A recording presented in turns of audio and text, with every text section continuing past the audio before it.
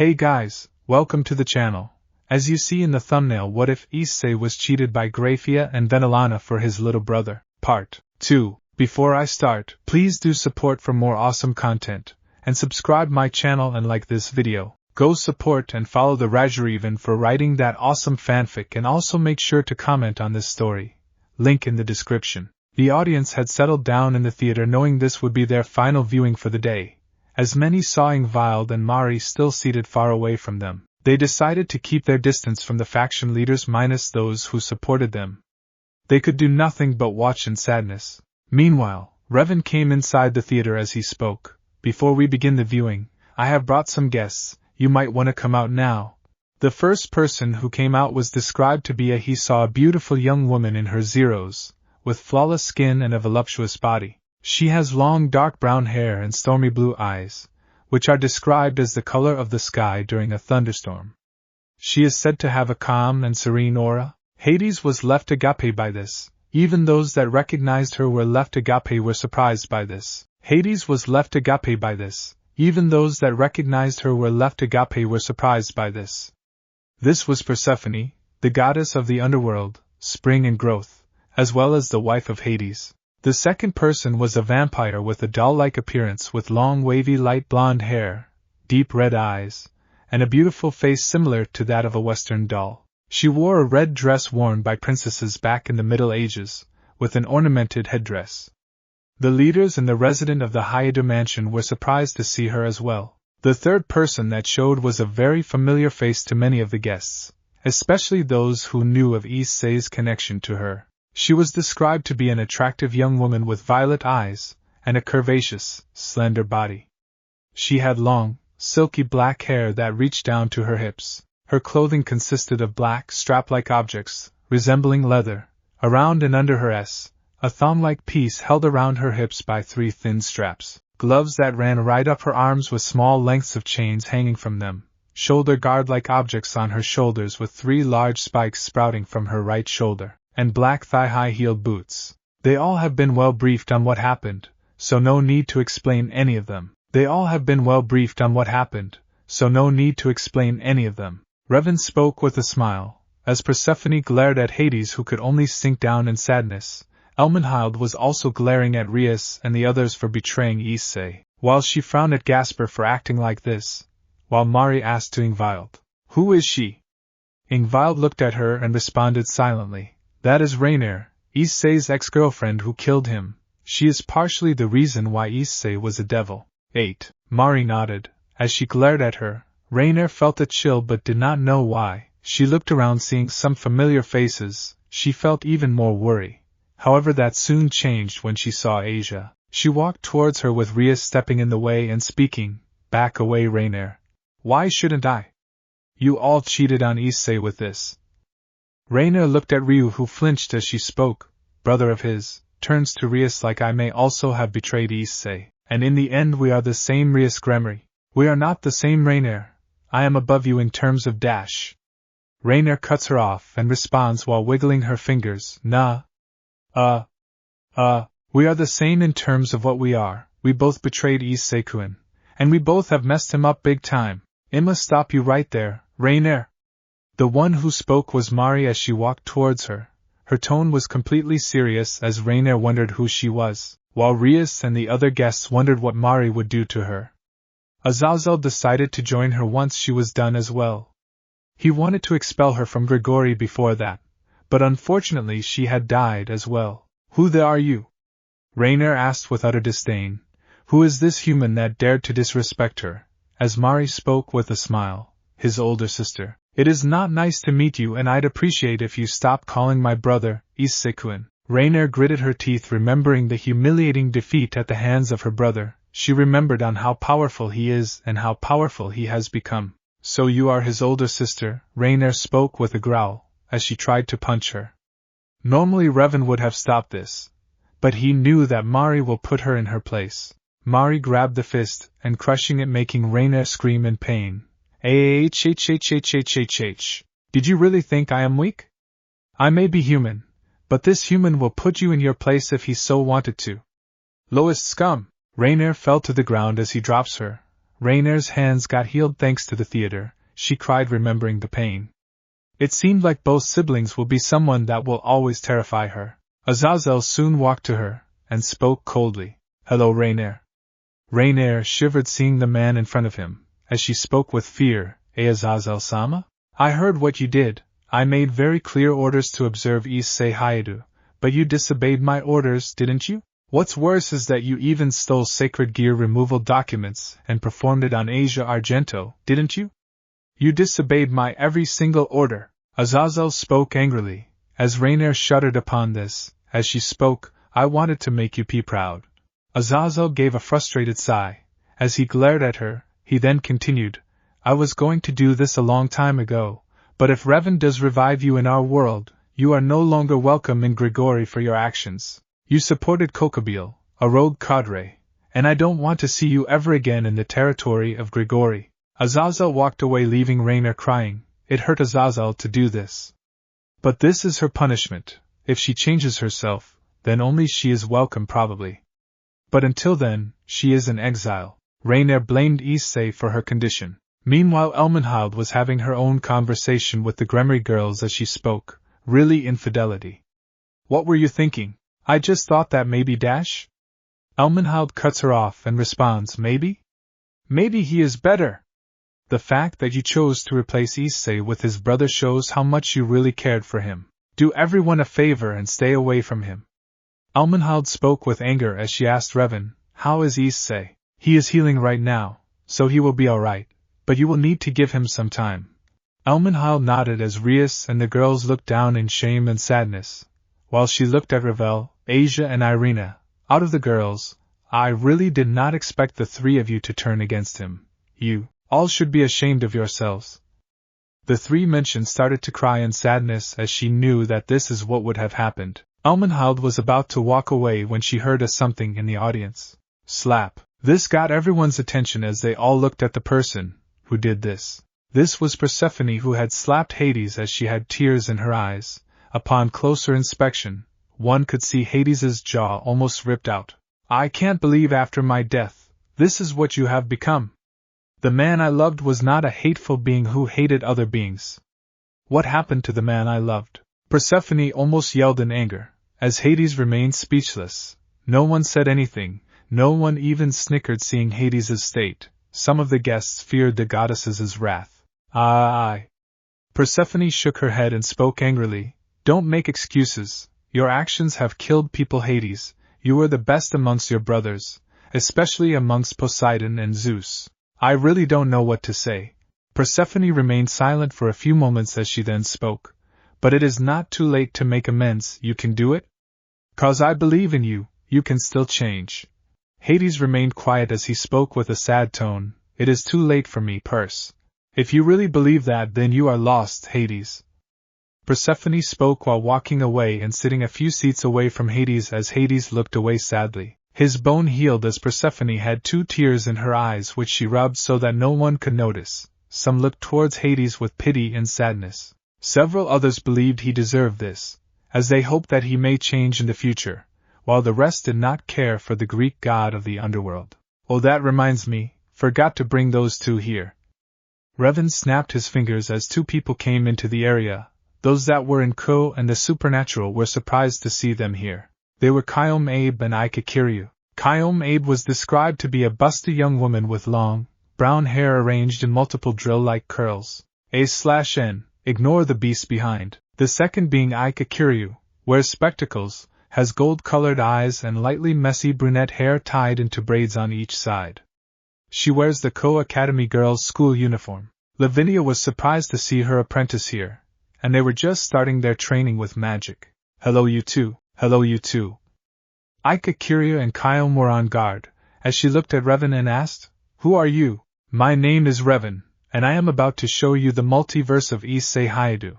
Although before we begin, here is something you need to know about what happened so far. Revan snapped his fingers. As they all felt a memory surge of the events that had happened so far, they almost fell to the ground in sadness, as Ika Kiryu witnessed her mentor being killed by Issei. While Kyom was devastated knowing what Rias did, Ika Kiryu spoke with sadness. I can't believe you would do this to him. after everything he did for you. Issei spoke with sadness as she looked towards the church trio. I saw how much you three liked and cared for him. Was that a lie as well? The church trio remained silent while crying, as Kyom asked Revan with concern, Issei, how is he doing? Better than when I first found him. And why don't you all take up your seats? We are already past the viewing time.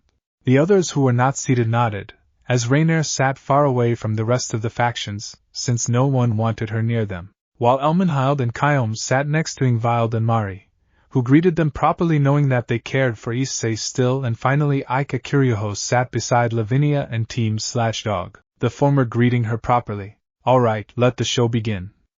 Revan started playing the show, as the viewing finally began. He did what?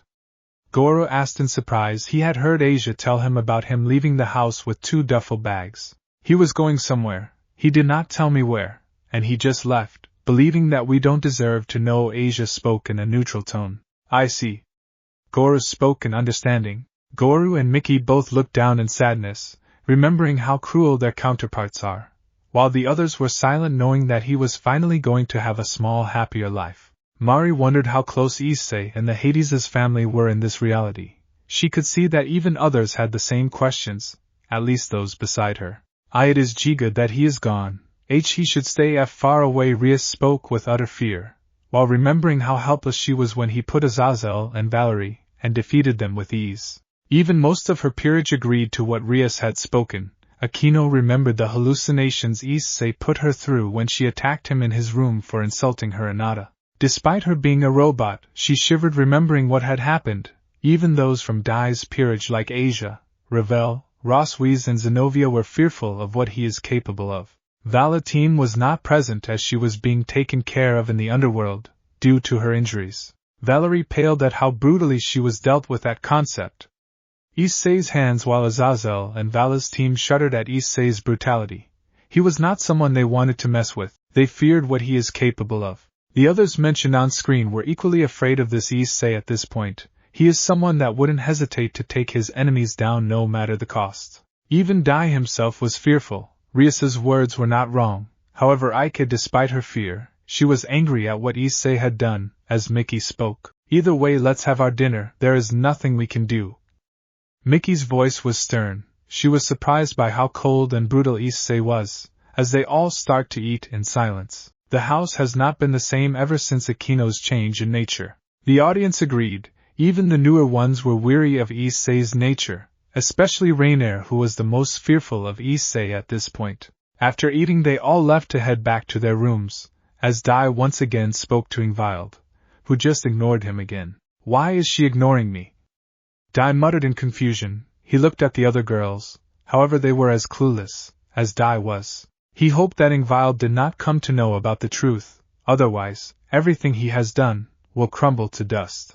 It is only a matter of time before your empire that you have created by your lies falls to the ground. Crom thought. He was thinking of going to Issei, if he ever got the chance, but unfortunately, he did not know whether this would ever happen. Dai did not know why, but he felt a chill. Something was going to happen to him in the future. I pity my counterpart, who is with a scoundrel like Dai. Crom spoke with a sigh. He agreed with his counterpart's words, as he knew that the empire of lies this prideful brat, while Ryu angrily agreed with Crom, although he did not show it since they did not know how the audience would react. And it seems like even we are silent due to our wielders. Tiamat spoke sadly as Albion and Vitra agreed. It seemed like in this reality they seemed to be more slaves of Dai at this point, who was controlling their wielders. Issei was standing on the boat. The river person was taking him too, as the boat person, who was Sharon, stopped. Here. Issei removed a gold coin from the Greek era. This was a coin meant for the payment. However, Sharon refused it. That won't be necessary, young man. After all, Lady Persephone has personally asked you to visit her. Sharon spoke with a smile. However, this was not noticed by Issei, due to his dark robe.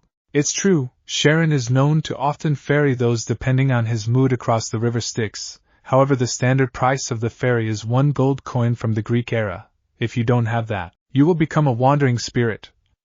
The audience shuddered at those that ended up being a wandering spirit. They wondered what kind of a person Sharon was.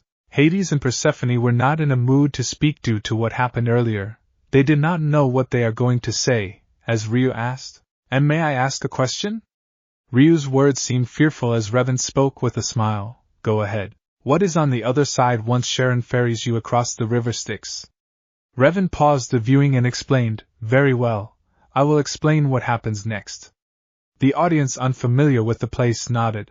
Those that did, let Revan explain everything. Once you reach the other side you will be judged by the 3 judges of the underworld, ruled under Hades. Once there, souls face judgment before the 3 judges of the dead, Rhadamanthus, Minos, and Aeacus. The fate of the souls is determined based on their deeds during their earthly lives. Revan then continued, once done, you can go into one of 3 locations. The first is the Elysian Fields. A kind of paradise or blissful existence. It is a place where the souls of the virtuous and heroic individuals may find themselves after death. The second place was the Asphodel Meadows. The Asphodel Meadows is either a place of punishment like Tartarus, which I will get to later, nor a realm of reward like the Elysian Fields. Instead, it's considered a kind of middle ground for souls who led average lives without extreme virtues or vices. The third and the final place is Tartarus. It serves as a place of punishment for the most wicked and rebellious people. They are endlessly tortured, and is the real definition of a true hell. The torments can include unending suffering, such as being chained, tortured, or subjected to other forms of perpetual agony. The audience unaware listened intently as they all nodded in agreement. They were aware of the world now. Revan played the viewing. No, I insist. I am a traveler after all, right? Issei insisted him to take the coin. Sighing, Sharon reluctantly accepted the coin. He then wished Issei safe travels, as he walked towards the underworld throne room of Hades. It was a huge mansion, which was almost akin to a model house. Issei looked at the place with a smile, as he remembered that a lot of changes had happened to Hades's domain ever since Persephone came back to his life. Oh, I forgot to mention, this Hades is different from the one in this room, in case you guys didn't know. Persephone seemed intrigued by this. She knew how her husband was before his fall into the monster he is today. She looked at Hades, seeing him saddened. She hoped that Hades will change as time passes by. Nyx looked at Hades and felt bad for him. She did know he will change, and believed in him, even if he did not. It had become much more cheerful, and much more green in nature, as Persephone was literally the light of Hades's life. Rubbing head to not remember her past, he walked inside. The house was warm. Its interior was well decorated with different types of flowers. There he sensed an aroma, as he presumed to be home-cooked meals. Hades remembered the home-cooked meals Persephone used to make him when she was alive. He shook his head, remembering more of his past. Persephone also felt sad, remembering more of her past, while the audience wondered what Hades was before his descent into tyranny. He walked inside, where he saw a beautiful young woman in her zeros, with flawless skin and a voluptuous body. She has long dark brown hair and stormy blue eyes, which are described as the color of the sky during a thunderstorm. She is said to have a calm and serene aura. She wears a noble black and red dress, decorated with beautiful roses, and black fishnet stocking. She wears designer high-heel shoes. She also wears a crown formed from roses and a golden necklace with a bright red jewel attached to it. However, she currently wore an apron. Persephone! Issei happily exclaimed. Persephone turned around to see Issei, as she beamed in happiness, seeing him after a very long time. Issei-chan! Persephone happily exclaimed in return, as the goddess of the underworld and fertility immediately brought him into a loving embrace, as they both hugged for a while. Issei melted into the hug. It took him a while to realize that the goddess was next to him. Not that he minded, given that he felt warm. He hasn't felt this for a long time. And he did not want to let go. Many felt happy seeing this caring side of Issei still remained. They were happy seeing that there are still some people that cared for Issei. Persephone and Hades did not know how to react to this. On one hand, Persephone felt happy that Issei cared for her, and she for him. But to her, Issei was still someone she just came to know about moments prior. While Hades was confused on this, wondering when Issei and Persephone became close, the others were also uncertain what their relationship was. While Mickey and Gora had a bad feeling about what will happen, he did eventually let her go, as Persephone put her hand on Issei's shoulders and wrapped her around him.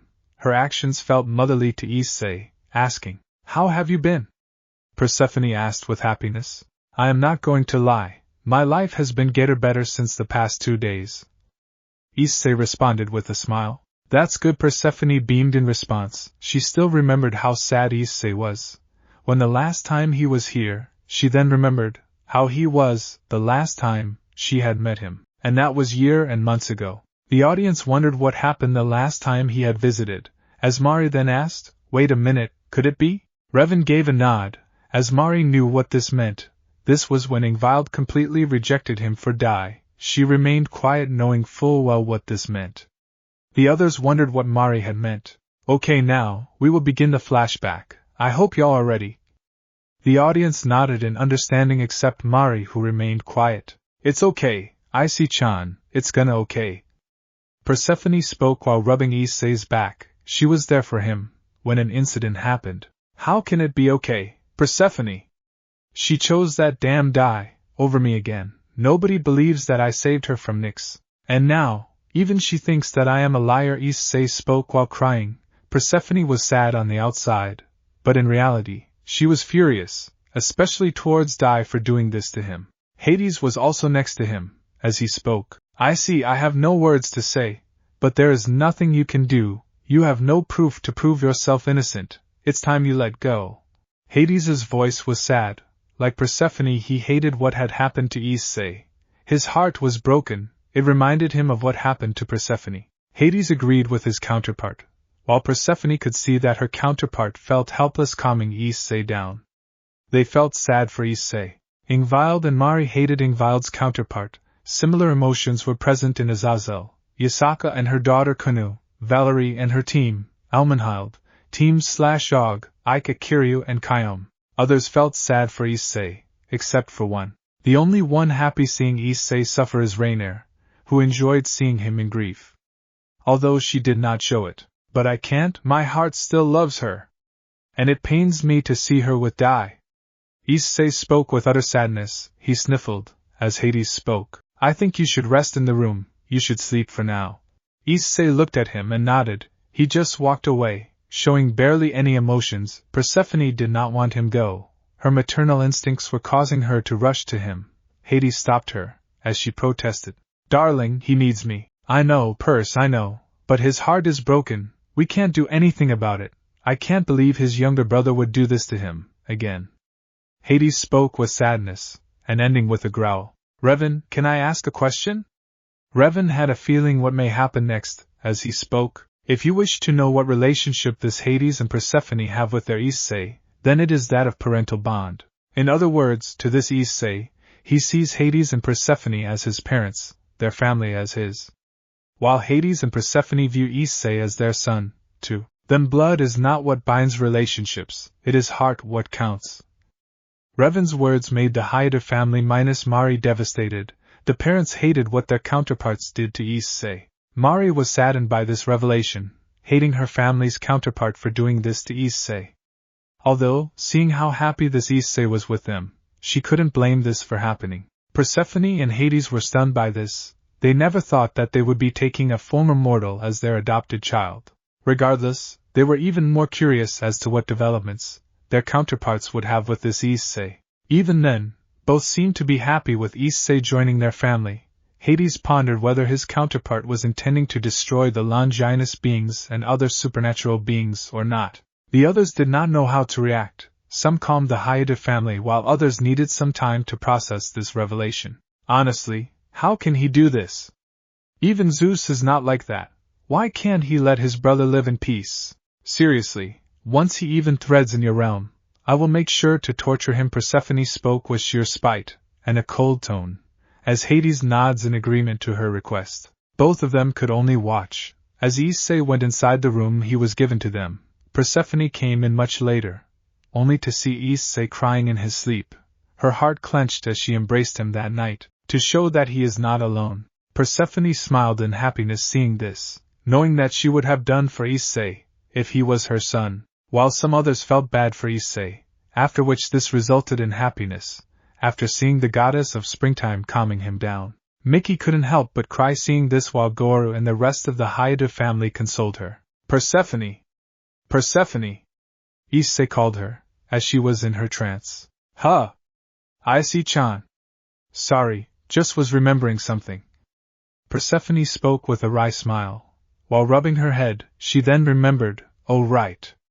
Darling doesn't know you are visiting. Hades smiled, remembering Persephone used to do this when she was alive. Those were the good memories they had. That was all that remains when someone dies. Wait! Hades doesn't know I am here, Issei asked as Persephone shook her head, and responded, Nope, I kept it a surprise. The truth is that he has been overworked by paperwork, so I thought that I could surprise him. I hope you don't mind? Persephone spoke while looking away, with slight sadness, as Issei denied it, and responded, No, I understand, I would love to meet him. Persephone beams at this and responds, Great, then let's go, we can eat the food later. Persephone spoke with a smile, as she pulled Issei towards Hades' study room. The audience were curious as to see what was going to happen. They wondered what Hades was like in this world. Hades himself was curious at this as well. A man was sitting on the desk. This was Hades, in his human form. He took form of a tall and handsome man with a specially designed eye patch on his right eye and long, stylish silver hair that spikes up at various spots on his head. He's shown with a leaf-like pattern tattooed across his forehead, a spiked choker necklace lined, and a bead-like earring on his left ear with many smaller piercings. His attire is shown to be quite formal and extravagant, with a collar that spans all the way to his upper chest, and badges decorated on the left and right side of his coat. Finally, he wears long white jeans and a pair of shoes filled with square patterns. Hades was working in his study room, trying to complete his paperwork. This was all thanks to Zeus dumping several of his paperwork. Hades was working in his study room, trying to complete his paperwork. This was all thanks to Zeus dumping several of his paperwork. The reason was that this was his punishment due to him helping the Cows Brigade. Zeus and this paperwork, can't believe I am made to do this.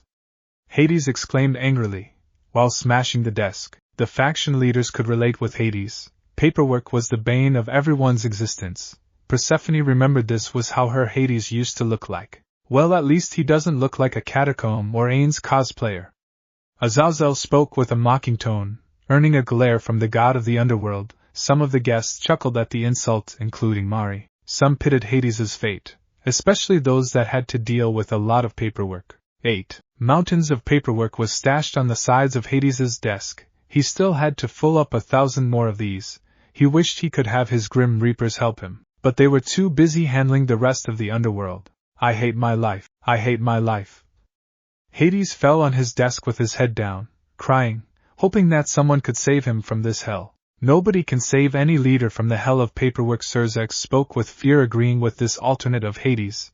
Even the other leaders agreed with the fear of paperwork. Some leaders frowned at what Zeus had done for Hades. Sure, he was an asshole in this universe, but this was a fate worse than death. Hades then realized, why should he do Zeus's work? It was not his domain. His domain was the underworld.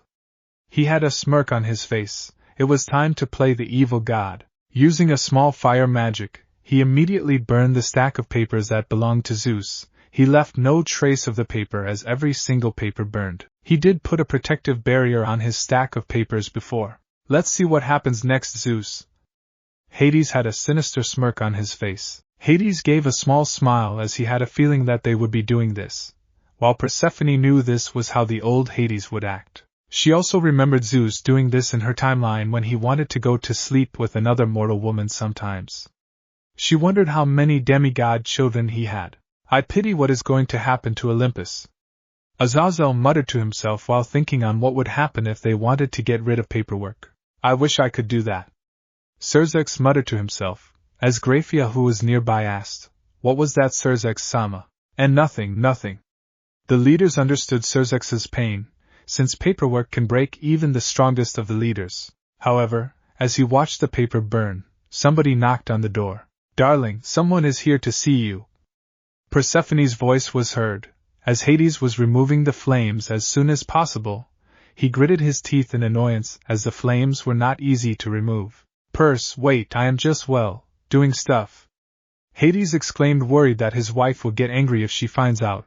Once the flames died off, he breathed a sigh of relief. He opens the door as he is surprised to see who it is. Persephone gave a sweet smile to Hades, who had a bad feeling about what would happen next. He did not know why, he was shivering. He must be doing this in secret whenever no one would find out. Look who is here to visit! Persephone exclaimed happily, as Hades gave a hearty smile. I'll be surprised. How have you been, Issei? Hades exclaimed happily, as he brought Issei in a bear-crushing hug. However, Issei was unaffected by the god of the underworld's strength. He can take a whole lot of strength. After splitting up, Issei spoke. Been better? Speaking of which, where are Melinoe and Macaria? Issei asked, remembering Hades and Persephone talking about their daughters the last time he had visited. Oh, them. We decided to enroll them in a college of the human world. I believed it would be best to learn some human culture and customs. Hades spoke with a smile, as he remembered convincing his daughters to spend a few years. So Hades, where are the girls? Persephone asked Hades, to which Hades responded, they are still in the underworld. I made sure to not let them out after what happened to you. I see. Persephone internally smiled. His protective nature was still there. She knew that he can change. He just needed to believe in himself. Which one? Issei asked in interest. We were planning to send them to Ko Academy, at first, since you were there, and they could keep you company. But then we realized that your bastard of your brother would try to flirt with them, so they are studying in Stafford University in England. Hades spoke with a smile, as Issei sighed in relief. Persephone vividly remembered that they were close to making a mistake, and they were happy that they sent them to England, and made all the necessary arrangements so that the angel faction doesn't bother them. That was actually a good idea. Cerzex commented as Persephone nodded in agreement. She wouldn't want her two daughters to go near him. Rhea looked down in sadness for what his counterpart would have done, and Stafford University is one of the best universities in England. Azazel added his own words, to which Valerie spoke. I'd say, it is one of top-ranking universities. I wished to visit there once. Not that they would be able to do much to his daughters, anyways, since they are well versed with Greek magic. The angels gulped in fear. They did not want one of the goddesses coming behind them, and if the girls get hurt, then they are done for. That's good, otherwise, well, they may have been charmed by Dai. Issei spoke with fear, as Hades spoke in an assuring tone. I swear on the river Styx, I won't let that bastard even come close to my girls. Hades declared. He will not let anyone he doesn't trust near his daughters. I agree with my counterpart on that one. Hades muttered, to which Persephone agreed with Hades on that one. She knew Ryu is not Dai, but they do share each other's arrogance. Over the centuries, Persephone was familiar with arrogance, and when she was brought back to life and given all the information she needed, she was not surprised that humans were capable of such arrogance, but Dai's, that was on a whole different level. She couldn't help but be appalled by Dai. Anyways, enough about that, the food is getting cold, let's go and eat. Persephone spoke, trying to change the subject, to which both men nodded and headed towards the dining table. This actually seems like a regular family dinner. Mari muttered to Yasaka and Ingvild, who nodded in agreement. In the dinner table, Issei, Persephone and Hades were having their food, where Issei narrated his experiences. And after that I told to Zeus's face, not my monkeys, not my circus. Issei narrated the time when he headed to the faction meetings, with Hades laughing in agreement. Even Persephone cracked open a smile. Hee, to say that to Zeus's face requires some real balls. You really are something. Hades spoke while calming his laughter. I agree, saying that to the god of thunder is really something. This Issei really is something else to say that on his face. Azazel spoke while chuckling as some of the audience agreed to Azazel's words. I plan on bringing Zeus and his pantheon soon enough, so I would suggest you better deal with them, before they actually end up becoming an obstacle to Issei. Revan's words made the audience quieten up, as they knew what he was trying to do. Revan had plans to deal with Zeus and his faction if he does become a problem. They really expected me to help them, even after admonishing and humiliating me. They really think I would accept that? Issei spoke in a neutral tone, as Persephone shook her head sideways. Entitlement at its finest. Then again, I expected this from Zeus. Persephone spoke in a disappointed tone, although I did not expect people like Cerzex, Shiva or even Odin. Honestly, I feel like power corrupts people.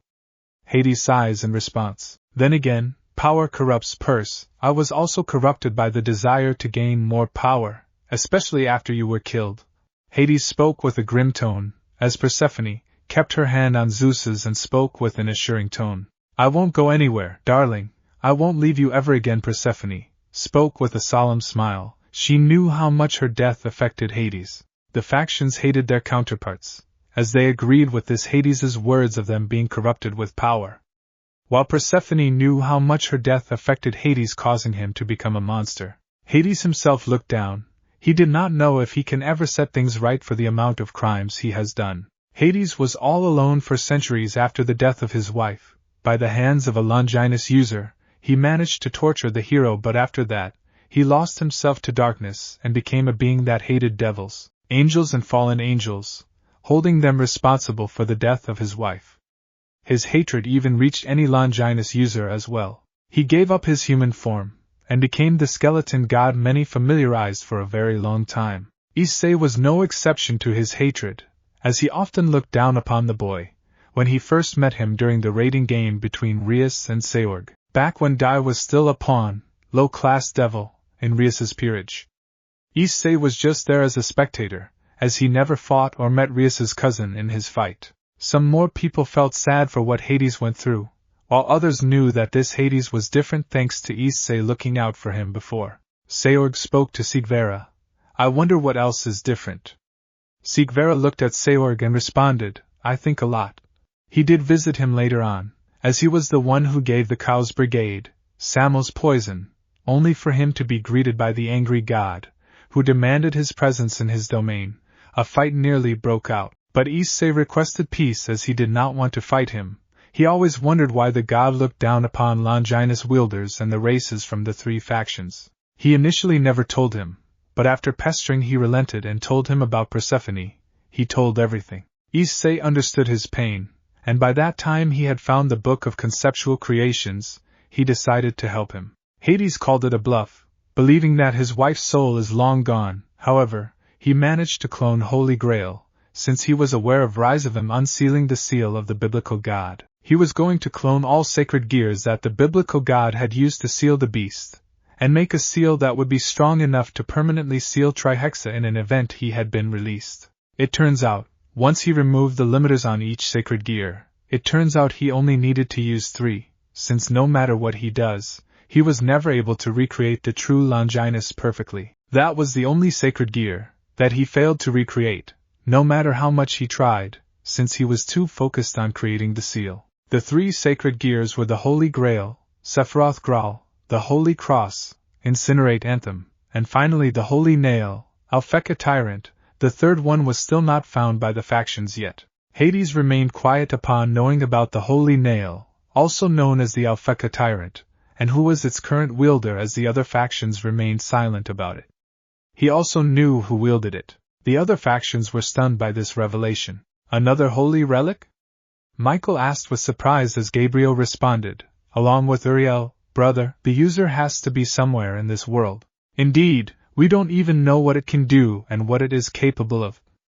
Uriel's words made Hades slightly nervous, which was noticed by Persephone. He knew something that no one did. She also looked at Nyx, who seemed equally nervous as well. She decided to talk to them later. You will see what the Alpheka Tyrant is capable of. It will be playing a vital role in this story. Revan's words made the audience note down what it is capable of. He then used the Holy Grail to find where her soul was. It turns out all those souls that have been destroyed end up in an alternate dimension, as Issei calls it, purgatory, where there is no escape. It is like an empty void, where the soul can do whatever they wanted.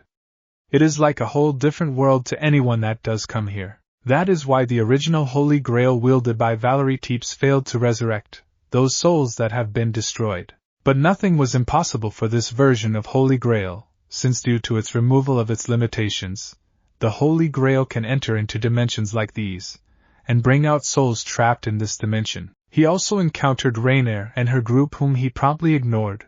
His main focus was to reach Persephone, and he found her. He found her, sitting on the ground, and closing her head in her knees, curling up in a ball and crying.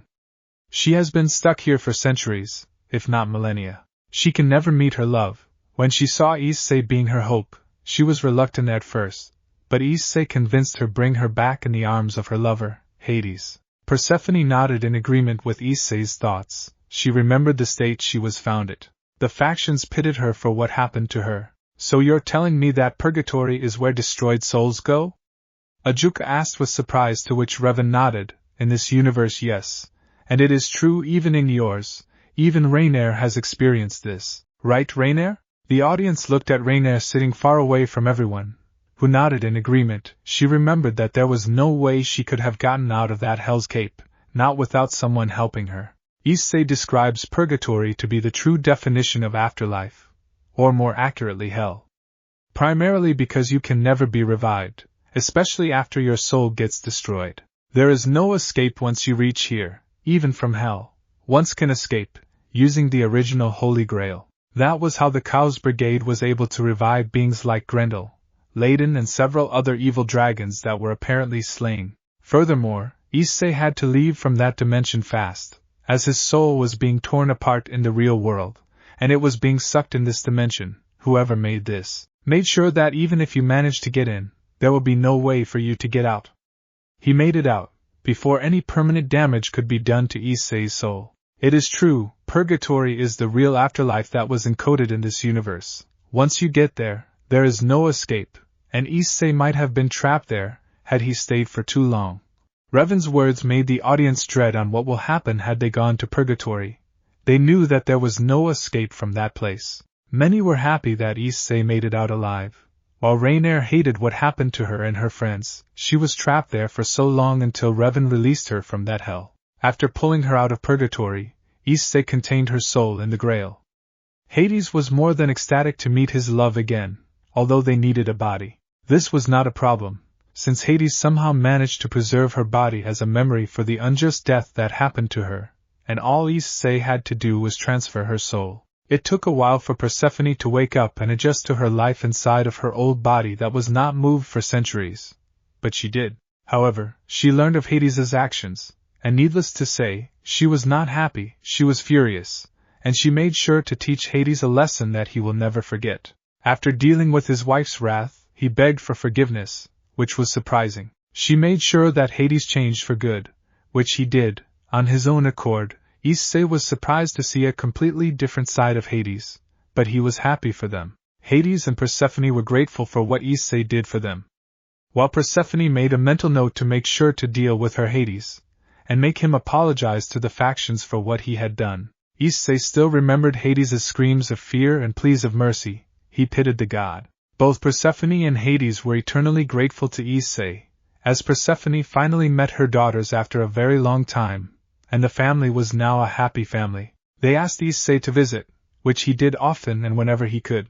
Over time, both Persephone and Hades started to like him even more, and Issei also became close to them. They became very important to his life, so much so, he started to share his secrets to them, and trusted them more than his biological family, and his friends. Persephone remembered everything. She held her hand. As Hades looked at her with a solemn smile, Issei risked his own soul to rescue hers, and he was not going to lose her again. Both fell into their own pink world. Issei decided to eat his food in silence, however the sound of crockery managed to snap them out of their pink world.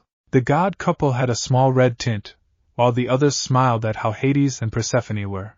Some were still appalled by how the couple once were and what tragically happened to them, thanks to a rogue Longinus wielder. No, carry on. Don't mind me, Issei spoke with a smile, as steam came from Persephone's ears, and Hades looked away embarrassed. Both were in a blushing mess. The duo became even more embarrassed at the blatant affection that their counterparts were showing. Some of the audience were happy seeing this side of Issei. He was still the same Issei that once cared for them. Speaking of which, how is Nyx doing? Issei asked with concern, to which both the god and the goddess smile at each other and tease him. So the lover boy has decided to go to his girl. Persephone spoke with a teasing smile, which caused Issei to stutter and blush. Well, Issei stammered, as Persephone chuckled.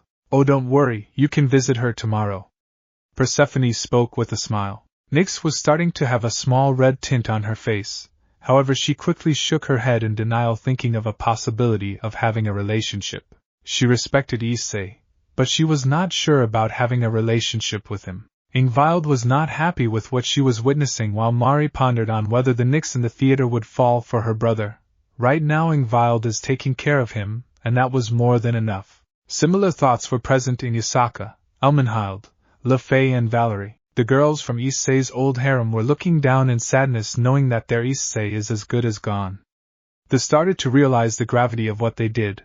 They were too hasty in abandoning him. Oh, and even she was demanding, "Where have you been? You know I have told my guards that you can visit her whenever you want, right?" Hades spoke with a smile. He was aware of Issei's love for the primordial goddess. Even they were surprised as they knew of his constant visits, but they chose to ignore it. "Yeah, but you know I have been busy, right?" Issei spoke, while rubbing his tone, with both of the gods being well aware of Issei's plans and actions. Yeah. You and Malik doing all those stuff, but Issei, you know we are worried." Persephone spoke with a tone of concern, as Issei responded, "You know I will be fine, right? Wait, our counterparts know?" Persephone asked with a surprised tone, to which Revan spoke, "Yes, and although they are not fighting for Issei, they know of his actions and are supporting him, by keeping it a secret." "Why is that?" Serzex asked with concern, knowing that since they are different from their counterparts, as Revan spoke, they see the factions for who they are, so they will not support them, and they have no reason to support them in any way, especially after how Issei was treated. The factions hated their counterparts knowing that they were the cause of all this. They could only hope that things would get better with their Issei unlike them. "But even then, at least don't do anything at night, Issei," Persephone requested Issei, as Issei sighed and spoke, "All right. Only for you, and even I am tired as well." Issei spoke with a sigh. Persephone and Hades agreed in happiness, as they all started to discuss, on their future plans. To an outside viewer, this seemed like a normal family dinner. Aside from two people heading to college, that is, the audience felt a little bit relieved knowing that Issei was having a normal and happy life.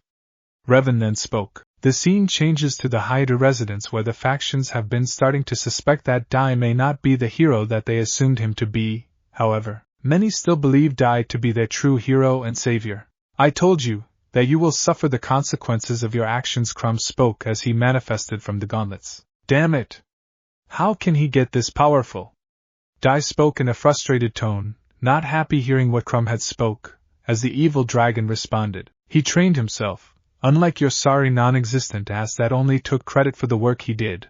After all, you and I both know that he was the one to seal the Beast of Apocalypse Trihexa, when you and Valerie failed to do so," Crom declared in a mocking tone, while putting an emphasis on he and you. Some of the audience were outright livid at how callous Dai is, while others were disgusted by his actions.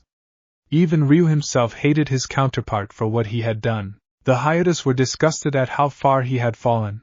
They hated him even more. At this point, Dai gritted his teeth in response, as he shouted while punching a nearby wall, "Damn it! I should have eliminated him before he could have been this strong."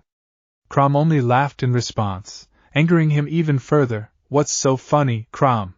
The fact that you can think of eliminating him, even after he humiliated you in front of your lackeys, even before refusing to help you, is the funny part, my stupid host," Crom spoke in a mocking tone, before cutting off the connection, leaving a frustrated and screaming Dai. The audience were appalled and horrified by what they had witnessed. He was a psychopathic monster in every way. Even Rainier was pale by what she had witnessing. Even she wouldn't go far to take her own allies down. This was too much for her. "Zero. He's a monster." Mari muttered in disbelief, horrified by what her little brother could potentially become. This was too much. Those that were with Dai feared for what would happen to their counterparts. This included even Ingvild, Yasaka, Valerie, Lefay and Elmenhild. They were pale on what their fates would become of their counterparts. Kunu was scared as she saw Dai as he father figure while Yasaka held her daughter close. She does not want her daughter near that psychopath. However, he was being watched by Ingvild, who only nodded her head sideways, as she spoke in disappointment in herself. "And to think I loved you, you really are a scum, aren't you?" Dai Ingvild spoke coldly as she walked away to head to her room to sleep. "And you are a hypocrite!" Ingvild angrily responded, to which some of the audience agreed to Ingvild's words. Even the others nodded, seeing how much of a hypocrite this Ingvild was. The scene changes to Ingvild in a dark void, in her Co-Academy uniform, as she looked on, asking, "Where am I?" Suddenly Grayfia appears in front of her, as Ingvild was surprised to see her here. Grayfia? What are you doing here? Ingvild asked in surprise as she was met with a loving smile, as she responded, Don't you know? Know what exactly? Ingvild spoke with confusion. Well, you are getting married to die. Ingvild Grayfia spoke with a smile, as all of a sudden Ingvild's clothing changed into a purple gown. She had a look of horror, as she shouted, No! No! No! This cannot be happening! Ingvild shouted, as Grayfia was confused, with her asking, What do you mean? This is what you always wanted. Grayfia spoke while her smile, as she fades away, leaving a despair-ridden Ingvild. Ingvild was even more pale by this. She hated the fact that she was being married. It seemed more or less like a fever dream. Mari was calming her down, assuring that everything would be fine. Mari could see her future sister-in-law crying. Ryu and Aika Haido were silent. They did not have any words for what they were witnessing, a fever dream. Grayfia herself was not happy that in this fever dream, she was encouraging this. The scenario made the audience understand that this was a nightmare. The scene then changes to Dai wearing a wedding tuxedo. Ingvild was horrified on the inside, however her body was smiling, with her thinking, No! No! Please be a nightmare. Ingvild thought. I am so happy that this day has come, my love. Ingvild Dai spoke with a smile, emanating happiness. Ingvild was smiling on the outside, but she was screaming on the inside. She was unable to move or escape. God, please, if you are listening, please help me. Ingvild thought, not caring for the headache that she would receive when she chanted the name. However, nobody came, as she saw Issei's parents, his sister, and the rest of her friends, all clapping in joy for what had happened. Her body was then pulled towards Dai, as they both had. Although Ingvild's expression was happy on the outside, she was crying. She couldn't help but remain, as her body was beyond her control. She was unable to change her fate. The audience were even more tense by what they were witnessing, while they watched Ingvild suffer helplessly. The scene once again changes. This time, however, Ingvild was wearing her gown that she had worn during her time when she first met Dai. However, there were two changes. One was that there was an additional Ingvild who wore something identical, who wore the same clothing, smiling at her condition, and two, she noticed that her hand had an engagement ring, and a mark of a dragon. This meant only one thing, that she was now married to Dai. She couldn't help but weep at her fate, now that she is stuck with a liar, as her body can now show expressions. However, she was chained, she was unable to move, but only watch as what happened next. But what surprised her next was that Issei showed up, with Issei calling her. Ingvild, listen. Issei tried to speak, but Ingvild, the one that was free, slapped him in response. Ingvild was agape by what she witnessed. She was not only married to that bastard, but she also slapped Issei, the man she loved. Her counterpart's fate was sealed, as she tried to cry. Mari could only watch helplessly. She hoped that this fever dream would end. The audience were also hoping for this fever dream to end. Oh, I forgot to mention, one Ingvild is called Ingvild, Nightmare, the one which is free, while the other is our regular Ingvild. The audience nodded in understanding as they hoped that this would end soon enough. Issei rubbed his cheek, as she spoke coldly. I told you to address me as sister-in-law or Lady Leviathan, and two, I told you not to bother me. I am already married, so I will not go out with you. Ingvild, Nightmare, responded, as Issei clenched his fist in anger, responding, You know what, screw you. You can do whatever the hell you feel like. After all, the apple does not fall far from the tree. You are no better than your ancestor Leviathan, almost as bad as my brother Dai. Issei spoke with pure fury and hate in his voice, with Ingvild, Nightmare, only scoffing in return. Yeah, I don't need to listen to you, you low-class being and deceiver. Ingvild, Nightmare, spoke coldly while turning away. Is this what my counterpart did to Issei? Ingvild asked with an angered look as Revan spoke. Indeed, this is something that happened to your Issei as well. Many of the audience were angered by what happened to this Issei, and Ingvild hoped that her counterpart never acquires Issei's love. No! Don't listen to her, Issei. You are my hero!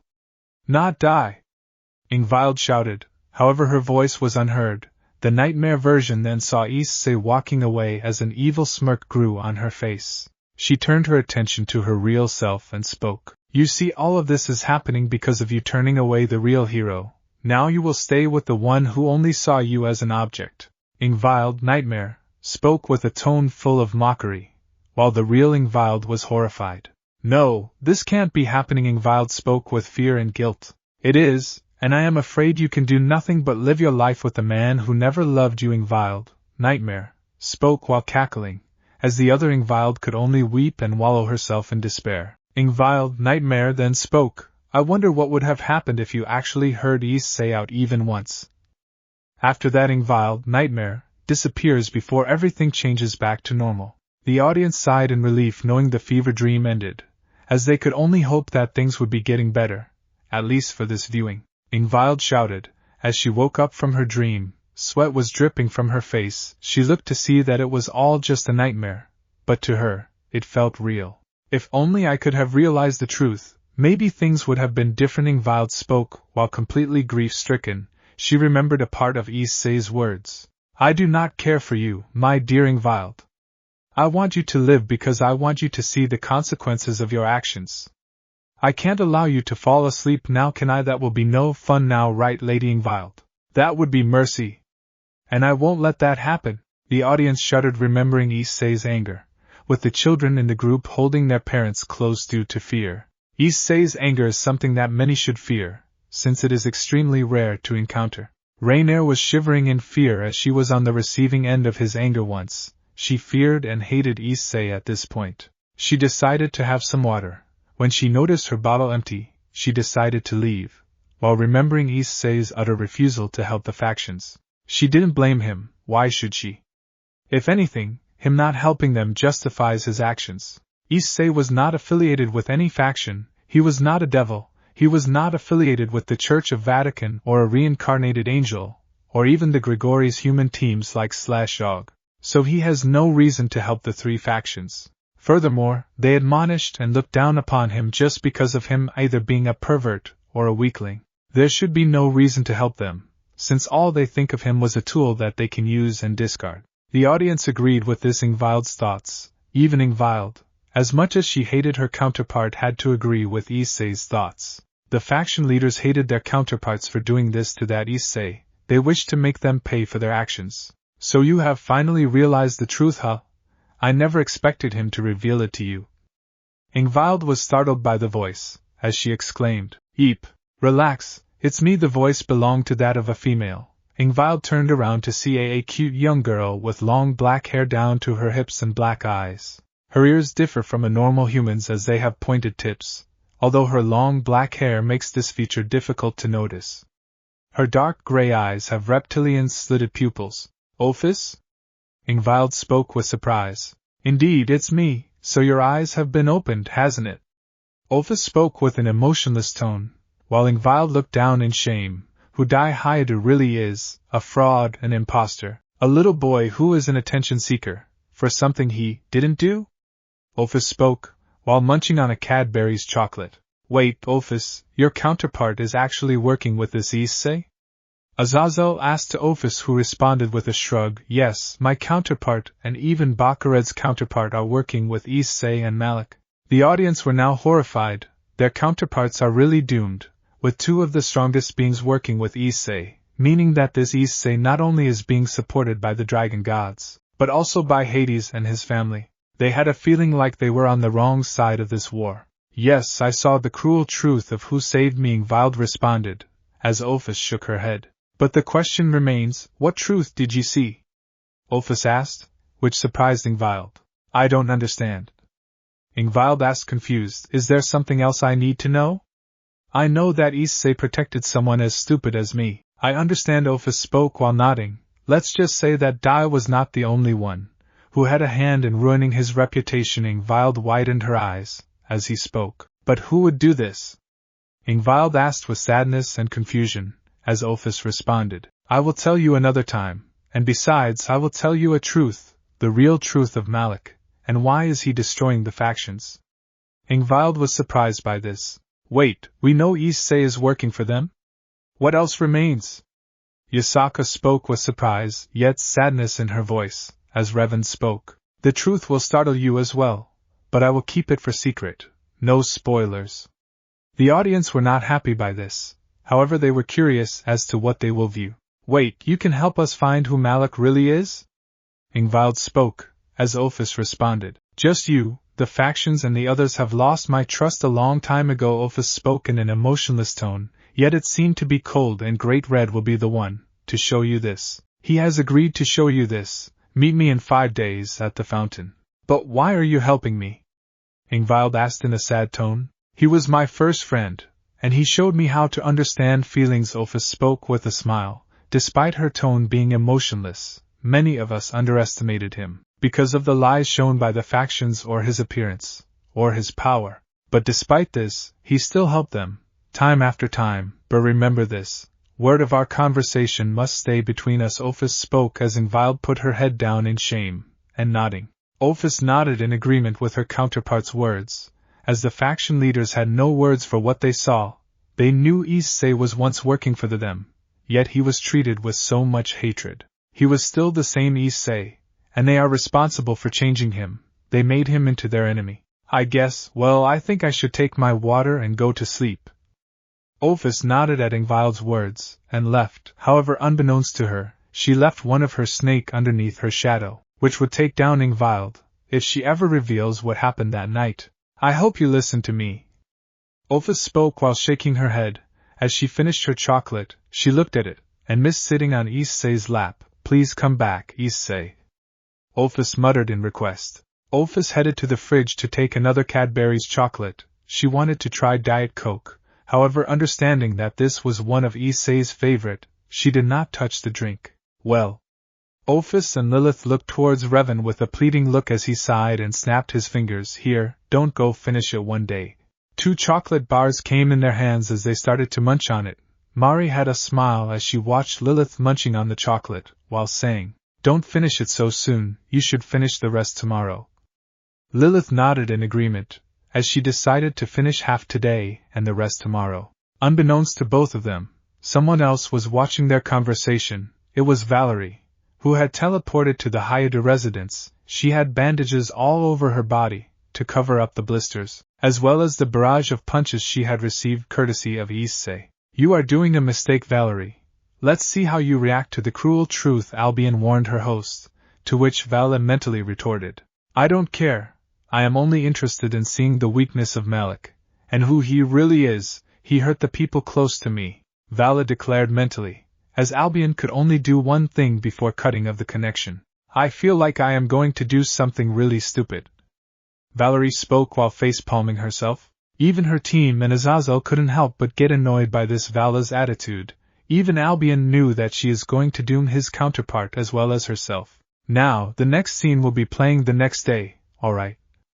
Revan started to play the scene, however this was what the audience was viewing.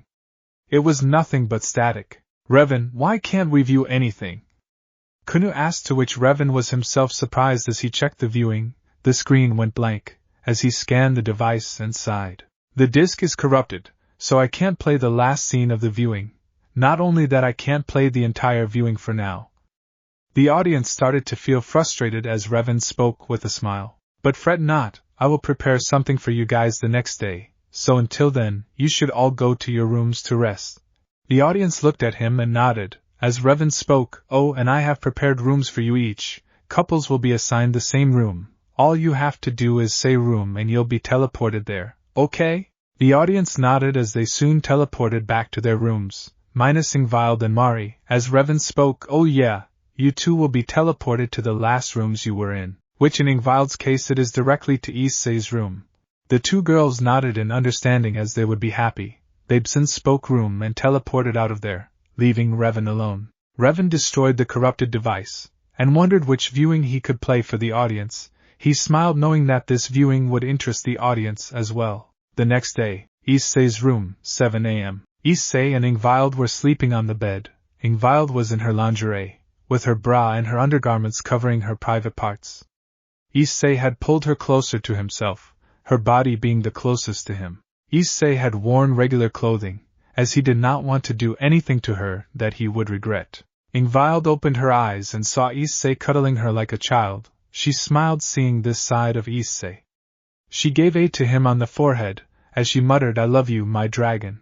She also decided to hug him for a little while, not caring for anyone else that would interrupt their blissful time. She loved her Issei more than anything else, and wanted to spend as much time as she can with the man she loved the most. She remembered how she was the only last survivor of her family as they were killed by some remnants of the Cows Brigade, a few months ago.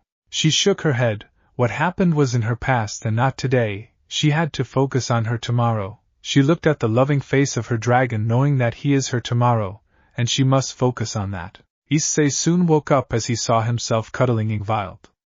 Ingvild had a smile, as Issei soon spoke with a grin. "Morning, Heim." Heim was another of the nickname Issei had given Ingvild, fairly recently, which causes her to blush since Issei treated her like the princess as she asked, "Are you not going to call me purple-haired diva? If you wish, still have interest in singing?"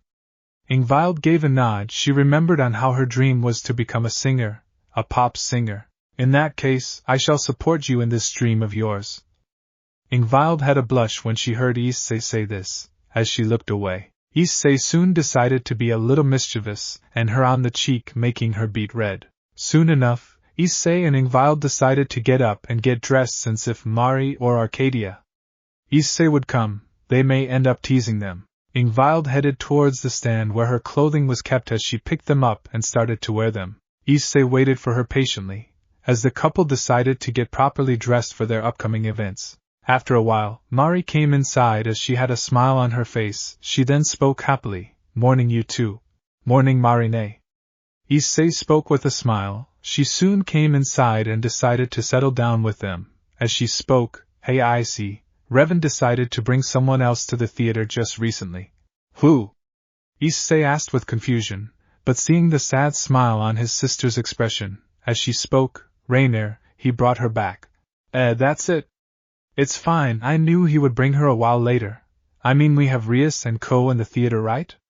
Issei spoke with a shrug as he continued, "I could care less if they are here. Anyway, is she still the same psychopath that she always is?" "Yeah, she showed me no respect. I put her in her place easily." Mari spoke with a sigh, as Issei shook his head and responded, "She deserved that. Anyway, so you'll be watching another of Concept's pasts?" Issei asked, to which Ingvild shook her head and responded, "No. You see, the viewing malfunctioned, so Revan has told we will be seeing something else." Issei nodded as he spoke. "I see." Issei and the rest soon finished their food. Mari and Ingvild spoke, "Well, we will be leaving, see you soon." Issei nodded, as he grabbed Ingvild by her hand and made out with her in front of his older sister, who couldn't help but secretly take a picture of them. She had a small smile seeing this, and knew this would be handy blackmail material. Ingvild became red due to the, as she kept her hands on the cheek. Mari soon spoke, "Well, we will be heading there, and I will take this lovebird with me." Mari soon grabbed Ingvild and the duo headed out of the room. Just as they did, they were subsequently teleported by Revan back to the theater. Scene change. Revan's theater, 9 p.m. Everyone had settled down in the theater, as they knew that something was going to happen. Revan soon joined the theater with an additional guest. Ingvild widened her eyes when she saw him. The man was described to be a light purple-haired man with shoulder-length hair, with brown eyes. He wore a formal clothing, which consisted of a black coat, white shirt and black pants. He also wore black shoes. This was Lucius Leviathan, Ingvild's father. Ingvild Leviathan had tears in her eyes seeing her dead father come back to life. She immediately rushed to her father and embraced him, who calmed his daughter down. "It's okay, Ingvild. Your father is not going anywhere." Ingvild kept crying out to him, while Lucius kept calming his daughter down. None spoke too much about it as they were happy that father and daughter had reunited after so long. "Father, I have something to tell you. I am." Lucius cuts her off and speaks, "You are the queen of Issei's peerage, and you love him, don't you?" Wait, you know Issei?" Lucius responded with a smile, "Of course, I have been here for a while, and you did not know, because you never asked him." The audience was surprised by this revelation. Issei and Lucius knew each other. This made them wonder who else Issei knew. Lucius spoke with a sigh, "Anyways, we should get seated." Ingvild nodded in understanding. Even Ingvild was surprised by this. She wondered where else Issei had gone. The two walked towards where Ingvild was seated before. "Hello, Mr. Leviathan." Mari spoke with a respected tone, as he looked at her and recognized her. You must be Mari Hayadu, his older sister, right? It seems my brother spoke about me to you. Mari responded with a smile. As Lucius spoke, indeed, he spoke a lot about you. Anyways, it is nice to meet all of you as well. Lucius spoke respectfully, as the others nearby nodded to him. The pure-blooded devil was respectful like his daughter and unlike the rest of the Leviathan clan, who was arrogant, as Azazel commented. At least you are not like Kateria in any way. Ingvild was about to speak but Lucius responds, my distant cousin, well she was the more arrogant one, believing in the superiority of the elders. That is why she has that attitude. Anywho, we are already past the viewing time, right Revan? Indeed, before we begin, here are some things you need to know about this Issei. He is actually something else. A hybrid would be the best way to describe him, and he has a unique skill. He is not the Red Dragon Emperor, and to the supernatural he will appear to be human. But he is strong enough to even deal with the likes of Indra if push comes to shove. The audience were surprised by this. Ophis, Lilith and Lucius knew who Revan was talking about, as they have met this Issei. So what exactly is this Issei? Azazel was the one to ask. As Revan spoke, he is a bounty hunter or a mercenary to be short. He does not fight for the factions or for the Cows Brigade. He actually only fights for himself and the money he is offered, nothing more, nothing less. The audience were not certain how to react to this. He is not like concept Issei, but he is different. He was more of a scoundrel to several of the audience. Others had respect for him. As he was making his way in the real world, he was that type of a person. The ones that cared for him knew that he will be different as opposed to their Issei, and they were curious to see how this Issei would be like. Alright, without further ado, let's get started. Revan spoke as he puts the screening device onto the screen as a countdown screen is showing. Soon enough, the title screen showed up, that being Issei, the supernatural bounty hunter. A man in his zeros was walking across the field. He was heading to a restaurant. Tall man appearing to be in his 20s with an average build, black hair, golden bangs and black goatee. He wore a knee-length dark blue blazer with a lighter blue dress shirt, a black waistcoat, and a red tie. He wore faded purple slacks and black dress shoes. He entered into a restaurant that was sold snacks and alcoholic drinks. He looked at the place. It was aptly named Izakaya. The good thing was that it was nearby to where he was staying. This is the place, Azazel muttered as he went inside. Why is my counterpart here? Azazel asked with a surprise as Isaka spoke with a responsive tone. I guess you wish to have a drink. I don't have my drinks here, Isaka.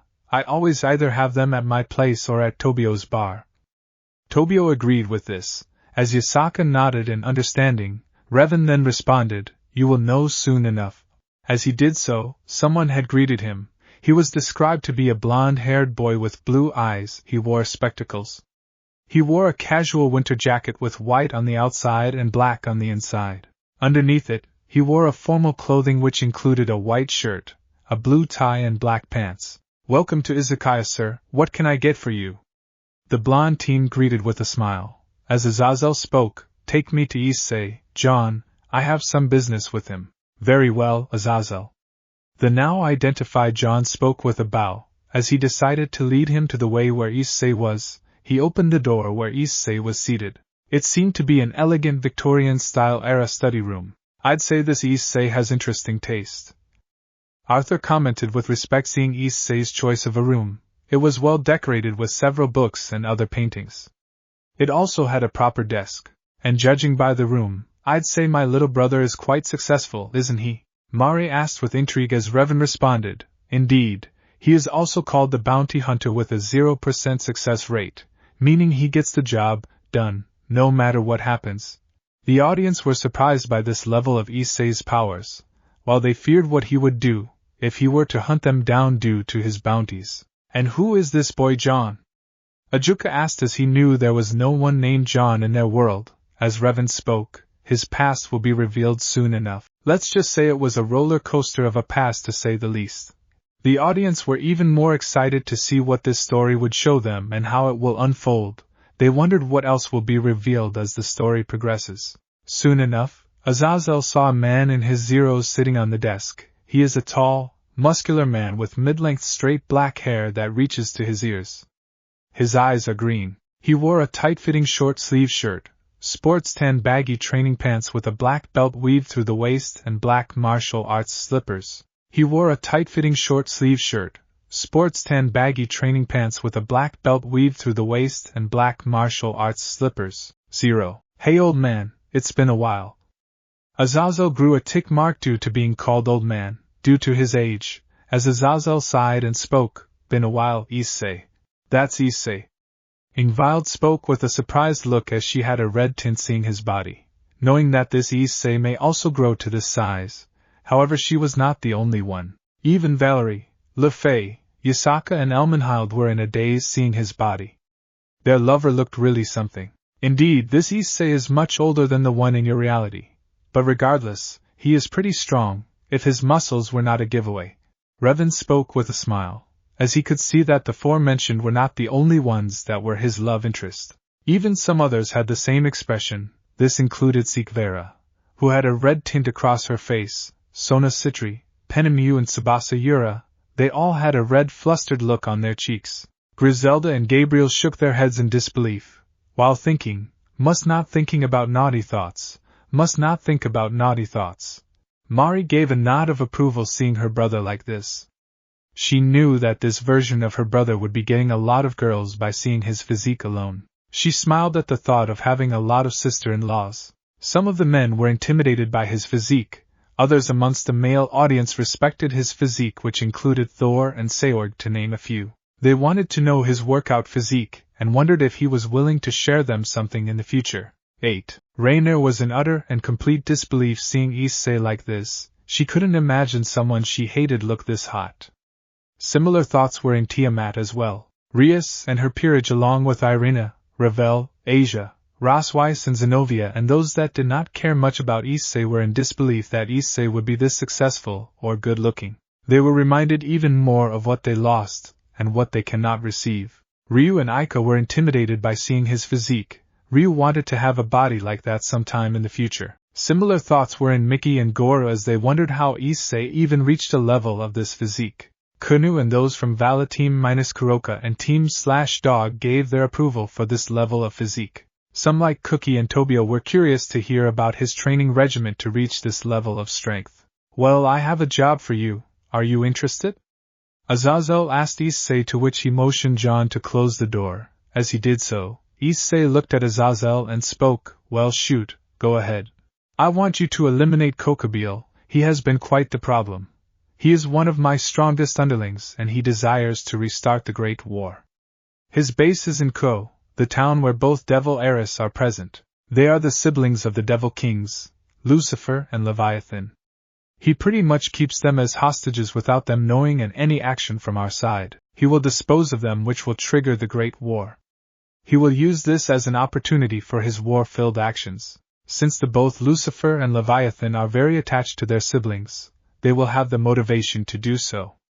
Azazel explained seriously, to which Issei nodded as he responded with a frustrated look. So why are they even here, in the human world?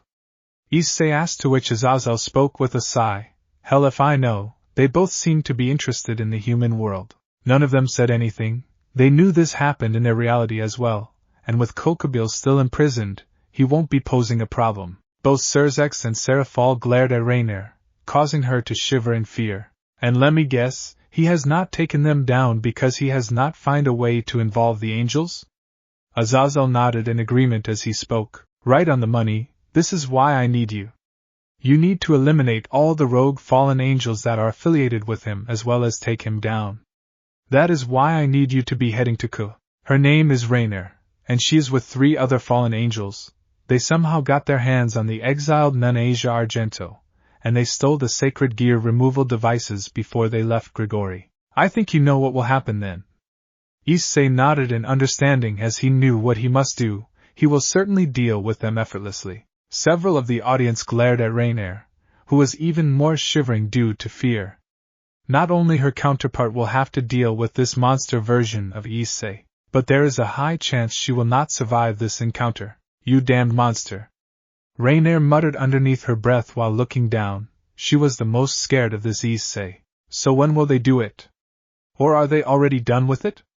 Issei asked, to which Azazel responded, you only have an hour or two before the ritual begins. They need a ton of magical energy as well as to reach 00 AM for it to begin, so you still have time to deal with them. I see. So what do you want me to bring them warm, or bring them cold? Azazel responded to Issei's question, I would like it if you bring them warm, and not cold. Well, I am afraid it is going to charge you extra. Issei spoke with a shrug, as Azazel sighed, you haven't changed, have you? You have always put money first over morality anyway. Typical of a bounty hunter who was always successful in his mission. The successful bounty hunter. Some of the audience frowned at Issei's personality. He seemed to be a bit greedy for his own well-being. However, they decided to keep their mouths shut knowing that people are hearing them. Azazel had a foreboding feeling that Issei is going to suck him dry of his funds. What can I say? I am a simple man making his way through this world. Issei spoke with a smirk as he stood up. He started to walk towards the painting as he spoke. I accept this deal. So you want them dead or alive? I would love it if they were alive. But knowing you, you wish for them dead, right? Issei shook his head and spoke, can't say anything. I hold no grudges towards anyone. To me a job is a job. Personal feelings always come second, no matter what happens. I see, I would rather have them alive then. But if they are dead, that also works. Azazel spoke with a shrug as he understood that she was at his mercy. Issei then grinned in response as he spoke, sure, I wouldn't mind, and considering you will pay me extra for keeping her alive, sure. Rainier felt like she was completely screwed. She looked towards Azazel, who did not have any sympathy for him. She knew she was again at Issei's mercy. But how will we deal with the crack elf? Issei asked, to which Azazel chuckled in response, at the nickname, with John looking at the scene amused, to which Azazel spoke, you may not like this one, but you will have to infiltrate Ko as a teacher of Ko Academy, and judging by your age, I'd say that you would be perfect. Well, I am technically, so that is not an issue, so I'd be a P.E teacher, right? Azazel nodded in response to Issei's words, as he spoke, indeed, and if you want, Blonde over there can also join. Sure, well, I'd get going, let's get this party started, and before I go, if those heiresses be a problem, I will deal with them personally. Azazel sighed as he spoke, even the strongest Devil King and his wife couldn't stop you. So nobody in the devil faction would are to get in your way. But please, for both of us, try to keep a low profile. Deal. Issei nodded in response. As he gave Azazel a strong handshake, the deal was accepted between Issei and Azazel. Well, Rainier is done for. Mari commented as she could see her fearful look. She had no sympathy for Rainier. Rainier was constantly shivering. She wanted to not see herself die. She has already experienced death, and she does not want to do so. Surzex and Grayfia were concerned on what Issei would do to Rias if she gets on his nerves. They wouldn't be surprised if she is taught a permanent lesson. Serafal could only hope Sona does not get on his nerves, as he wouldn't hesitate to deal with the heiresses if they become a problem. Sona and Rias only could hope that Issei does not come after them. Seeing concept Issei, they knew that Issei was not someone they wanted to cross or mess with. Rias and her peerage were fearful of this Issei. Something on your mind, Zaz? Issei asked Azazel, seeing him concerned state. As he spoke, your senses are sharp, of course you would come to know. I was thinking maybe we will achieve true peace after so long. That makes sense, after all God and the Devil Kings are dead, so that can happen. Azazel was surprised by this as he asked, how did you know of this? Wait, God's death is not made public? Azazel shook his head as he spoke, I have my sources, let's leave it at that. Many of the audience unfamiliar with this were stunned by this revelation, while the leaders of the leaders' factions were silent upon this. This included many of the people that were in the leaders' meetings. They looked at their leaders who did not know what to say to their people. And if you are wondering why it was kept a secret, it was to prevent any attack from the other pantheons like the Norse or Greek. Then the others present understood this, and they did not judge that too much. However, some still felt slightly betrayed by this revelation but understood this. Anyhow, that still does not explain you, Issei Hayadu, a being with no supernatural background or known sacred gear. But you alone pose a giant threat to the supernatural, seeing that you killed the so-called untouchable god, Baldur as well as took down Surzex and Grayfia and defeated them both. My question is how? Issei only chuckled as he spoke. Everyone has a weakness, Zaz. Once you find that out, exploit it, and it gets the job done. That is how I was able to take down Baldur.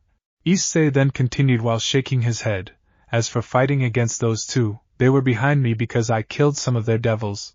They just wanted revenge because I killed one of their clan heads, for some money. Azazel narrowed his eyes upon hearing this. Nothing made any sense as to why a human can slay a god, and defeat the strongest devil queen and strongest devil all by himself. He received the reports that confirmed the person was a human. Many minor deities have fallen to the young man whose name only Azazel knew of. But because of Baldur's public news of Baldur's death, he was nicknamed by many pantheons, the supernatural bounty hunter. The Norse pantheon was stunned by the fact that Issei, who was supposed to be a human in their eyes, managed to kill a god. The Norse were devastated by this reveal. The others were completely stunned. A mere human was able to kill a god. They couldn't imagine what else he is capable of. The ones that supported Issei did not know how to react to this iteration of Issei. While he was not as destructive as his concept counterpart, he can go up to such lengths. If you have a bounty on your head, he will find a way to find, locate, and kill you. No matter what happens. He will kill you when you are asleep or when you don't expect it. Regardless, he will get the job done. This includes for some artifacts or other valuables that gods or dragons possess. He will eliminate anyone that gets in his way. Azazel knew keeping the information about him was a bad move. But he knew better than to try and plan something against Issei. It would be his end. He saw Issei having a smirk towards him. Relax, Zaz, as long as there is no bounty on your head, you will be alive. Azazel nodded in understanding as Issei continued, that aside, when it comes to you making peace and shit, I ain't interested. I only care about money to survive, nothing more, nothing less. Not war or peace. So remember that before thinking I will work with you. Azazel nodded in understanding as Issei looked at John, and they both soon left from this place. As soon as Azazel turned around, both went missing as Azazel sighed and teleported out of the place. It was a risky move, but the risk hopefully will be rewarded. Azazel knew that this was something he may have normally done. It felt like he must have been really desperate, and had no choice. It was making a final gambit, and it succeeded. He could only hope that things would get better. The audience did not know how to react. His actions were akin to how true bounty hunters reacted. The factions knew that as long as they are not on this Issei's bounty, they should be fine. The scene changed to the duo at the church looking at the fight that had happened. As John and Issei looked at the scene, in amusement, they could see Rias eliminating the fallen angels that were outside, with her power of destruction. Rainier gritted her teeth in anger, remembering what happened to Calawarner, Mitlet and Donasik. A part of her regretted ever crossing paths with Issei at this point, and now they were gone. Azazel took a subtle glance at her, and shook his head in disappointment at her actions. So this is the power of destruction? John asked Issei, to which he looked at him and nodded yes. But that is something only an amateur would do. She has much to learn if she needs to become better. Issei spoke with a disappointed tone. You seem like you talk from experience. Issei looked at John and responded, "'Cause I have seen and learned from it. I have seen bigger and better. For someone to be the Lucifer's sister, she did not match my expectations, even if I did not expect it to be on par with her brother's level." Issei spoke with a tone of disappointment and annoyance, as he knew her defeating the Fallen is not a big deal with this amateur-level skill. Rias looked down in shame and sadness. It seemed like Issei did have a higher expectations for her skill at that time, as Surzex looked at her and sighed, as he muttered, "I should be angry, but I really can't." Surzex would have been normally angry at this level of insult, but Issei was nowhere wrong. She never properly came to train with him that time, and that caused a lot of problems. Many of the others agreed with Issei's assessment of the situation, as they knew that he was far from wrong. "John, can you make sure this hybrid does not intervene?" John nodded as Issei spoke. "I'ma deal with one of the dragons here, along with a cat, a knight, and the devil heiress herself, and if this Rainier is good enough, I may consider sparing her." John nodded, as he stayed back. Issei headed out to deal with the situation. He knew what was going to happen. Grinning maniacally, he was certainly going to enjoy this. When he came here, he could sense the place reeked of devils, and other supernatural beings like the cat and 2 dragons that were there here. Rias, Aquino, Kiba, Kaneko and Rainier shuddered on what Issei has planned for them. Rainier could only hope she is spared from Issei. She hoped that she is good enough for him. The others' audience wondered who is the other dragon Issei talked about, given the first has to be Genturu Saji. Inside the church, Issei could see a woman with black hair and a wide body was smiling sadistically as she watched the blonde nun that was crucified to some cross device.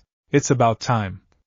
The woman spoke, as she knew what was going to happen next. Asia shuddered remembering her past. It felt like a walk down memory lane as her friends and loved ones were consoling her and calming her down.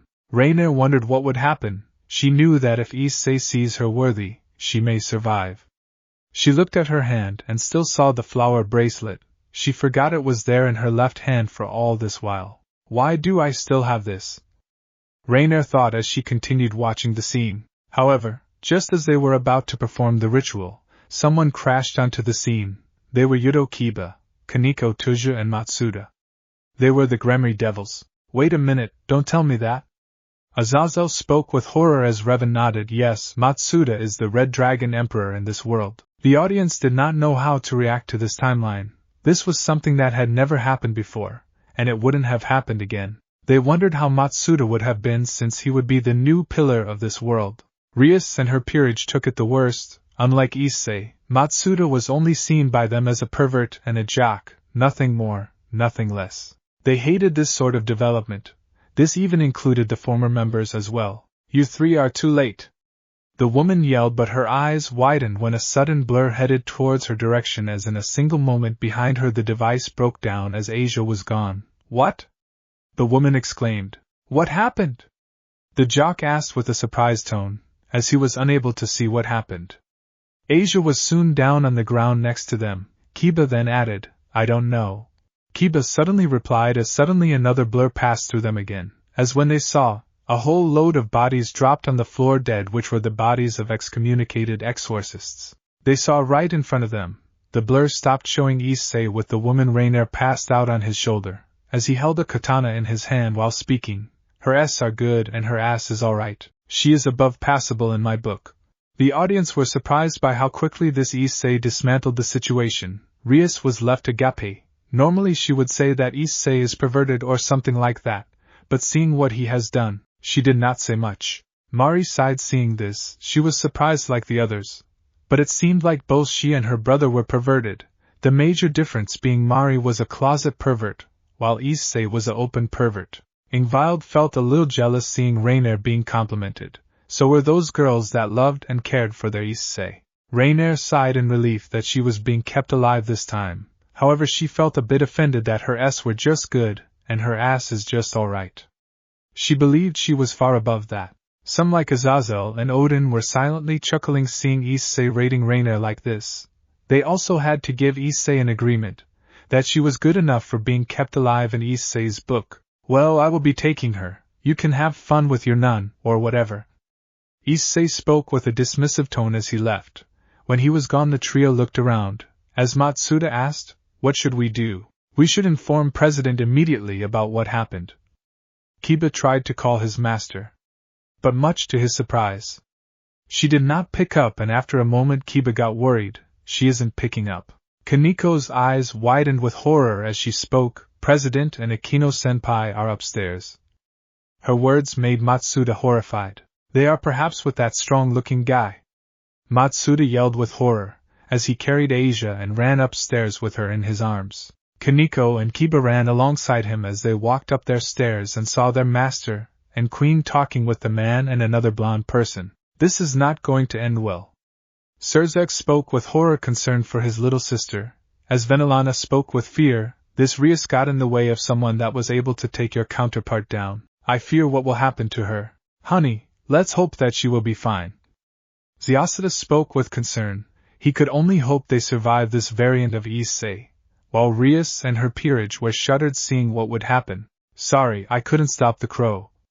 John spoke with an apologetic tone, as Akino grew a tick mark when she was called that as Issei spoke. No matter, I will take care of this. Issei looked towards Rias, who demanded him. I said hand over the fallen angel. And if I don't? What will you do? Go to your big brother, saying Oniai-chan, this bad man beat me up. Issei spoke with a mocking tone. As Rias got irritated by this, she then retorted, I won't bother my brother with this. Rias stated, making Issei chuckle. Right, 'cause he ain't recovered from our last scuffle. Issei replied, making Rias confused as he spoke. It matters not anyway, since she is coming with me. No! Hand her over now! Rias demanded while flaring her aura. Akino also followed suit, but she seemed more intimidated. She had faced against John, and he was evenly matched. The only reason she even reached here was because she was able to trick him. Rias and Akino gulped in fear at what their counterparts are doing. They feared them even more, as they knew this Issei was cold and merciless. Their loved ones could only hope they survive. Blind arrogance runs in the family, it seems. Issei muttered as he handed Rainer's passed-out body to John as he held it. Hold it for a while. Issei spoke to him as he nodded. He then looked coldly and spoke. I've told you twice before. I'm not here for you or any little devil. My job is to bring this crow, and I have decided to deliver her in one piece. So you have a choice: either leave me be or you will regret it. Issei warned as he cracked his fists. He did not mind dancing with the Gremry peerage. The other devils were afraid, walked up while hearing Issei, afraid of what might happen. Rias, on the other hand, her eye twitched due to the insult. She fired a power of destruction blast towards Issei, who just flicked it with his hands like it was nothing. What? Rias yelled in surprise as Issei just smirked. In a mere moment, he appeared towards Rias and grabbed her leg. He then slammed her on the ground over and over again, until she was bleeding. Her clothes were partially destroyed. She soon passed out, groaning in pain. Rias was pale seeing her condition, while her loved ones were horrified by what they were witnessing. Issei was utterly merciless, and they knew what was going to happen. The other peerage members and their loved ones feared what will happen to their counterparts. Foolish, just like your brother. Issei spoke with disappointment, as Matsuda charged at him yelling, Rias! The boosted gear announced in tandem, boost! Matsuda was ready to punch him in the face. Don't you dare dash! Matsuda was cut off when Issei had held his hand and looked at him with a raised eyebrow. Is that all? I expected more. Issei spoke honestly before chuckling. You seem new here. Word of advice, don't go blindly or else this happens. Issei gave a hard punch to Matsuda's face, which sends him back to the basement, knocked out with most likely a concussion. Kiba looked shocked as he narrowed his eyes and dashed at Issei with a demonic sword, as he blocked it with a single finger. Huh? Issei yawned at his face, after which he spoke. Sword birth, huh? Issei destroyed the sword, startling him, as he continued, the sacred gear that create demonic swords with different unique abilities. But you are still an amateur at using it. Keep training, and one day you may create a sword that can hurt someone powerful, little knight. Issei said before punching Kiba's chest over and over again, damaging his rib cage. Issei followed up with a kick that sent him flying towards the statue pedestal, knocking him unconscious. Kiba was pale seeing himself like this. However, he had to consider Issei's words. He knew what this meant. He needed to train, as he noted what Issei has spoken. Now Akino and Kaneko were worried on what Issei would do to him. Now do you two wish to dance like them, or do you have brains? Issei spoke while walking towards them, as Akino and Kaneko shuddered at what Issei had just done to 3 of their members. He walked towards Akino, who was trembling with fear, as she shook her head no. We don't want to fight, Akino replied while shaking. Issei narrowed his eyes a bit before grinning towards her. He then leaned close next to her ear. Perhaps not fighting with hands, but maybe in bed? I can tell you're getting off on this, you slut. Issei whispered, but he knew that the cat girl can hear this. Not that he cared. Akino in the audience herself couldn't help but feel turned on by this Issei's intimidating attitude. The audience turned to her and gave a looks of surprise seeing her like this. 8. Baraquiel and Suzaku felt a bit embarrassed by this side of Akino. No matter which universe she is in, she will always be a sadomasochist. He simply stood up and gave Akino's ass a good smack as Akino yelped in response. He then walked back to John and a passed-out Rainier. John looked at Issei with a questionable look. Issei then spoke. Don't be like that, once you go there for your vacation. Do tell me if you are able to do this to some of your girls. Issei muttered to John, who could only sigh seeing his mentor's attitude. Knowing what he meant, he took Rainier from John and swung her back on his shoulder. He and John then walked out of the church as he spoke. Oh yeah. Forgot to tell you, I will be attending the school. So tell the other devil in charge that I'm here for a job and not for a trouble. See ya around, devils. Issei informed before they left the church. Akino was speechless at what Issei did. It seemed like he was a pervert even in this reality. She knew that this was a trait her counterpart had to accept. She could only hope that her counterpart is not stupid like she was. Sona and the devils that attended Ko wondered what developments will happen. They could only hope that they don't do something stupid. What should we do, Akino? Kaneko asked after sighing with relief once the two men left. As Akino responded, we need to get them healed up immediately. I'll inform Sona of what happened as well, Akino stated as she called Sona Citri of what happened. The audience wondered what will happen next, as they knew that Issei and this John attending their school would be something. The scene changes to Azazel's apartment, which was open. The duo head inside, without even knocking, as Azazel was busy playing Mario Kart 8 Deluxe, with him trying out the Wii Rainbow Road course, which was now in Mario Kart 8 Deluxe. Issei, can't you knock? And John, couldn't you stop him from entering? Azazel complained as Issei just walked in and dropped Rainier's body onto the ground. Gee, talk about lack of respect. Mari commented as Lucius spoke, he is like that, you can't help it. Rainier felt offended with the way this Issei treated her counterpart, while Azazel was more interested in the new booster course pack that was in Mario Kart 8 Deluxe. Revan looked at him and remembered something that was in his mind. If you'd locked the door, I would have. Issei replied as he walked over the fridge and took out 3 beer bottles. He gave one to John and sat down on one of the couches, with John sitting nearby. He removed one of the beer caps with his teeth, while John used a near beer cap opener, before chugging it down completely. Issei handed the other to Azazel, who sighed and sat down as well. The duo were drinking their beer slowly. He has got some really amazing alcohol tolerance, Vidar commented as the Asgardians present noted this, with Odin speaking. Although it would be better if he enjoyed the beer, in my opinion. So where is my pay for her? Azazel pointed to Rainier as he spoke. It is laying by your feet. Issei was left confused as John was also equally surprised by this. Rainier was left dumbfounded that Azazel would do this to her, while Azazel only shrugged, thinking this was a better option for her. Really? She is my pay? Issei asked, not impressed by what he heard. Rainier felt offended by this. She was not happy with how Issei did not see much value within her. Hey! She is very well looking for a fallen angel and has basic skills such as cooking, cleaning and doing chores. She is also a decent strategist. I thought that it would be perfect since I was going to excommunicate her for what she had done, but I thought she would make a good assistant for you. Issei rolled his eyes in response as he spoke. I already have 2 stronger assistants with me, if you are wondering. I know, but what is the harm in keeping another one? Azazel asked with intrigue as Issei sighed. Sure, why not? Rainier was surprised that Azazel would stand by her, as Azazel gave a side glance while thinking, I hope this viewing teaches you the lesson you deserve. The others wondered who those 2 assistants were, as they knew that they are Issei's helpers that were in this world. They did not know what relationship Issei had with them. Fine, her ass and S are fat enough, so that's good enough in my book. Issei muttered such that no one could hear, but she is weak. Can't you put her through some training program first to boost her strength? I don't want to babysit her for being too weak, Issei asked, making John sigh and Azazel roll his eyes. Fine, as long as you do your job and co. I'll train her, so she isn't useless to you. Azazel accepted Issei's proposal. As Issei gave him a thumbs up, he then looked towards the passed-out Rainier and spoke, now time to wake her up.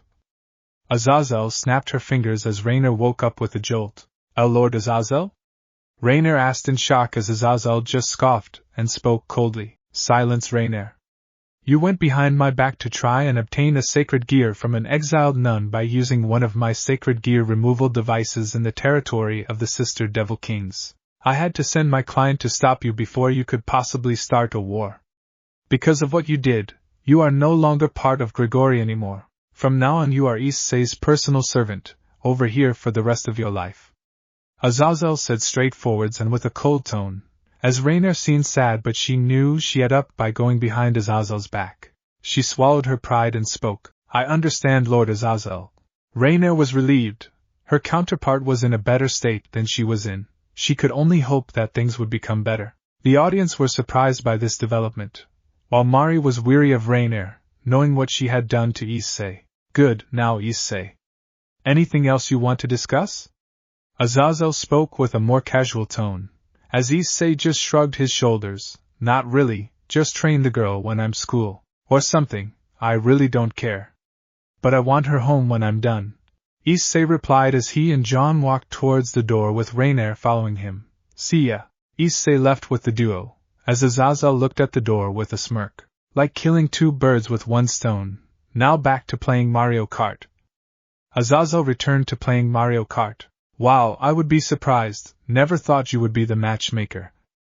Yasaka commented with slight jealousy, as Azazel could only shrug. However, internally he was a bit scared seeing Yasaka glaring at him along with the other girls, as Revan clapped, garnering everyone's attention. Alright everyone, since this chapter, I have decided to give you all something.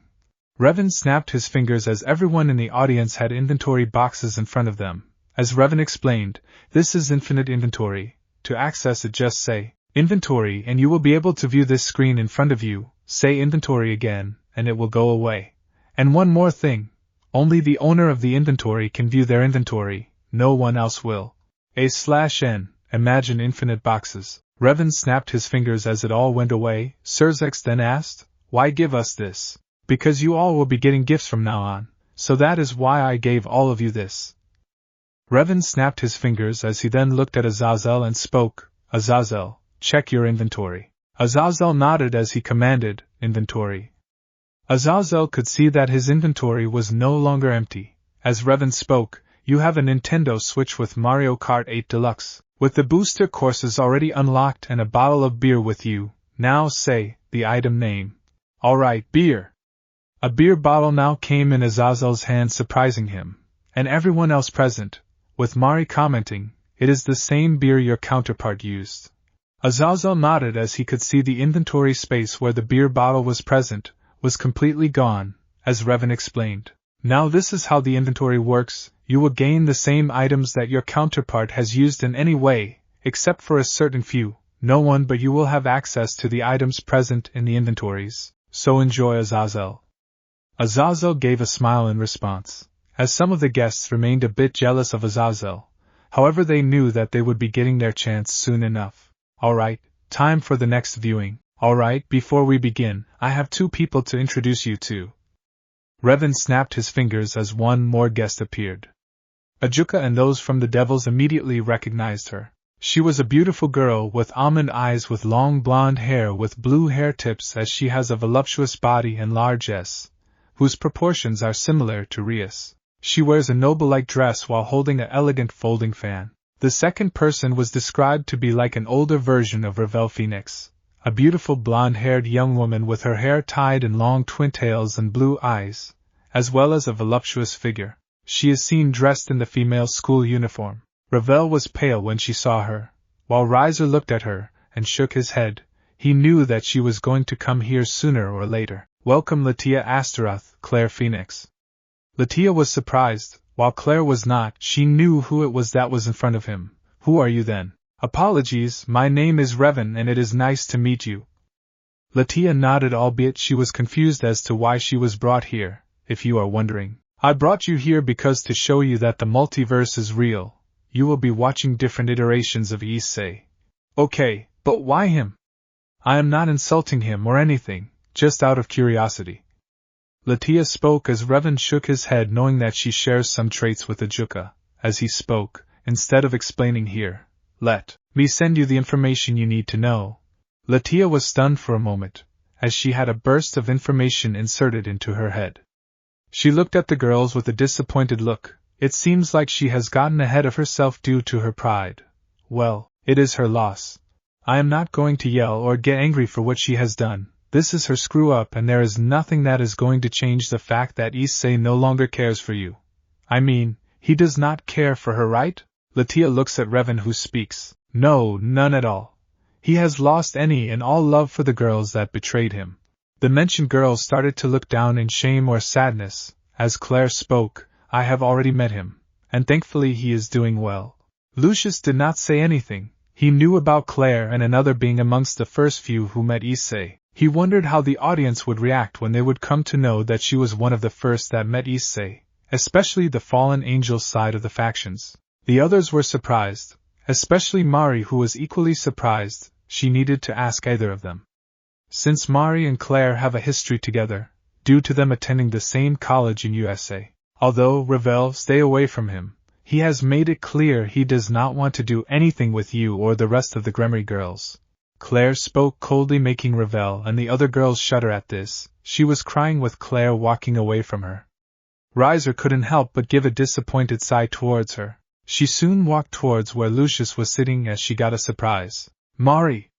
I never knew you were here. Mari smiled in response, seeing her classmate and good friend present.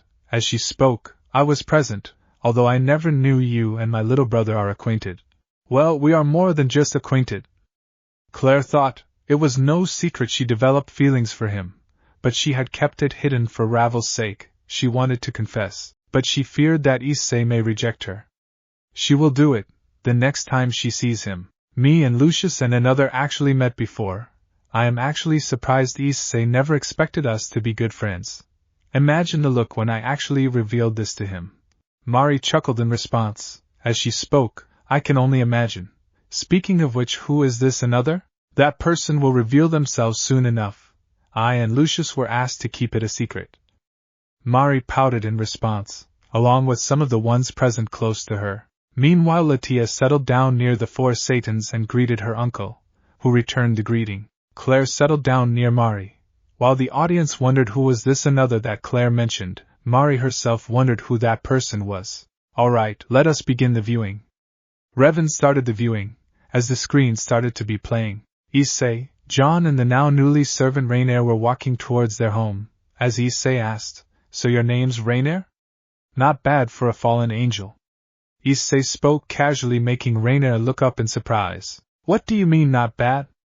Mine was chosen by the biblical God himself. Issei rolled his eyes when Rainier told him like that as he spoke. Geez, take it as a compliment, girl. Don't get your thawing or feathers in a twist. I've met a bunch of female fallen angels, but you have a better name than most of them. Rainier blinked her eyes twice when she heard that, as she looked away. When the two overtook him, she ran away. Rainier had a red tint when she heard this, but it only lasted for a moment. She hid it so that no one of the audience could see that. It seems like no matter which universe, Issei is the Riz God. Biko muttered, to which Arthur nodded in agreement. He could see his sister fuming a bit in jealousy seeing this. So what even is your name, Muscle Man? You look like you are from Japan. And as far as I know, not even that Jock Matsuda had a body like that. No one I know from this place does. Rainier spoke with a tone of surprise, to which Issei responded. The name is Issei and you're right, I am from Japan, but I am kind of unique in a way. Issei spoke with a shrug. I got no sacred gear or a magical prowess, nothing. Just some random dude with a shit ton of artifacts meant to deal with the supernatural. You're fully human? I thought you were some kind of hybrid. Issei shook his head and responded, You are close, babe. Although I am still human, my body has been altered and experimented on. That was how I was able to reach this level. I am no ordinary human, cause unlike them I am much stronger than them, as well as I am kind of immortal. Wait, what? My brother was experimented? Mari asked with shock, with even the rest of the audience being shocked by this as Revan spoke. Yes, and he will reveal what has happened to him soon enough, in this viewing itself. Many felt bad for this Issei. Those that cared for this Issei were devastated by this. They wondered who would experiment him, while they also wondered where his parents were. Altered, I don't understand, how can this be? I can't sense anything from him. Is he even real? Rainier looked at him in surprise as Issei looked at her and spoke. I'm very much real, babe. Are you some sort of telepath? Rainier asked, surprised, to which Issei shook his head and spoke. I told you I have nothing. It's just many have the same thoughts when trying to figure me out. To put it best, let's just say I am a special case. Issei said vaguely as he brought out a cigar and a lighter. He lit up the lighter and started to smoke. Some of the audience frowned at Issei's smoking, while the others did not care, knowing it was his life, and they had no argument there. You don't mind, do you? Rainier puffed in response. Of course not. Rainier replied as Issei spoke while making a puff out of smoke. We are here. This is where you live? Rainier asked with a shocked tone, as he spoke. Indeed, my bounties allowed me to buy this. Like majority of my bounties are in 0 million. One of the highest was Neza, which was at $0 billion. So it was not a problem for me to buy and maintain this luxury. The audience were surprised and enamored by this. This mansion must have costed millions of bucks. And the best part, it was near the seaside, meaning Issei could visit the beach anytime he wanted to do so. Additionally, the fact that this Issei killed gods and minor deities made him into a millionaire. They could only hope they are not in Issei's bounty. They feared what would happen if Issei was to get a bounty for them. He even killed Neza. Can I ask you something, Revan? Odin asked with surprise, to which Revan responded, yes? How much was he paid for killing this universe's Baldur? Revan thought for a moment as he responded, he was paid $0 billion for killing him, although I won't reveal who contracted him and told to kill him. The Norse pantheon was shocked. $0 billion is a lot of money. Regardless, this Issei killed someone invaluable to them. They could only pray for what their counterparts were feeling at the moment. Come, let's head inside. Issei and the others headed inside as he asked, so what was your idea to go after the nun's gear anyway? I was tired of staying in the lower ranks, so I guess obtaining a sacred gear which was rare would increase my ranks. Rainier admitted it as she continued. When I heard about excommunicated nun with twilight healing, I couldn't help but find myself be tempted to get myself the power. However, it was difficult, so I talked with Lord Kokabeel about it, and he agreed. He stole one of the sacred gear removal devices in return that I aided him in the war. I agreed, and when I brought my team here to Ka, I wanted to prevent any fallen angel to stop us.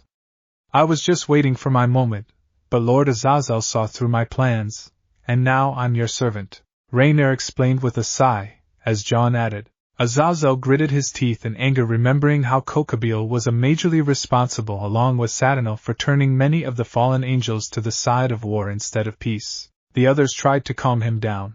Rainier did not deny anything as she nodded in agreement. She knew her counterpart was not wrong in this anyway. Moving up the social ladder, huh? Not a bad plan, but terrible execution.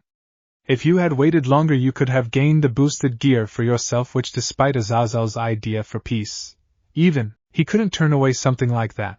But now you have nowhere to go, right? John spoke with a shrug and a blunt attitude which made Rainier growl in response. Azazel couldn't deny it. The boosted gear was too valuable. Regardless, he refused to believe that his counterpart would abandon everything he has worked for a Longinus. Yeah, I guess I lost taking the risk, huh? Rainier spoke while swallowing her pride, as Issei walked towards the doorbell and rang it once. So what do you desire, power or popularity? Power, obviously. It's just that with more power you gain more fame. I was just tired of dealing with constantly being looked down upon for being a low class, so that is why I wanted to gain power. Issei nodded in understanding, as John could relate to Rainier to some extent. Even he had a desire for power when he first met Issei. He shook his head, remembering more of his past. His past did not define who he is today. The audience were even more curious on what was John's past is like, and what caused him to work with Issei. Since you desire power, I have a proposal for you. Would you dash? Issei was unable to complete. When someone opened the door, she was described to be a woman, whose beauty exuded that of many. She had creamy skin that seemed softer than wool, had deep blue eyes and a beautiful expression that exuded serenity, and she gave a mystical aura. She had long light blue hair that moved freely until it reached her waist. It looked silky and shiny, which added to the beauty of her body. She wore a fantasy-made outfit. Welcome back, Master. Welcome back, Master. Issei rolled his eyes and responded, how many times I have told you, Tia, no need to call me Master. Tiamat was left agape, seeing herself as a servant, let alone Issei's servant. She gritted her teeth in embarrassment seeing this situation of her counterpart. Crom was laughing his ass off seeing the strongest dragon king in this position, much to her embarrassment. The rest of the audience were left agape, with everyone seeing her in a maid's costume, as Tiamat managed to ask in an embarrassed tone, how did I become a servant of him?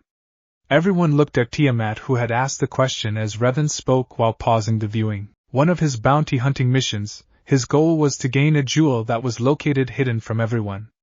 The contractor paid him $0 million. Issei managed to locate the jewel, which made him come face to face with Tiamat herself, who was not happy, given how dragons protect their treasures more than anything else. However, Issei defeated her, and after which he took the jewel. But this side of Issei attracted her, and she saw him as his mate. Tiamat was left even more surprised and embarrassed by this. She now had red on her cheeks. I wish I could take a picture of this. Crumb spoke while stifling his laughter. As Tiamat was left agape, she then shouted, "Don't you dare!" The audience were still trying to process this information.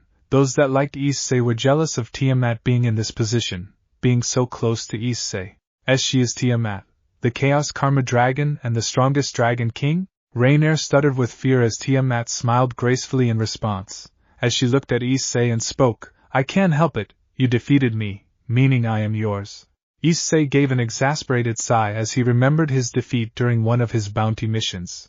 Ever since she has been trying to hound him for his virginity. But Issei is too busy with his missions and always came home exhausted. Maybe she would get her chance today. Tiamat was becoming even more embarrassed seeing her act like this. But soon enough she realized that Issei was still a virgin. Many wanted to come after her because of her beauty, but Issei was still a virgin. She felt depressed knowing she failed her only possible mate. The other girls were still jealous of Tiamat acting like this, but a part of them were happy that Issei was a virgin. Anyways, welcome back, John. And who is this fallen with you, master? Issei looked at her and spoke with a smile. She is Rainier and another of my bounties. Please take care of her and let her know of the work that is done in this house. Tiamat understood this as the trio headed inside. Soon enough another person greeted the owner inside, who was a lavender-haired woman with orange eyes. She also wore a French maid costume. She wore a maid headband. With the maid costume was black maid costume with white lower apron.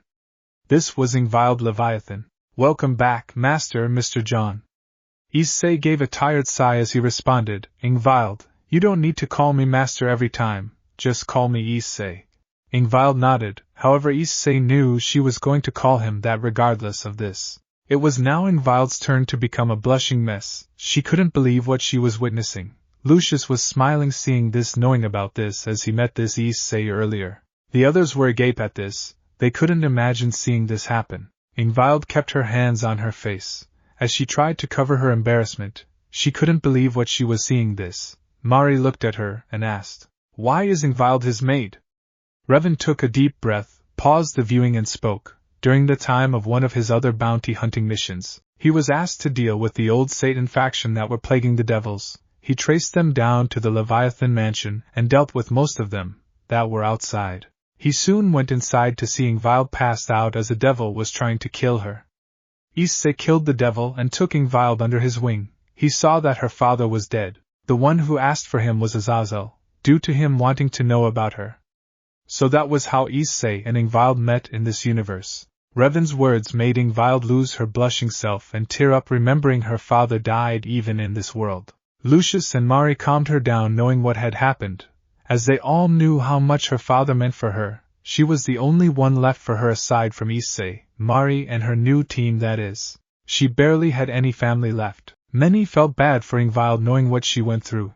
Some hoped Issei would be there for her when she needs her the most, which he was fortunately. Ingvild watched the scene wondering how she is taking the death of her parents. She did not know how her counterpart is going to cope up with what happened to her parents. Anyways, Rainier, settled down. You said you wanted power, right? Rainier nodded as she spoke while looking away. Yeah. Tiamat and Ingvild looked at each other. As Issei spoke, well, in that case, there is a way I could help you with. But this means you have to give your entire devotion to me only. No one, neither man or woman, must come before me. Everyone will come after you. Sounds good? But aren't I already your servant, and I have nowhere left to go? Rainier asked, confused, to which Issei responded, that was not what I meant. Even in this state you can still stab me in the back. Let's just say I have known some fallen angels that have done that to some of my clients. Rainier did not deny anything Issei had to say. She herself did backstab Matsuda just a few days ago.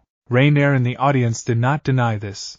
The fallen angels that were under Kokabeel were known to do this to achieve their goals. She did not realize what she did wrong back then either. She looked at the audience who were all watching the scene, knowing full well what Rainier had done to Issei, or at least most of them did.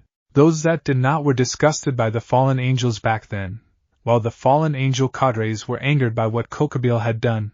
He was the reason why Grigori was in such a situation back in the day, and why the fallen angels had suffered even more casualties. Mari gritted her teeth in anger, remembering a certain fallen angel that was responsible for not only nearly killing her but also introducing her to this world of the supernatural. Claire gave a glance towards her and looked at her sadly, remembering how she was introduced to the supernatural, partially blaming herself for not dealing with the fallen angel, since she was too late in discerning his intentions. I see, then I accept. Issei gave a grin which made her flinch as he spoke. You made the wise choice.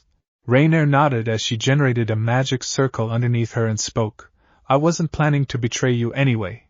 Now pour some of your blood on the circle. Issei nodded and followed suit. The magic circle was easily recognized by Tiamat as a pact circle, which was something that she could easily remember given her pact with Issei. Ingvild also could recognize this, remembering that she agreed to form a pact with Issei without hesitation. The audience noted this, and knew what would happen. This was something that was common in devil nature, forming a pact. But this was different. It was a blood pact, meaning the one forming the pact with Issei can't betray him, or else it would be death. Tiamat and Ingvild knew that they wouldn't betray Issei. Tiamat for her pride of being a dragon, and Ingvild for falling for Issei. While Rainier was partially worried, she hopes that her counterpart does not die. She has gotten a second life, and she does not want to screw it in any way. Issei cut off his finger with a knife, which he removed from his pocket, and dropped some blood as Rainier feels a surge of power, and a mark falls on her stomach as she collapsed to the ground as she holds her stomach in pain due to her body adjusting herself. She couldn't handle it as she kept trashing and moaning in painful pleasure. Such power! Rainier kept moaning for a minute while John looked at her in shock. This was the first time he was seeing the Master-Slave Pact. While he looked at Tiamat, and she nodded.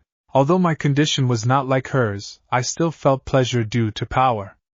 I can control myself better than her. Tiamat explained to John, who nodded in understanding. Issei looked at Rainier as her breathing returned to normal. Issei asked with slight concern, You okay? Rainier nodded with a blush on her face. The power! It felt so dense and raw. It was so powerful I actually climaxed from it. Rainier shamelessly admitted, causing Issei to chuckle. While John understood that the weaker the servant is, they will have much less time to adjust.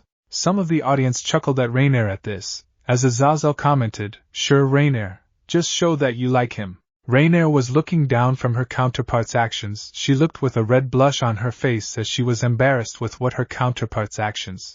Although, jokes aside, the fact that her body had to adjust to this Issei's body actually shows that he is stronger than he shows.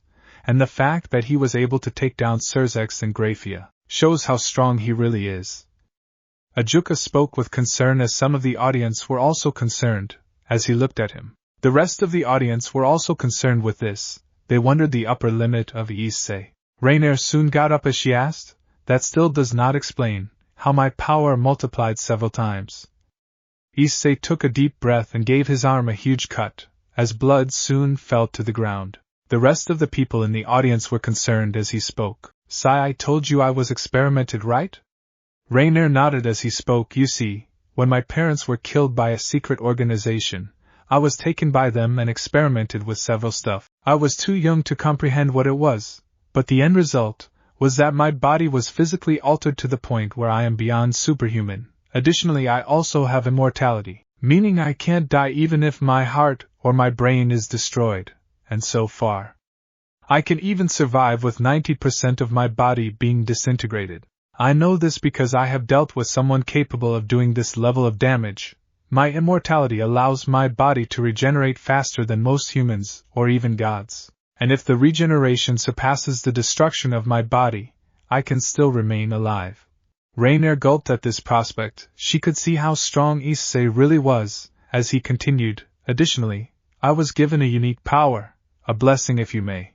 The blessing allowed me to become the way I am, at the cost of not being able to use any sacred gear or having any magic talent. It gave me enhanced 5 senses, insane physical abilities and some other things, coupled with what I have. It also allows me to use legendary weapons without any consequence. However, what I have is more like removing limitations of being a human being, so I need to work as hard to get this strong. Issei explained before laying his head on the couch. The audience were surprised by this, however soon many were devastated as to what happened to Issei's parents, which caused both Goro and Miki to become pale at this revelation, while Aika and Ryu were crying in sadness. Some of the audience were livid at what happened to the Hayate couple, others were angry while some just did not care. Mari also shed some few tears when she heard of this, and what Issei went through, although she decided to not show it to anyone. The strength meaning? Rainer tried to pry for more information as Issei spoke with a serious glare. I will continue, but you must not reveal anything what happened to anyone, is that clear? Issei's order activated as a burst of energy coursed to Rainer's body, making her obedient, to which she nodded in agreement. She knew messed with Issei was not someone to mess with. Rainer gulped seeing her counterpart like this. She was nothing short of a slave to Issei, someone she did not like. Very well, the strength to make the leaders' pantheons shit their pants. The strength to kill a god and bring the Devil King and his wife right to death's doors. Issei spoke with a shrug as Rainer widened her eyes. She heard stories of a being doing this. The leaders couldn't help but feel afraid by this, as Serzex held his wife closer to him with concern, knowing that this Issei nearly killed the two of them. Grayfia was blushing, but like her husband she was afraid of this Issei. That means you are the? Issei cuts her off and answers, the supernatural bounty hunter. Issei finished as Rainer looked absolutely terrified. She was the servant of this monster. He was a well-known menace to society, that is the supernatural bounty hunter. Hell, when you're the first ever human across the world to receive a special rank wanted level, which is reserved for like godlike beings. You know you're a problem. The audience gulped at this prospect of Issei. They had to respect and fear this variant of Issei. Sure, he was not ruthless and vindictive like concept, Issei, but he has a very special motive of doing his job, and with his success rate of 0%, they are done for if they face this Issei. That means I am the servant of the most dangerous human alive. Rainer muttered to herself as Issei just laughed, yeah, you're all kinds of ed. But hey, Azazel is willing to train you. So that's the thing. Rainer sighed in relief at this prospect of revelation. As Issei spoke, well, I'd say we should all head to sleep. I have to head to school tomorrow. Apparently Zaz wants me to be a teacher. Issei looks towards John and speaks, you too, John. You will be going there as a student. As you wish, sensei. John spoke with a bow as he headed to his room, with Rainer asking, how strong is Blondie? Strong enough to take on your old self with ease. He was able to keep up with that hybrid Aquino. He can handle himself just fine. I haven't estimated his upper gauge of strength though, but his powers and potential is really strong. He can hold his own even against high-class devils, although with some assistance from me, of course. Rainer nodded in understanding as she spoke. So where will I be staying? Tiamat should lead you to a room. Tiamat nodded as she understood what she had to do. She then spoke with a smile, follow me, Rainer. Rainer nodded in understanding as she did so. Rainer could only hope that her counterpart survives this one. She was not so lucky to have survived, and now only her counterpart will live for another day. Alright, everyone, the next viewing will be taking place the next day. The audience nodded in understanding as they continued to watch. Issei, wake thee up, you are already late. A voice shouted from a distance. As Issei rubbed his eyes, he looked up to see Azazel looking at him with an annoyed expression. Hey Zaz. Don't hey Zaz me, you are already late. Don't you remember you have to go to school to be a teacher? Azazel's tone was annoyed. As Issei sighed and tried to reach for his hands, however he could see that his hands were unable to be moved freely. He looked around to see Tiamat taking one hand as his pillow while Ingvild doing the same with his other free hand. Issei responded with a groan, you've got to be kidding me. Tiamat and Ingvild were having red tint on their cheeks seeing this. While Crom spoke with a teasing tone, oh, it seems like you are trying to seduce your mate. Tiamat gritted her teeth in embarrassment. She was going to get back at Crom one day for his teasing attitude. She wanted to punch him right now, as she was becoming even more embarrassed seeing herself like this. She never thought her mate would be a human in this world. Ingvild, on the other hand, was also beet red, as Mari teased her. Well, it seems like a master is having the utmost service from his maid. Mari, nay. Mari laughed at her face, as she became even more embarrassed. The others near her were chuckling seeing her act like this, while the girls that truly loved Issei were jealous of Ingvild and Tiamat being in this position. Asia and the girls that were in Issei's old harem felt sad seeing this scene, believing that they once were in that position instead of them. They did not like what they were seeing, but there was nothing they could do. Some of the boys and men in the group were a bit jealous seeing Issei like this. He was so lucky to have charmed the two girls. Are you serious? You have two of the most beautiful women sleeping next to you, and you don't jump in? Are you even still a virgin?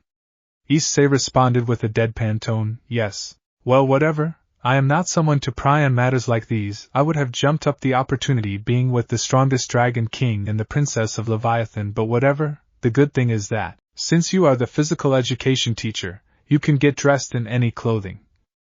Azazel spoke with a shrug as he carefully got up without disturbing the girls. He did not want to ruin their sleep. Many smiled in happiness for Issei showing care for the two girls. Ingvild was the happiest seeing this side of Issei. Are you sure, you going to leave them uninformed? Issei responded with a neutral tone. They can call me if they are worried. Besides, I have already told them that I will be heading to the academy, so it is not a problem. Yeah, just make sure that you are able to deal with Sona without a problem. She is one of the devil heiress. And please try not to cause a scene there. I don't want to deal with the aftermath of that. Issei spoke while waving his hands. Yeah, I won't. Sona and Seraphal sighed in relief. That Issei will not harm them in any way. They mentally thanked Azazel for saving him. Azazel looked at him with an annoyed look as Issei spoke. So is John ready? Azazel looked at him and spoke. He is actually more punctual than you. He is patiently waiting for you. Issei nodded as he headed to the bathrooms. Azazel then spoke. And I will be picking up Rainier in a half an hour when you are gone. Azazel informed before teleporting out of there, as Issei just let out a sigh. He better pay me digits for this shit, dealing with kids with some of them being snot-nosed devils.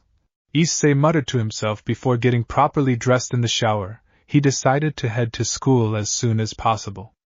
He closed the door before entering the room. Some of the girls pouted in the audience as they couldn't see Issei's body. These were girls that actually loved Issei. It seems like he is going to suck your bank account dry. Mari commented to Azazel, who could only give a sigh in response. Mari was right in that condition.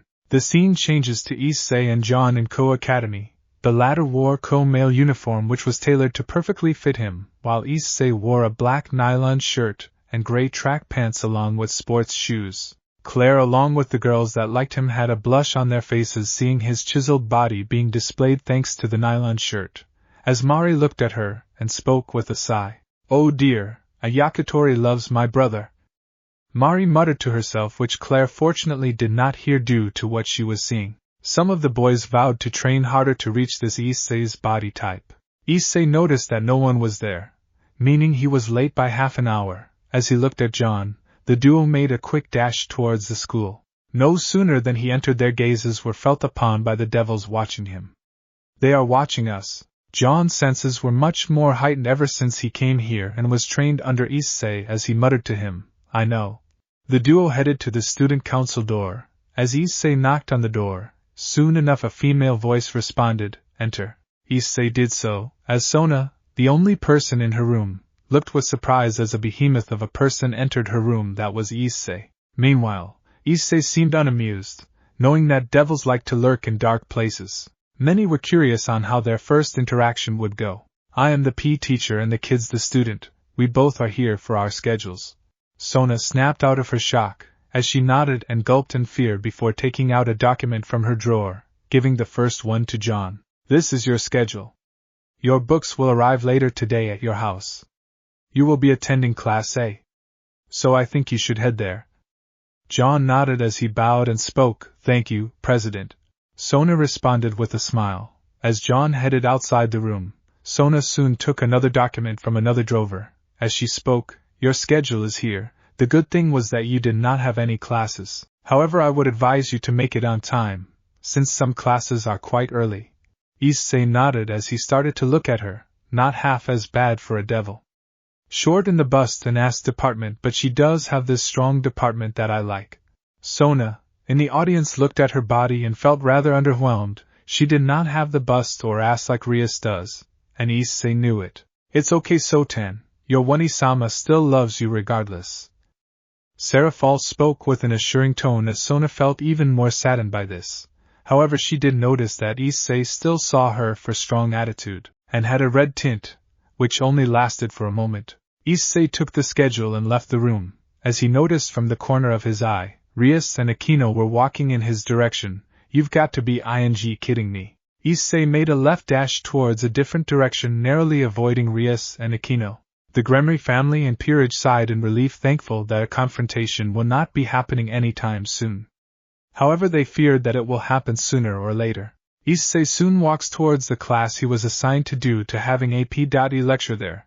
Since he knew that this was John's class, he hoped it would be easier, only for someone to be sent flying towards the wall, knocking him out cold. Issei looked at the one who was sent flying and was surprised to see Matsuda being the one that was sent flying. As he turned around to see John speak, "Stop annoying me. I won't listen to that red-haired cow." Issei smiled in response, hearing John speak like this. Rias was offended with what John had called her. Worse, it was Issei that smiled for John doing this. The other guests remained speechless upon hearing John call her that. Some were chuckling hearing that John said that, knowing that she was a red-haired cow, causing Rias to glare at them with anger and hatred. One of them was Mari and Claire, who did see her as a red-haired cow. Regardless, many were amazed by John's level of strength. He knocked out Matsuda with a single punch. They wondered what Issei has been training this boy with. John was standing in front as two girls praised him. "That is our true prince." John rolled his eyes upon hearing this, with the other speaking. Putting that pervert in his place is something that only a true prince would do. If anything, he was annoying. I could care less on what he or that red-haired cow wants. Some of the boys in the school wanted to teach a lesson to John, but were scared of his strength, while Asia rushed to heel towards him. "All right, John, that's enough." John was startled with the voice, however he calmed down when he saw it was his mentor and teacher that showed up. When they saw Issei, many were intimidated by his presence. Some of the girls were blushing seeing his physique, while Asia was worried seeing him here. Matsuda soon got up and was angered seeing him here, but with everyone present, he had to remain quiet. "Now I want you maggots to get on the ground. In 0 minutes, get dressed and head down, no exceptions. Failure to comply will result in detention. Do I make myself clear?" Issei commanded seriously as the students nodded with respect and fear. The audience was startled by what Issei had done, and how he was able to get the command of everyone in just one word. They wondered just how powerful Issei can get. Rias was still getting angry at what John was saying. However, Mari noticed her and spoke, not caring for others. "Serves you right, you red-haired cow." Rias wanted to tear her apart, but knowing what she is and what she is capable of, she did not try anything. Serzex looked at her and sighed, knowing that his sister is going to take a while to change. Asia and Matsuda were heading to the ORC, as Asia earlier was told by Matsuda that he was the man that had stopped the peerage from eliminating Rainier. However, Issei sensed this and walked towards them and whispered with a sinister smile, Now. Don't you dare walk in an opposite direction. I know you want to report to your master, but there is no way I am letting you disrupt my classes. Am I clear?" The duo were shivering as they nodded with fear. Issei knew what exactly they were intending to do, as Matsuda spoke. "Why, yes, sensei, we will go after that." Issei smiled in response. "Good." Issei soon walked away as he spoke while waving behind. "Now, you only have 10 minutes. I would advise you to make it as soon as possible. Got it?" "Yes." The duo nodded as Issei walked away. Matsuda was glaring at Issei with anger.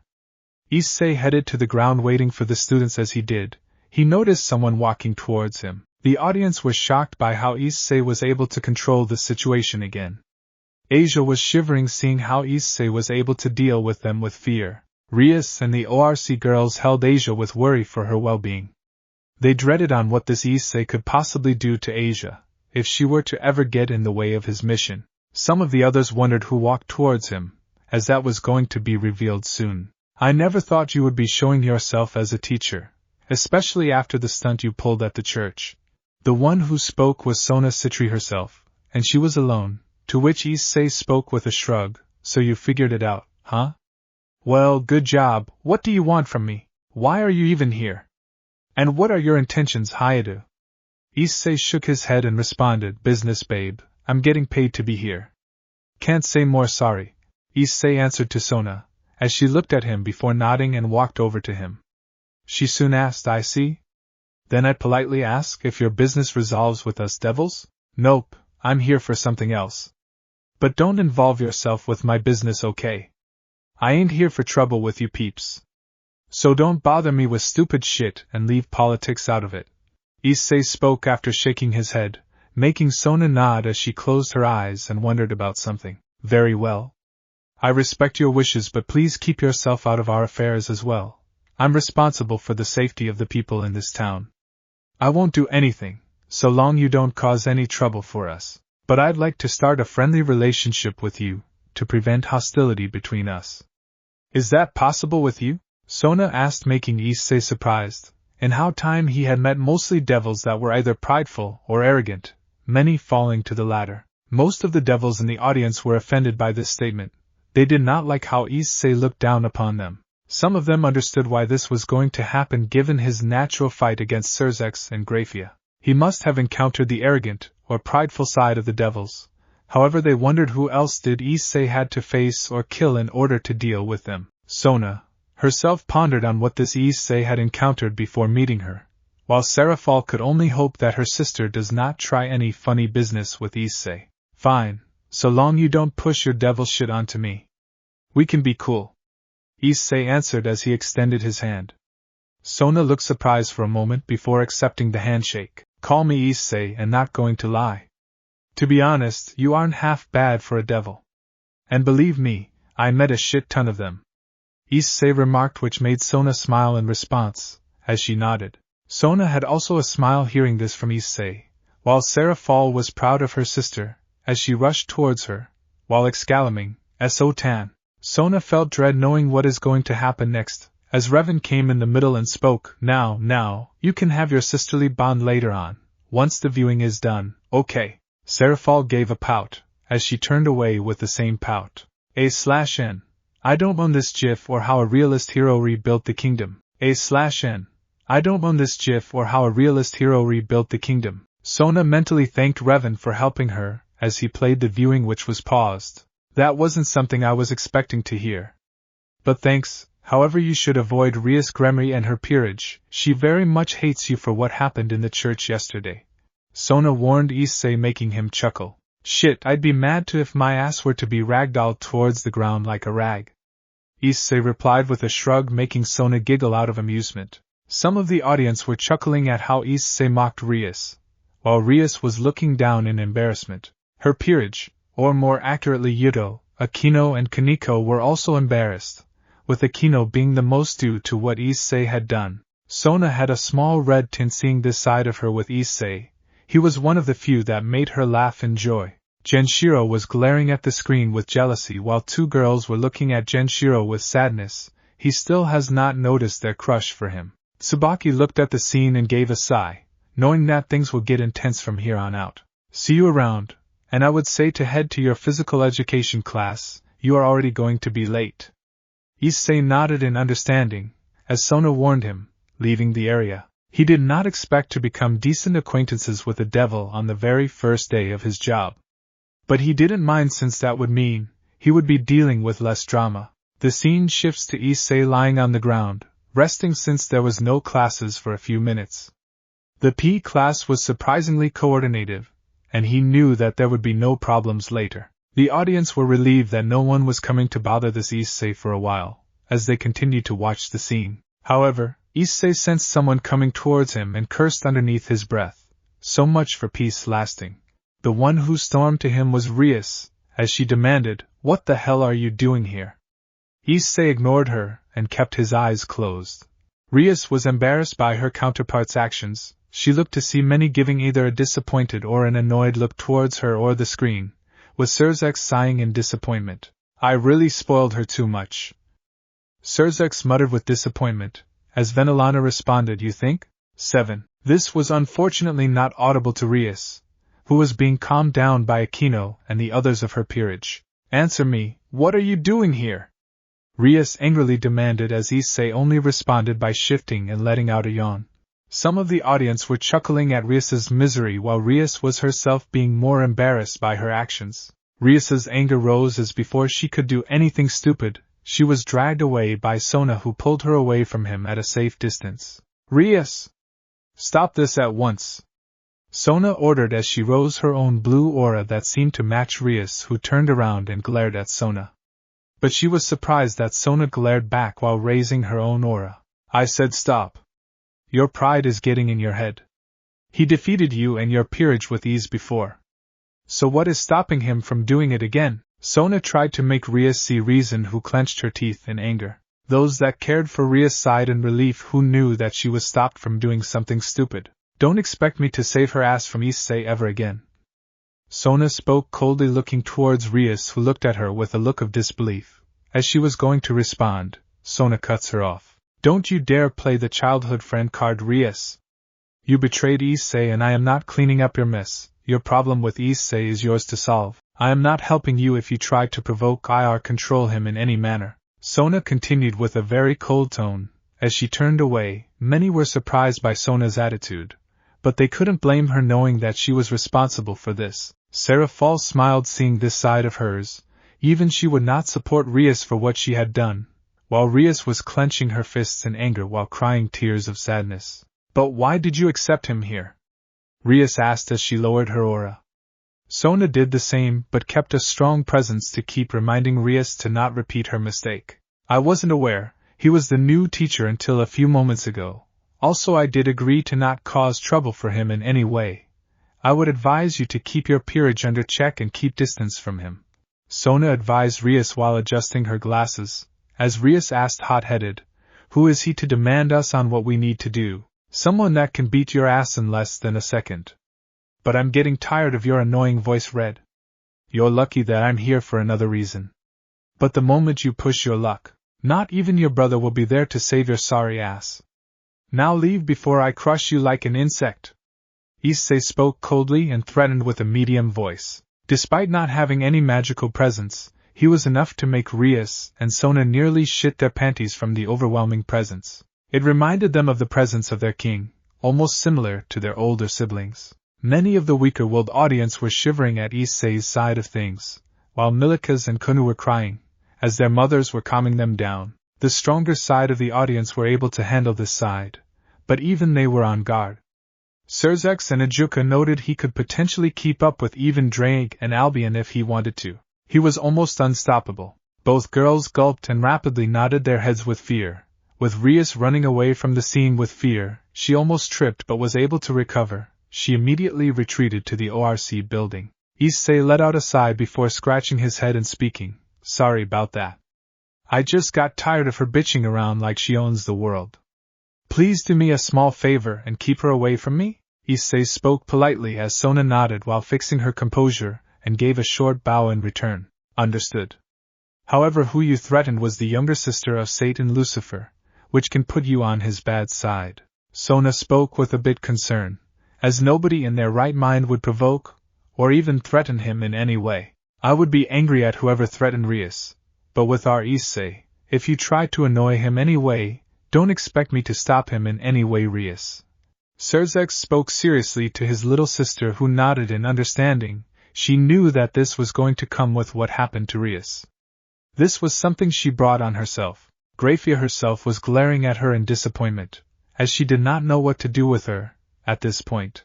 Meanwhile, Sona was having a red tint on her face seeing her concern for Issei, while Seraphal noticed this and thought, don't tell me you have fallen for him. Issei only scoffed in response as he looked up at the sky. Let her try anything, I've already had a run-in with him, and it is nothing I can't handle. Issei reassured before he headed back to another class to take his physical education class. But before he left, he spoke, I'm gonna be honest, I don't like a lot of devils, but you don't mind having someone like you around me, so how about we stay in touch? Sona was surprised. She had to think about it. She did not really know what to make of this. But her devil instincts were telling her that this human was much more than she lets on. So deciding to follow her instincts for once, she nodded at him. Sure, now I am curious. I want to know how a fight between me and this Issei happened. Serzex looked at Grayfia, who was equally curious than him, as Revan spoke. Let's just say, it was not pretty, that is all I can tell. Serzex and Grayfia were wondering what this meant. They knew what Issei was capable of, but they wanted to know just how strong he can get. The scene shifts to the bell ringing late in the evening as it was the end of school. Issei was about to head up to pick John up to head back home, as he saw Sona waiting for him. Hello Issei, do you mind walking with me? Sona spoke with a smile, as she continued, I wish to inform you about something. Sure, what's going on? Issei spoke with a shrug, he was not so kind to devils. But Issei had a good eye on people's true nature. He could tell she was not trying anything funny, so he could see what is going on. Why does President want to talk to Issei? Genshiro asked with surprise as Revan spoke. That will be revealed soon enough. You see, Rias Gremory recently had a problem. Hence she is trying to obtain strong peerage members to solve that problem. She is engaged to Riser Phoenix, a high-class devil, and apparently he is going to show up tomorrow. He is going to show up in the club room. Issei raised an eyebrow. Why tell me this? Issei asked, confused, to which Sona responded, because I know how desperate Rias can get. She does not want to marry him, and knows the only way to escape her marriage is to defeat Riser in a raiding game. It is possible despite what happened yesterday. She might ask or worse force you to aid her. Sona informed, making Issei nod slowly. Sona, did you actually want to do anything to stop Riser back then? Riser asked towards Sona as she nodded. Yes, Riser, I would have done anything to help my friend, but now, don't expect me to help her from this situation. Riser nodded in understanding as he spoke. Riser understands. And Revan? Revan turned around to Riser, who asked, Can you tell Riser how desperate she was to get out of her marriage? Revan looked at Rias, who was pleading not to tell him. He smirked as he spoke while pausing the viewing. Well, Riser, she teleported to Issei's room and asked Issei to take his virginity so that she gets out of it. Rias was pale as a ghost when she heard this as Riser nodded and shook his head. He then spoke. Riser can't say much. Riser should thank Issei for saving him from this marriage. You probably should, Riser, when you meet him soon. Claire spoke as Riser nodded in understanding. Many of the audience were shocked by how desperate Rias can get, while Mari muttered underneath her breath, "Ing slut." If Mari were around, she would have never let this happen. Her family is fractured and divided indirectly because of her. She should have been there much earlier. Revan replayed the viewing, as he knew what will happen next. And what does she think? Why would I help her? Issei asked, making Sona shrug her own shoulders, despite her pride. Rias can get very desperate. She even asked me to lend her some of my own servants, which I refused since I did not want them to get injured, which would most likely happen, Sona informed answered. Issei closed his eyes as he thinks about something. There is another reason why you are telling me this, right? Issei asked, knowing as Sona lets out a sigh. Yes, I was hoping that I might convince you to help her. You don't have to join her to help her, as she has an incomplete set which gives her the power to call a temporary fill. Knowing how easily you dealt with her, I was wondering that you might help her, just this once. Sona said, making Issei silent as he let out a sigh. The audience knew what would happen. Some were hoping that Issei outright denies her, but knowing his personality, he only cares about money, and since the Gremory family is rich, it is not an issue. Sorry, Sona, but I don't work for free. If you or she wants me to fight for her, I'd better see a lot of cash and gold on the table. I don't have a big heart of kindness to do things for her. Issei spoke with a shrug as Sona mused. Sure, she was rich, but she herself couldn't really ask her own parents to pay someone for Rias' sake. Sona's parents were very strict when it came to raising her. As a result, she was more humble into learning that being a high-class devil isn't all that.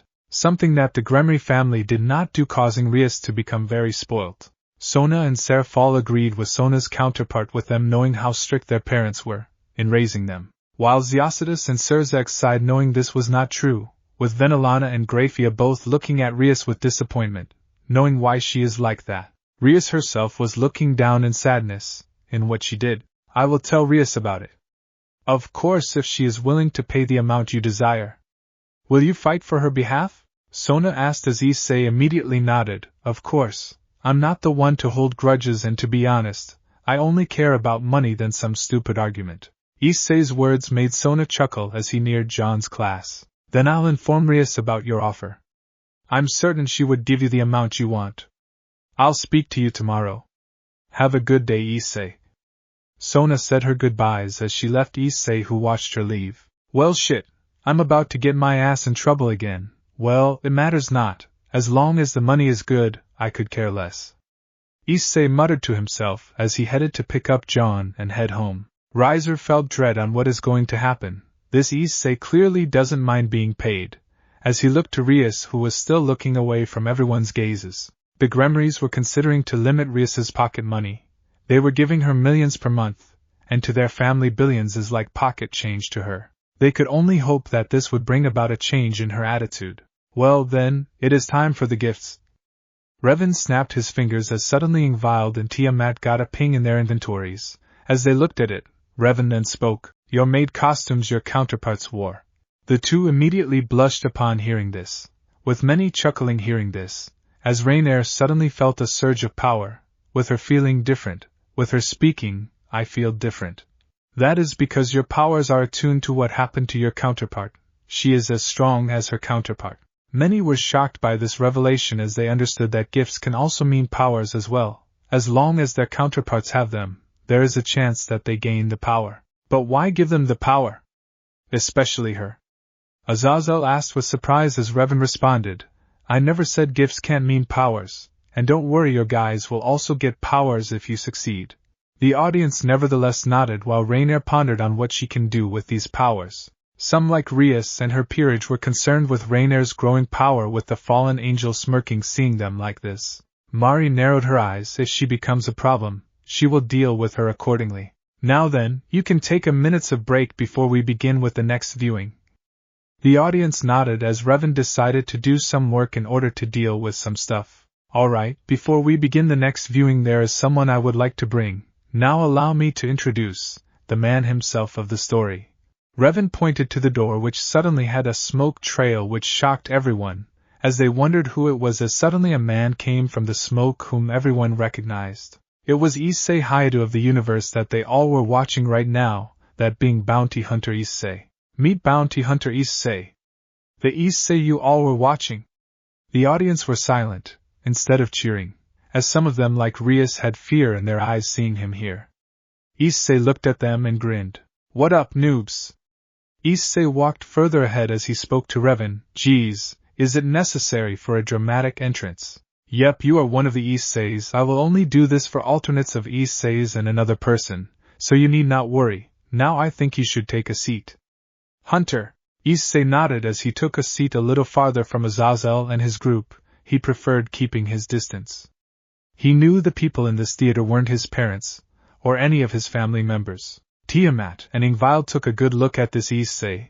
Their counterparts were in a relationship with the Issei in the room, as they immediately became embarrassed knowing how much their counterparts loved him. Additionally, Tiamat also knew that this Issei was not the Red Dragon Emperor, but still she couldn't imagine herself being in that state. Rainier also took one look at this Issei. He had every reason to kill her, but took her in for how she looked. She felt relieved that her counterpart had gotten a chance to live rather than her as well. While those from the Norse wondered who hired this Issei to kill Baldur, and hoped that the viewing will reveal the truth, they will make him pay for this. Alright, let us begin. Revan spoke as he started to play the scene as Hunter. Issei was interested in seeing this. The scene opens up in the Occult Research Club room, with Rias and her company waiting for someone. As they look at Issei and John, who were minding their own business, as John was reading a book on sword fighting and katana training while Issei was playing some games on his mobile waiting for their guest to arrive. Many were surprised by this revelation, as they wondered what had just happened, as Revan soon explained. If you are wondering, Rias has already asked Issei for his services to beat Riser. I am sorry for what is to happen to you. Revan explained to Riser, who was shuddering in fear knowing what this Issei is capable of. As his peerage calmed him down. Even Ravel and Claire were fearful of this development, as they hoped their brother will be alright, as Claire glared at Rias. If her brother dies because of this Issei, she will make her pay. This made Rias shudder in fear. So any news of his appearance? Issei asked Rias, as Grayfia soon teleported in, alongside Riser. As Riser spoke, it's been so long since Riser has come to this world. Riser soon turns towards Rias and her peerage as he spoke. Hello, my darling Rias, your fiancé has come to this world. Rias scowled at this man in hatred, along with the rest of her peerage glaring at him. Issei and John took one look at him, and also found him annoying, as Issei thought. So he is one of those, huh? Issei rolled his eyes, as he looked at Rias's expression. He was amused seeing her like this. And if you are wondering, yes, I used to find you annoying, and yes, I hate many of the devils present in this room, especially due to your arrogance. Hunter, Issei spoke coldly, as the devils present were fearful or weary, as they hoped that he was not on their list. Riser was the most fearful of this Issei. Hunter. Issei looked towards Grayfia and Surzex and gave them a grin, which brought shivers to their expression. They had to not provoke this Issei at all costs. Time had passed as Issei and John watched unamused at what was happening. Nobody noticed them due to their presence being almost nothing, while John was too barely to notice as well. However, they either cared, even Grayfia failed to notice his presence. However, they became amused when Rias and Riser got angry at what happened next. Rias and Riser along with their peerages remembered what had happened, and so did Grayfia as well. Knowing what had happened, many remembered how Issei was before, and how he is currently, and that made Riser and his peerage along with Grayfia saddened while Rias and her peerage was fearful. We really need to stop arranged marriages. Surzex muttered as knew how many pure-blooded devils still believed in pure-blooded supremacy, and hated the thought process. But he did not know how to change it. He wondered how many more devils were suffering from this, both male and female. I don't care if I have to incinerate your entire peerage. I will force you become my wife. Riser yelled as his aura flared while he created a ball of fire in his hand. But before he could do anything, his hand with the fireball was grabbed by someone that dispelled the attack and forced Riser to stumble forwards as his arm was being twisted. Enough shitstick, Issei said calmly while twisting Riser's arm, causing him to yell in pain. Everybody was surprised. Nobody sensed or expected Issei to suddenly appear. But the one who looked the most surprised was the strongest in the room, that being Grayfia. She who looked at pale as a ghost as her eyes locked on with the young man that defeated not only her but her husband as well a few years ago. Grayfia shuddered on what happened to her counterpart, as she knew that Issei had tormented her counterpart, but she did not know how. She looked at Revan and asked, "What happened to my counterpart?" "That will be revealed in this viewing. You both would have been almost killed if it was not for Issei not being interested in drama." Revan pointed to Hunter. Issei as he spoke, "Indeed, babe, you and your arrogant husband thought it was a good idea to confront me rather than my contractor. It did not end well for you, and trust me, it was not only going to be fearful, but also humiliating." Grayfia glared at Hunter. Issei who only gave a predatory grin in response, making her fearful. As Surzex brought his wife closer to protect her, Hunter, Issei turned away knowing full well that even this Surzex can't beat her even if they wanted to. Just what is he capable of? Falbium spoke with fear as Ajuka responded, "I hope we don't find out." Ajuka wondered if his Kankara formula would work on someone like him, since he was more of a physical attacker rather than a magic user. "Ah! Let go, you bastard!" Riser demanded as Issei just gave him a look. "Fine." Issei accepted as he let go of Riser's arm as he tried to stand up. But the moment he did, Issei had already kicked him in the crotch, making him fall on his knees holding his probably bleeding junk. Many of the males shuddered at what this Issei did to Riser. Along with Riser, who was the most fearful while holding his own crotch, he was glad to not screw with Hunter. Issei, unlike his counterpart that he feared the most. "So Hunter, can I ask you a question?"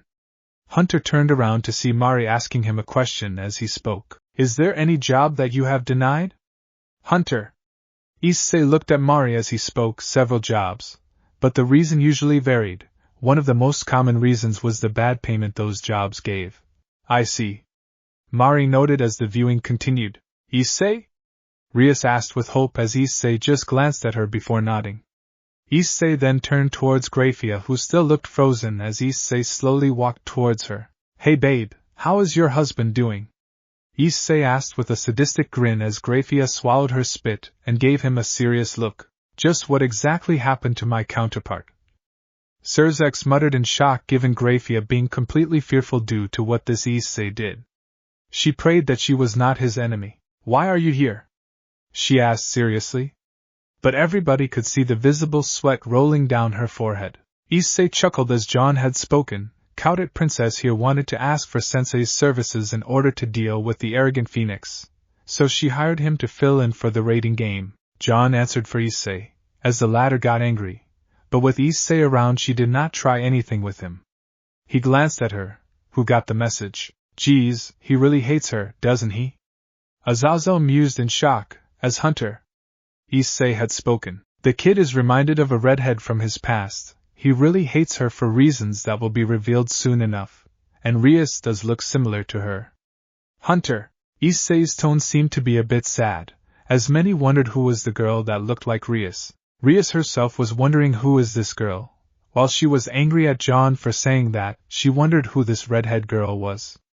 Only Hunter, Issei and Revan knew about her and stayed quiet about it. "Why yes.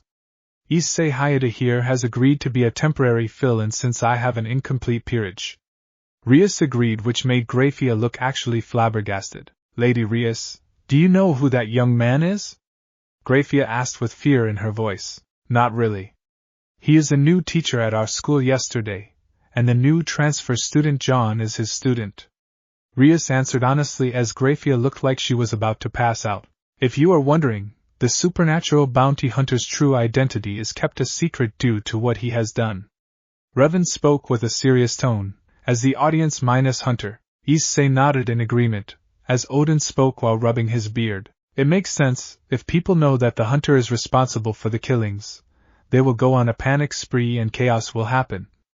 The other leaders nodded while Hunter, Issei knew about this, and was also a bit content. He was not interested in dealing with any drama at all.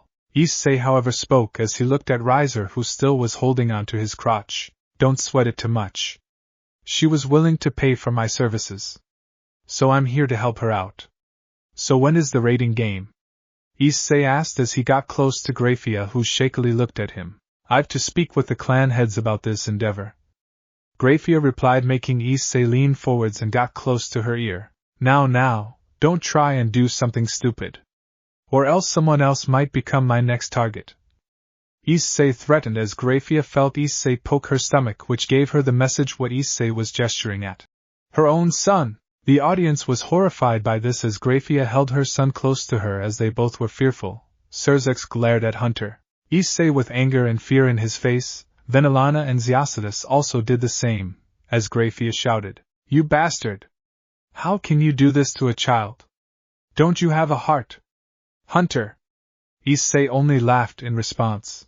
"Oh no, that was a bluff, a perfect bluff which worked pretty well for someone as arrogant as you." Revan nodded in agreement, as he spoke. "Unless there is someone that doesn't hire Issei to kill Milikas, your son would be safe. He puts his job and gives it the most priority. That is why I am the most successful bounty hunter out in my world." "Hunter!" Issei spoke with a grin, as the Gremmeries were fearful of this, as they hoped that no one would come after Milikas. "But Hunter!" Issei and Revan knew what concept Issei did to his Milikas. If a threat is what scared them to this extent, then what will happen when he actually is killed by that Issei's hands? Grayfia's eyes widened with true fear showing as she took a step back. "My apologies. I've misspoken. I will inform the clan heads that Rias Gremmery has accepted the challenge against Riser Phoenix. Lady Rias is also allowed to use any temporary fill-in if they volunteer. I'll go back to the underworld. I'll bring Riser Phoenix with me. I'll inform Lady Rias about the specifics about the raiding game later today. Have a good day," Grayfia said before walking over to the still kneeling and teleported them back to hell. Issei just chuckled as he started walking back towards the door. Rias, however, stopped him. Issei? Thank you for helping me. I'm sorry for my actions earlier. If you wish to discuss anything, please don't hesitate." Rias thanked, making Issei nod as he let out a sigh. Just pay me with a shit ton of gold. Japanese yen won't get me far anyways. Issei replied before leaving as everybody looked at him with shock. John followed him soon after. Yeah, looking at it, Japanese yen is one of the currencies that has a low value, right?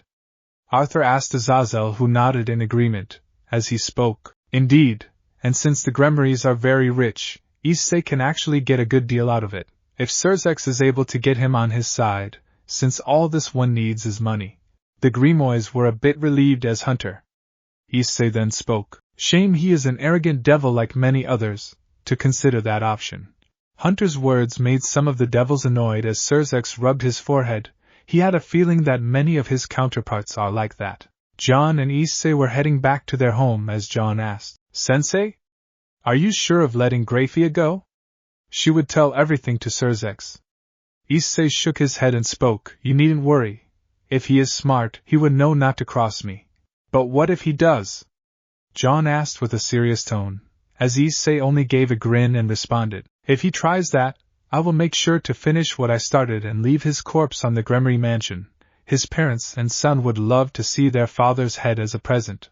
Issei spoke with a dark grin, as John nodded, knowing this is what his sensei would have done to those that annoy him, or head to his place. Surzex was horrified by this, as he could only imagine the grief that his loved ones and faction would feel. The devils were fearful of this. They knew that this Issei was not to be crossed with, no matter what happens.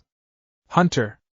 Issei grinned seeing this development. The scene changes to the underworld where Grayfia is teleported back to Surzex's castle, as she arrived at the room where her husband was working. Surzex! This is an emergency! Grayfia barged in the room as Surzex looked surprised as his wife never acted like this before. What happened, dear? Surzex asked in response as Grayfia looked visibly terrified. It's him, that monster is in Japan. Grayfia mumbled, but Surzex heard what she said. What monster? Surzex asked, confused. But the next thing Grayfia said made the usual relaxed Devil King actually look scared for his life. The supernatural bounty hunter. I don't blame them for their fear. After all, I have left quite a dent in their hearts. Hunter! Issei spoke with a grin, making some of the devils glare at him. What? Surzex exclaimed with horror, as he spoke with horror. Grayfia, please tell me this is a lie. Please tell me you are joking. And no, Surzex, I am not. Surzex fell back to his seat and spoke with horror. Surzex remembered his encounter with this Issei, knowing what exactly he had done to him. He was lucky that he was still alive even after that. This took place 3 years ago. Now we will be seeing a flashback of the fight between the two. Revan spoke as the Gremarys nodded in understanding, as they wondered how the fight really went between them. Flashback begins. In the underworld, Surzex Lucifer, formerly Gremary, was rubbing the side of his head as he just received a very concerning message. A clan head of the 7 Pillar Devils has just been assassinated. This was concerning news, as all the clan heads were heavily protected by very powerful barriers that could give a Satan-class individual a hard time breaking through. This caused a mayhem within the nobility, as with the limited information that they have. Surzex couldn't puzzle of who it possibly could be. While he was thinking to himself, Grayfia walked over and gave her husband a cup of coffee. My lord, do you wish for me to personally track this individual? We haven't found any spores of who IR could be, but we did trace some demonic energy residuals of Lord Agar's that pointed that the culprit is currently still in the underworld. Grayfia offered, as while many didn't know this, but Grayfia is an excellent hunter with a talent of tracking others. Isseiverse was horrified by this revelation, as she looked towards Revan, who responded, Yes, Hunter. Issei killed your father. He was paid 0 million to take out his life. Hunter. Issei looked towards Isseiverse, who was weeping at her father's demise. Olivian and Bafil were glaring at Issei as he spoke with a shrug. A certain faction wanted him dead, and I could care less if I killed him. He meant nothing to me, so why should I care? The audience were horrified by Hunter, Issei's actions, as he was a man that took his job very seriously, completing it to its fullest. Isseiverse then angrily shouted with a tear-filled rage. How could you be this unempathetic? He was my father. Don't you have any empathy? Hunter. Issei narrowed his gaze and spoke coldly. I lost mine a long time ago, and it was thanks to the supernatural factions. I am just a simple man making his way in a world where the supernatural or several of them will torment humans just for their amusement, and I have to work my way out in some way. This is the only way. Hunter! Issei spoke coldly, with Isseiverse weeping even more. Revan then spoke. Olivian, Befeel, calm your lady down before she does anything reckless. The two nodded in understanding, knowing how dangerous Issei was and did not want to cross him. Many knew this Issei was experimented on, and some of them felt empathy. They wouldn't blame him if he hated them. But he did not. He was just a bounty hunter, nothing more, nothing less. Serzex gave a short nod. Sure, dear. But be careful. For someone to sneak into the barriers placed around the territory and castle of Lord Agar's. It means we are facing with a dangerous opponents. Serzex accepted as Grayfia nodded in return. Very well. I'll departure this instant, my lord. Grayfia said as she left the office, leaving Serzex alone deep in his thoughts. I've a bad feeling about this, he thought to himself as he hoped his wife and queen wouldn't end up in danger or possibly death. Yeah, and this is where the nightmare begins, right?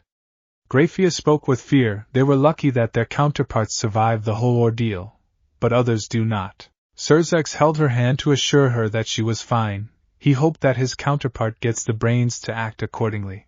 It didn't take the Queen of Annihilation a long time to track down the aura of the deceased Lord Agar's. After a while, Grayfia arrived at an old building in the middle of a ruined territory. She wore a more battle-suited attire. This is where the trail ends, Grayfia said to herself as she slowly approached the old home. She peeked through the window as she saw a young man, who looked to be in his late teens.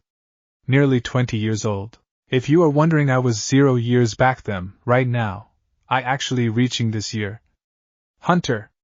Issei explained as the audience nodded in understanding, as some wondered how the fight will go. Grayfia narrowed her eyes as the young man slowly woke up and turned his head from the couch to her. Grayfia was surprised as she perfectly hid her aura and presence. She quickly jumped to action, freezing the entire building in just a few seconds. That should keep him away.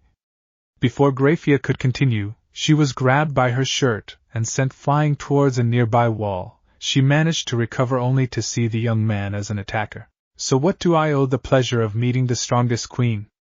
Grayfia stoned her features and demanded. Are you the one that attacked Lord Agar's? Issei only looked at her and spoke. Yes, so? Then die. Normally this is how we deal with those that kill the high-ranking members of the Devil Society. But this ends badly, right? Ingvild spoke with worry in her voice as Hunter. Issei responded. Yep, and that is how it is, and this will be Grayfia's biggest mistake. Hunter! Issei spoke while smiling towards Grayfia and Serzex, making the two shiver, as they knew how dangerous this Issei is. Grayfia summoned an ice spike at Issei, who only flipped backwards and spoke while reaching to her side. No need to die so quickly, babe. Issei punched her in the stomach, which sent her flying. Grayfia managed to recover as she thought. Such brute force. Grayfia threw an ice beam at him as Issei dashed around the battlefield with grace, avoiding each strike as he came in front of her and backflipped. He soon carried her from the back with his hands and broke her spine. Grayfia threw an ice beam at him as Issei dashed around the battlefield with grace, avoiding each strike as he came in front of her and backflipped. He soon carried her from the back with his hands and broke her spine. Grayfia did not falter despite the immense pain, as she used ice to freeze his hands. With her having a moment to recover, she used healing magic to recover her strength. As Issei broke the ice, his hands were as good as new. Not bad. Issei complimented before dashing at Grayfia again, who summoned a ton of ice spikes at all directions to disrupt Issei's path. Issei, however, wasn't phased as he tore through the ice spikes with his sword before closing the distance with Grayfia, who looked surprised as Issei sliced her across the chest, using a holy sword he had brought out. Ahab! Grayfia shouted in pain, as she used this opportunity to once again try and freeze Issei's hands, but he did not let that happen. He immediately tried to go for another strike, to take her down. Grayfia was fearful of Issei's brutal tactics as she pulled her son closer to her, making him not see this. Yasaka did the same with Kunu, knowing full well on what this Issei is capable of. Hunter! Issei watched with amusement on knowing what is going to happen. Grayfia released her aura, pushing him back, as Issei muttered, annoying. Issei muttered to himself as he headbutted Grayfia, which made her lose her grip on his wrist, which gave Issei the chance to kick her in the gut, which sent her back. Using the opening, Issei shattered the ice around his arm and sword with brute force before turning back to Grayfia, who rose back up from the ground. Grayfia glared at him before raising her aura to the max before covering her fists in ice and charging at him. Issei narrowed his gaze before swinging his sword vertically, which Grayfia dodged, but she didn't expect the sword to touch the ground and cause a shock wave that forced her in the air. Revan snapped his fingers, knowing that the experience may make some of the guests pass out, so he made it in such a way that they could feel the aura and not be that affected. They will be nothing but spectators in a fight between them. The audience, especially Nyx and Hades, were the most intrigued by this. They wondered if this Issei was up for hire. Issei saw the opportunity and jumped up in the air before following it up with a kick that sent her flying to the ground. She looked in horror as Issei fell soon. Issei followed it up with a series of punches that started to break her face as blood and teeth was sent flying with every single punch, before following it up with a very strong haymaker which destroyed her face and skull. Grayfia was passed out, with a face barely recognizable. Issei once again brought out his sword and was ready to decapitate her, killing her. Grayfia was hyperventilating seeing this happen to her. Worse, it was someone she once deemed as a little brother doing all of this. Her family was even more fearful seeing this, as Surzex prayed for her wife's safety in that world. Geez, reminds me of a certain superhero gone rogue. Azazel muttered as Revan smiled, knowing who exactly he was talking about. However, a sphere of destructive energy was sent towards him, causing him to flip and evade the attack. He looked at the attacker, and it was Surzex, as he crouched to his passed-out wife, horrified to see her state. He removed a phoenix tear and poured it on her. Grayfia felt relieved that Surzex's counterpart saved her counterpart as well. She hated the fact that Issei was the one who brought her to this state. Fear and sadness were present in her looks. She still did not let Milika see her state for obvious reasons. Issei looked at the scene with a grin as he commented, "How romantic." Issei placed the sword he was wielding on his shoulder. Surzex angrily got up and glared at him with anger and hatred. "You dared attack my wife. She is the one who attacked me first. Did you ask her why?" "Oh wait, no, 'cause you are arrogant." Surzex glared at him while releasing another sphere, as Issei narrowed his gaze before grinning. "But worry not, I will do something worse to you than what I did to her." Issei dashed towards him. Surzex was surprised by his speed but narrowly dodged a slash at his neck, but did receive a small cut on it. The Devil King immediately released a giant wave of destructive energy that destroyed the nearby buildings, but Issei managed to dodge last second before jumping around Surzex at such a speed that even he couldn't keep up with his eyes. Those that knew the monster that was known as Surzex were surprised to see Issei being able to fight up to this level. Even Surzex himself was surprised. He was really powerful. So much so that he wondered what else this Issei was capable of. So fast. Surzex thought before deciding to release the other wave of destructive energy that eliminated any spot that Issei could jump or hide in. The entire field was flat as Surzex looked around but didn't find any trace of Issei. Just as he was able to breathe a sigh of relief, a massive cut, he sensed Issei coming in with a different sword, which was Ragnarok. As Surzex released another orb of destructive energy but was shocked when the sword sliced through the orb like nothing, which caused it to explode. Surzex was blinded by the explosion, which gave Issei the opening to summon a third different sword that carried the holy element. Surzex was blinded by the explosion, which gave Issei the opening to summon a third different sword that carried the holy element. He used it to pierce him straight through the gut. Arf! Surzex let out a massive scream of pain as he felt the holy element making his body burn from the inside out. Surzex was stunned seeing how effective Issei was with his attacks. Not many can land a hit on him. He knew that Issei was stronger than what many seemed. He was able to do this to the strongest queen, which meant he was far stronger than what he seemed. "No way." Rhea spoke in disbelief seeing how strong Issei is, as she exclaimed, "Nobody can defeat Oni-sama. There is no way." "Believe it, Kool-Aid Princess. That is what you are seeing, and you will see what happens next. The fight is far from done." "Hunter," Issei responded, as those that have seen what else Surzex is capable of. Even Surzex nodded, knowing what else he is capable of. There is a reason he is in the top 0 strongest beings list. Rias shuddered, wondering if there are more Isseis like this, otherwise she is done for. While the sword was noted by the angel faction, as Michael asked, Hunter, the sword, what exactly it is? I have never heard of it. Hunter. Issei looked at him for a moment, before responding, it is Ragnarok, one of the strongest holy weapons I have in my arsenal. It allows me to slay a creature of darkness, which are vampires, devils and even yokais as well. The 3 races did not deny this, as holy weapons can harm them. Some hope that he does not become their enemy, which was especially true for Yasaka and Kunu. Michael nodded at the answer, as the angel faction couldn't deny the fact, as holy weapons were known to damage those races. Stomping his foot on his head to silence him, Issei pulled the sword out before storing it away. How disappointing, Issei said to himself before turning around and walking away. Killing you right now will cause me more trouble down the line. Take this as a lesson, you arrogant shitface. Surzex looked down while he was thinking, am I arrogant? Grayfia kept her hand on him, despite the fact that even she was fearful of this iteration of Issei. She knew he was not to be messed around, no matter what happens. With that, Issei was about to leave, but when he took a couple of steps he sensed something off and turned around as a massive shock wave erupted which sended Issei a bit back. Issei looked in front of him and saw Surzex floating in the air with his aura flaring to the highest. His body wasn't visible anymore, as what Issei could make out that it was the power of destruction in human shape. You will end here. Surzek's voice sounded demonic as he turned to Issei before firing a beam of destructive energy that Issei was forced to dodge. A giant explosion erupted behind him as Issei glanced behind him before giving a small whistle. Surzex was worried.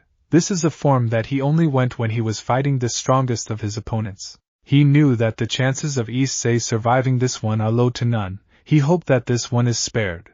But knowing what he did to his wife, the chances are very, very low. Hades gritted his teeth remembering his fight with him. Although he was never beaten, the fact that a devil could reach this level angered and feared him. However, he wants to believe that things would become better in the future. Persephone took a glance at him and sighed, knowing this to be true. He was not a fan of devils, even before her death, but tolerated them to some extent. She wondered if his hatred will go, and she hoped it does. Not half bad. But still, it won't be enough to defeat me, Issei declared before taking out his holy sword and blitzing him again. However, the moment Issei's sword came into contact with Surzek's aura, Issei couldn't contact his sword as the aura was repelling him back. Oh, that's no good. Issei spoke with a worry as Surzek saw this opportunity, and decided to destroy him with nothing left. You're finished. Surzek roared before creating a small sphere and bringing at Issei, who felt that it was dangerous, and quickly jumped back to dodge it. Quickly thinking, Issei summoned a small dagger-like weapon and stabbed the sphere that was heading its way. No way, no one can cancel the ruin of extinction, Surzek exclaimed with shock, as the attack was known to slay many people. As Hunter, Issei explained, the one I used was the strongest of my treasures, and my most valuable, empty blade of nothingness. Weapon is the empty blade of nothingness, which has the ability to disrupt and seal away any kind of supernatural enemy when stabbed by it. Even ultimate-level gods will lose their divinity the moment their skin touches the blade. Surzek nodded in understanding, knowing if he can do that to god-class beings, then he can easily do that to even his stronger form. Man, how did you even get this? Hunter. Issei looked at Biko as he spoke with a shrug. I was able to do so, alone, had to deal with a certain primordial to gain the blade, but I did it. Nyx's eyes perked when a primordial was mentioned. She hoped that it was not true. This caused Surzek to be surprised by this. As he responded, he cancelled my ruin the extinct? Impossible. Surzek thought, baffled, as Issei just chuckled. Time to bring out the big guns, Issei stated before taking out a black chain and connecting one of the ends with the dagger. I can't come close or else I'll risk getting destroyed. I can't risk knowing my regeneration can keep up with the attack.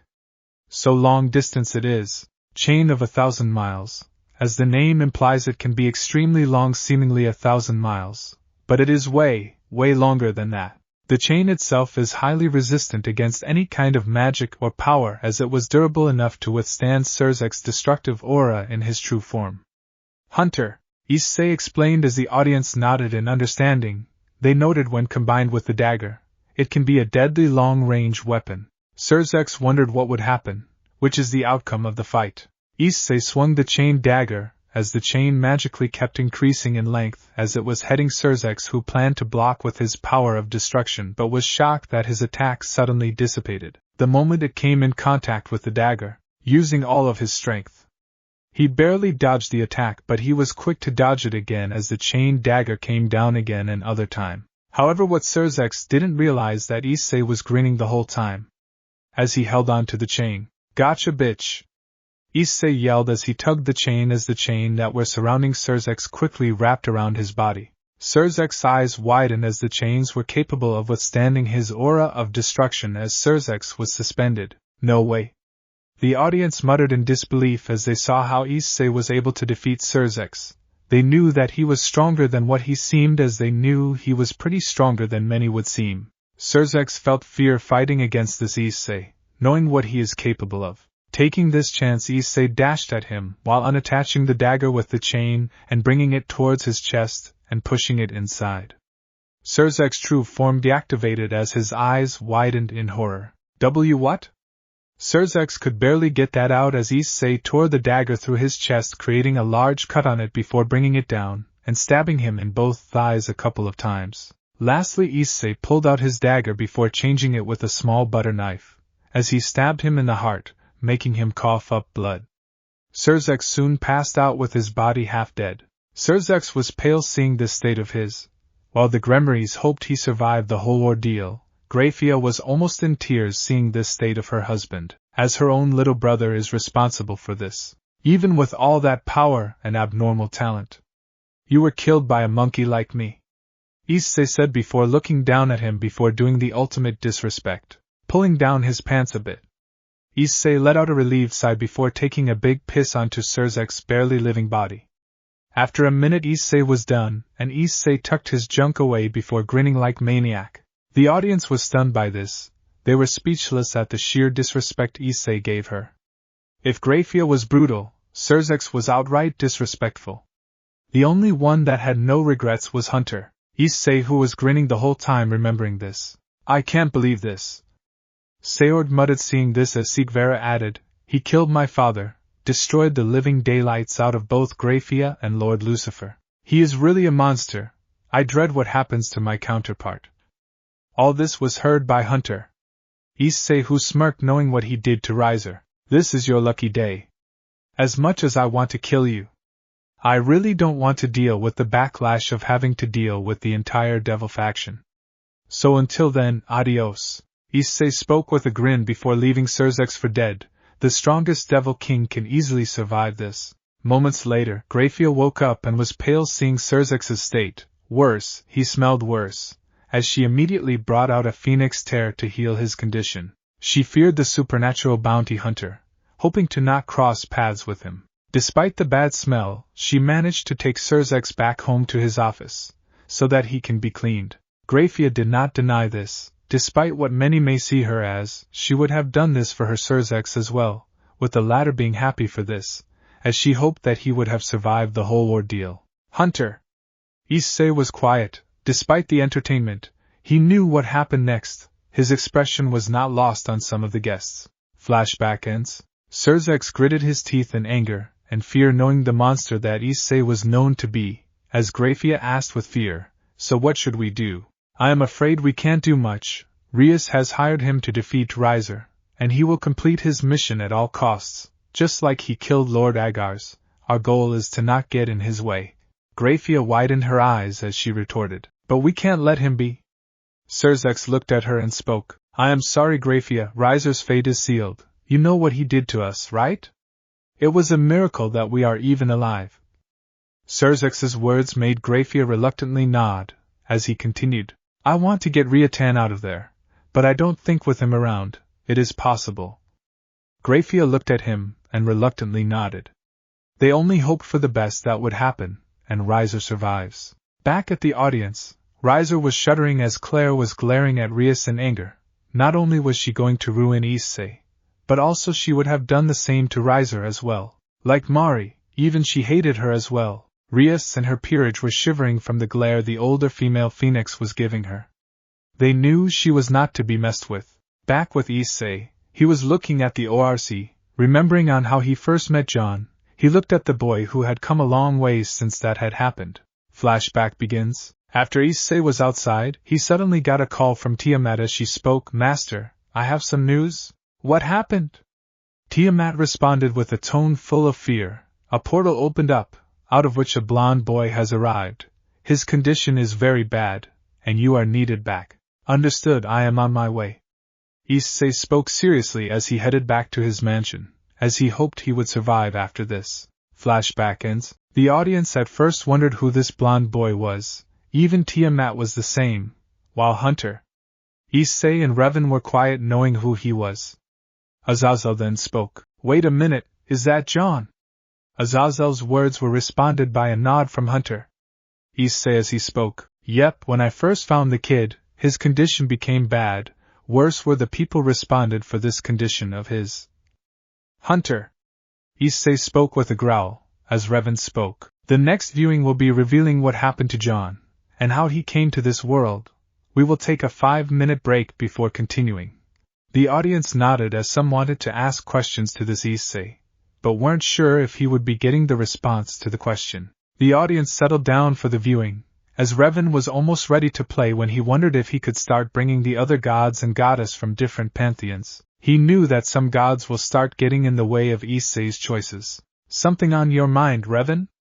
The one who asked was Mari. As he spoke, nothing much, was just thinking about bringing some other gods. Many of the guests became worried knowing full well some of the gods' arrogance and attitude, and seeing how a mere human for Hunter, Issei, and former human for Concept, Issei can cause problems. The others were also a bit concerned, while those that truly cared for Issei were scared on what may happen to Issei, since he does not wish to work with the factions, due to his experiences. Even Revan knew when some of the gods come, things will become intense. He gave a glance towards Ophis and Lilith who nodded. They will be ready if the gods try any funny business. Even Hunter. Issei knew that some of the gods will be nothing but a headache. He was happy that Zalgo, or Concept, were not here, since they were training the Issei of this universe, along with Arcadia. Issei, and God forbid if she was here, she has no tolerance to anyone that threatens her or her loved ones. Are you sure, Revan? They might cause problems. Revan looked at Surzex who asked, as he responded, if they do, I already have some people ready to deal with them. You need not worry about that. Surzex nodded.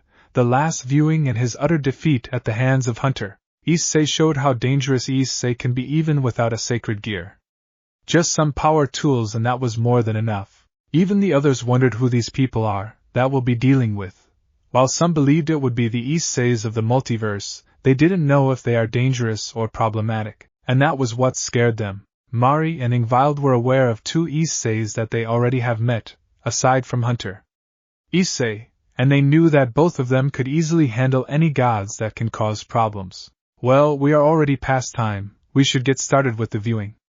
Revan spoke, as both him and Hunter, Issei knew that Riser and his siblings won't be liking this one, since this was due to what happens in the story to both of them. Riser shuddered, knowing exactly what was going to happen, while his peerage, Harem, was calming him down. Claire and Ravel were equally concerned knowing that Hunter, Issei was not the type to back down from a bounty, and hoped that Riser survives the whole ordeal. The scene changes to John having a cup of coffee at 7 in the morning. He sighed knowing full well this was how his life became. Long before he met Issei and Tiamat, along with the rest of her company, he vividly remembered on what had happened to him before he accidentally stumbled in this world, via a wormhole. It's been years since I came here. John mused as he took a sip of coffee, as he knew on how strong he had become thanks to being trained by monsters like Issei and Tiamat, and later Ingvild as well. Hunter.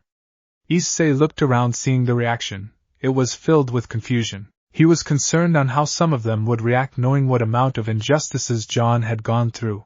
As some of them looked at him, Claire then asked, so you have an idea what happened to him? Hunter. Issei nodded in agreement, as he responded, you bet, and trust me, it ain't going to be pretty. Just how bad was it? Yasaka asked, To which Hunter Issei responded, "You have no idea, just watch." Revan's words made the others wonder what was happening to John, and how did he come here. Flashback starts. Before meeting Issei and Tiamat, John was once a student of the Beacon Academy. He was a bright child, although ever since his transcripts were revealed by a certain bully known as Carden Winchester, everyone turned their backs on him, his friends, family, you name it. While the Beacon students wanted to suffer him, hurting him past his aura, and even despite the protection from professors and the headmaster Ashpin himself, no one could completely stop the torment that had happened to John. His partner Piranikos, who he had trusted, exposed his transcripts to her team and her sister team, Team RWBY, causing them to hate him, and when Carden did eventually expose him after saving him from the Ursa Major in the Forever Falls, he exposed his transcripts and things only worsened. His family disowned him without hesitation, leaving him to rot. Only a select few were there to support and be there for him, the professors being one of them. He was often seen limping whenever he walked out from combat class, or almost anywhere in the hall. The audience witnessed what the blonde went through. Many were horrified and angered.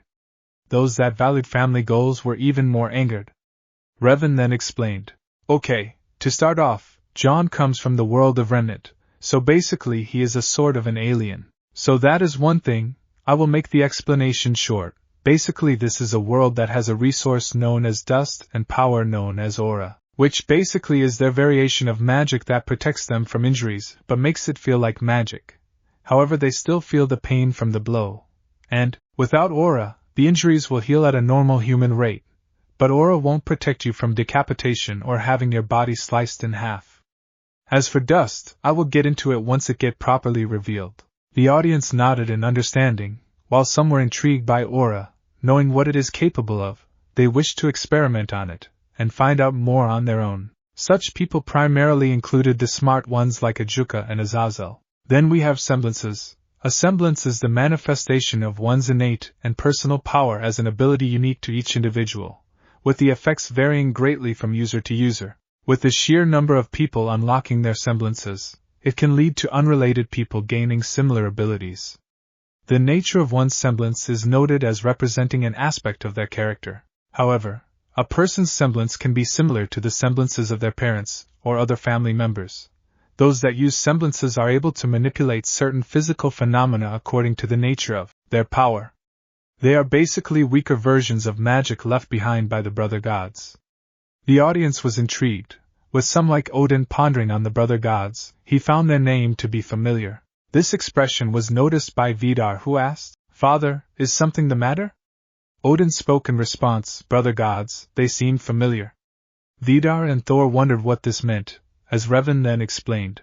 And now we get to the meat of the stuff. Teams RWBY and Team JNPR, they both were teams that were in Remnant, and they wanted to fight against creatures of darkness known as Grimm, and to defeat them. They were training to become huntsmen and huntresses, said people that will protect the world from Grimm. As for John, he was formerly a part of Team JNPR, however as tragedy struck, his transcripts were revealed and his miseries began. The audience started to feel bad for what John went through, as Hunter Issei continued. I met the kid when he was at his lowest, turns out his own family hated him for mere papers. Hunter Issei spoke, as he continued worse, when he first came here, he was tattered and injured, beaten closely to death. I didn't know why.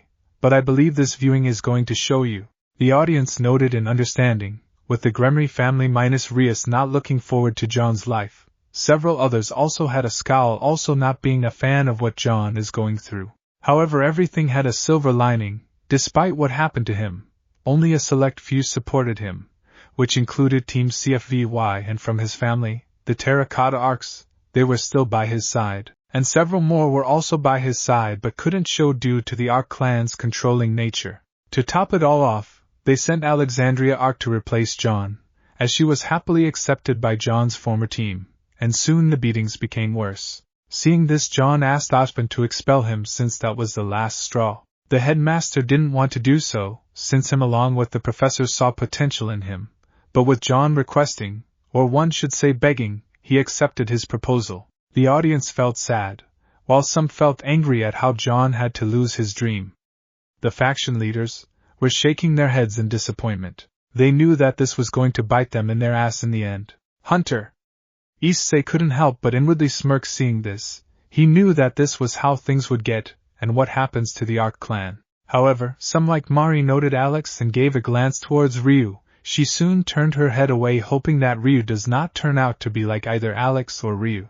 John was walking towards the terracotta residence, telling them of their latest news. However, just as he was about to head off, a wrecking ball tackled him, sending him flying to the tree. He coughed up blood as he looked at his attacker. It was none other than Baldoria's Fangini Arc. He is a tall man who has slightly long, messy brown hair. He wears the standard Kronos uniform, a black suit with a purple dress shirt and a black and yellow tie. Who the hell is this average-looking guy? Biko spoke mockingly, to which Valerie added, true, and honestly, he seems kind of pathetic. Revan paused the viewing, knowing what will happen. Not only that, I sense something off with him, like he is extremely evil. Nyx spoke with a confused tone, as Ingvild glared at her before turning her gaze for her hypocritical tone. That's because he is. His name is Baldoria's Fangini Arc. He is one of John's uncles. The audience minus Hunter. Issei was surprised by this, as Mari asked, wait, if he is his uncle, then why did he attack him? It was because he wants him dead. The audience looked to Hunter. Issei was shocked in their eyes as Claire asked, what do you mean, want him dead? It means they want him killed. Unlike most of the clan that does not want him dead, for now. This one hated John for disgracing the Arc clan, and he wanted him dead. I won't explain much of the Kronos until a later viewing, but all you can know is that they are the most powerful huntsman guild in all of Remnant, so Baldur wanted to remove the stain of a weakling that hails from the legacy once and for all. That is how things became like this. Revan explained, as Hunter.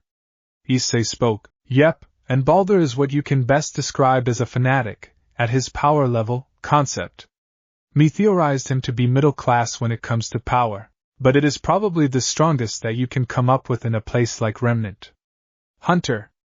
Issei spoke, as he thought, unless you consider those two remnants. The audience were angered by this. Even Hades and Nyx were angered by how John was treated, with Surzex asking, may I know what kind of a family this Arc family is? They were one of the oldest families that exist in Remnant.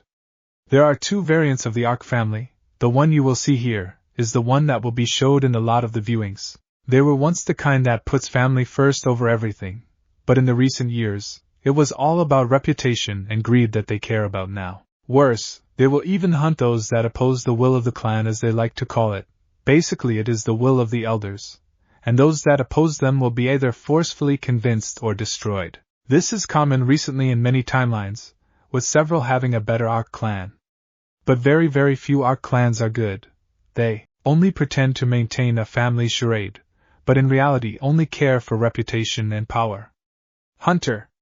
Issei then added, they are arrogant and condescending due to their semblances they have and their weapons, which will be shown in the viewing. This is just one of them, and their best feat is them destroying an entire kingdom with their weapons and semblances combined. They control the weak in this timeline along with several others with an iron fist, and they hate it when someone does not obey them.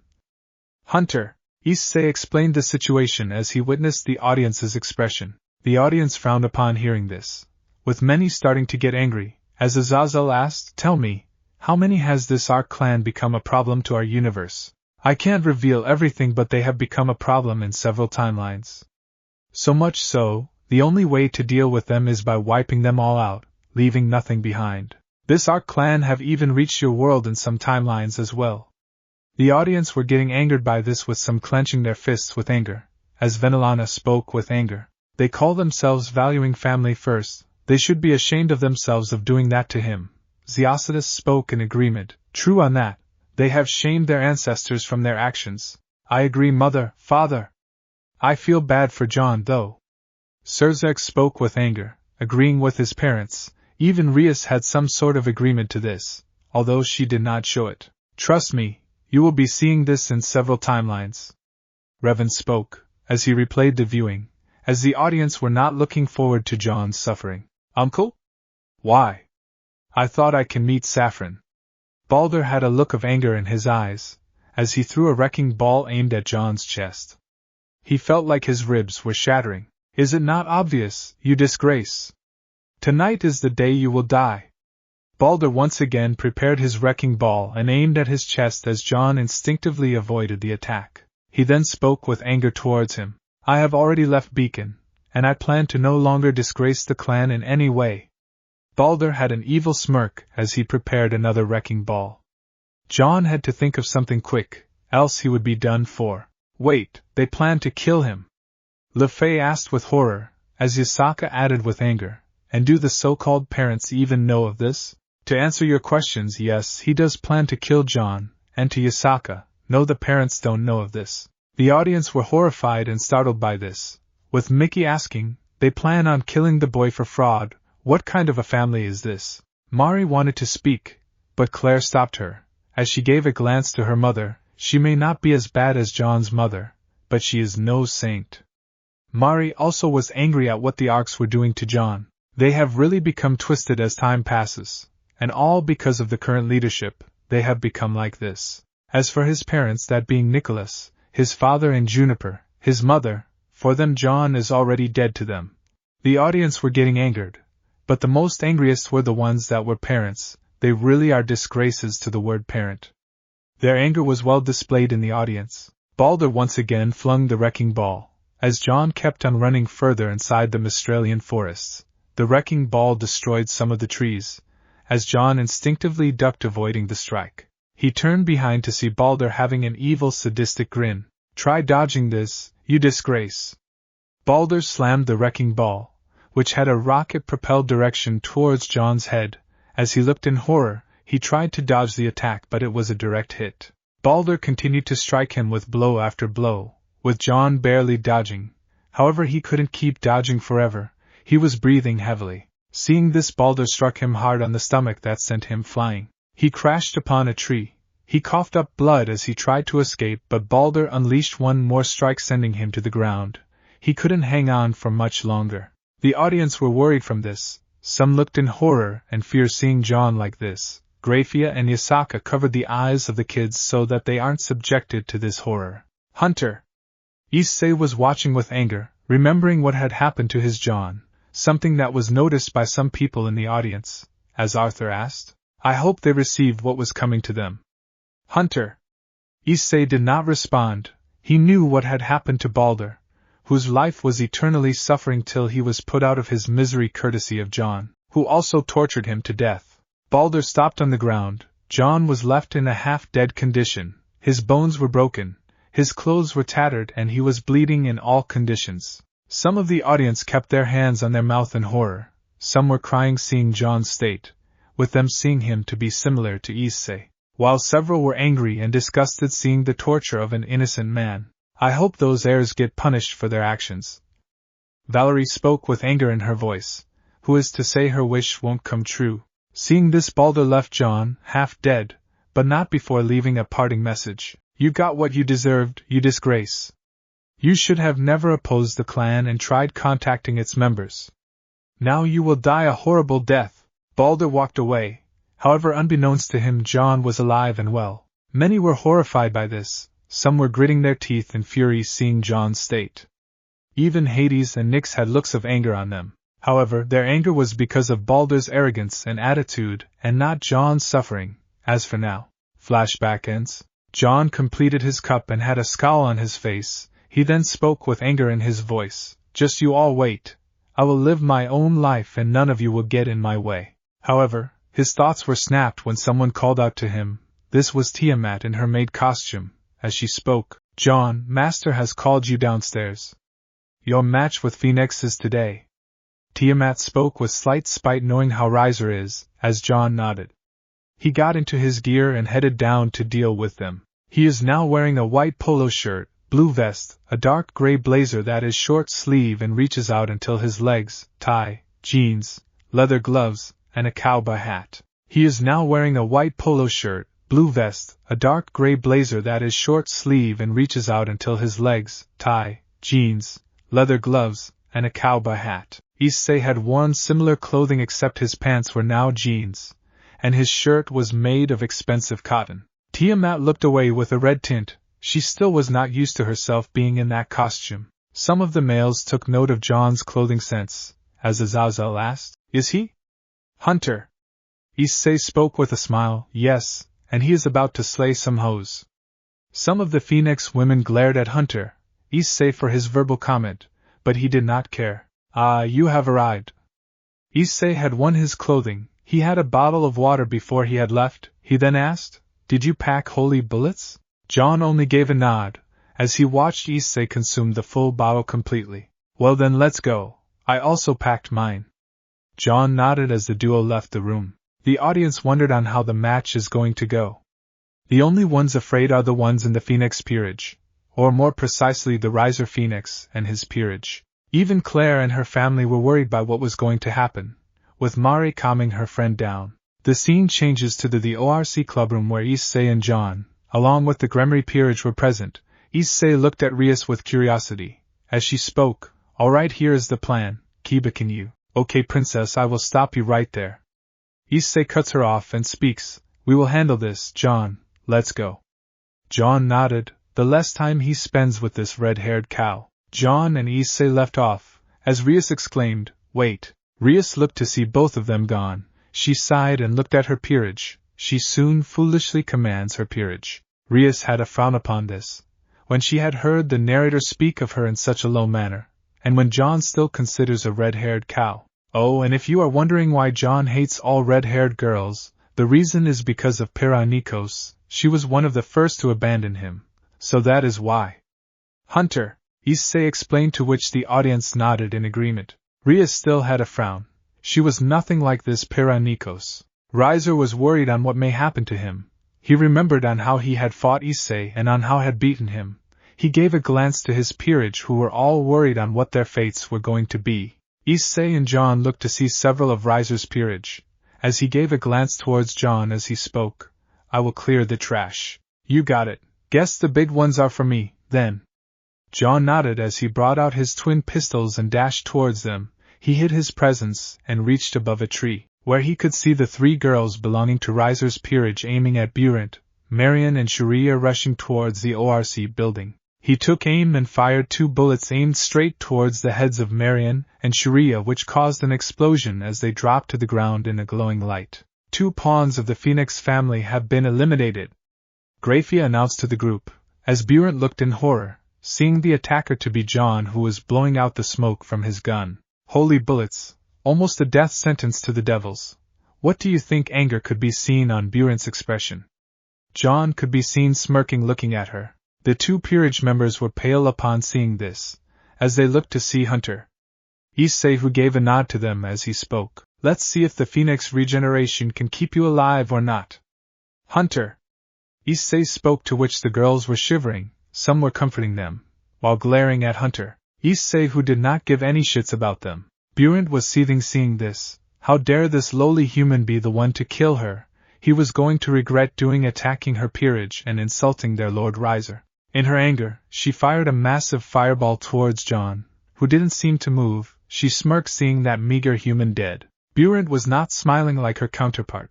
She knew that someone trained by a human that can slay gods is not someone you want to cross. Yar, days. John could be seen on a different tree with a smirk. As before Burent could react, he had grabbed her hand and used his leg to push her in a manner such that her face was on the ground. Just cause you are a devil, you look down on someone who can clear you down because he is a lowly human.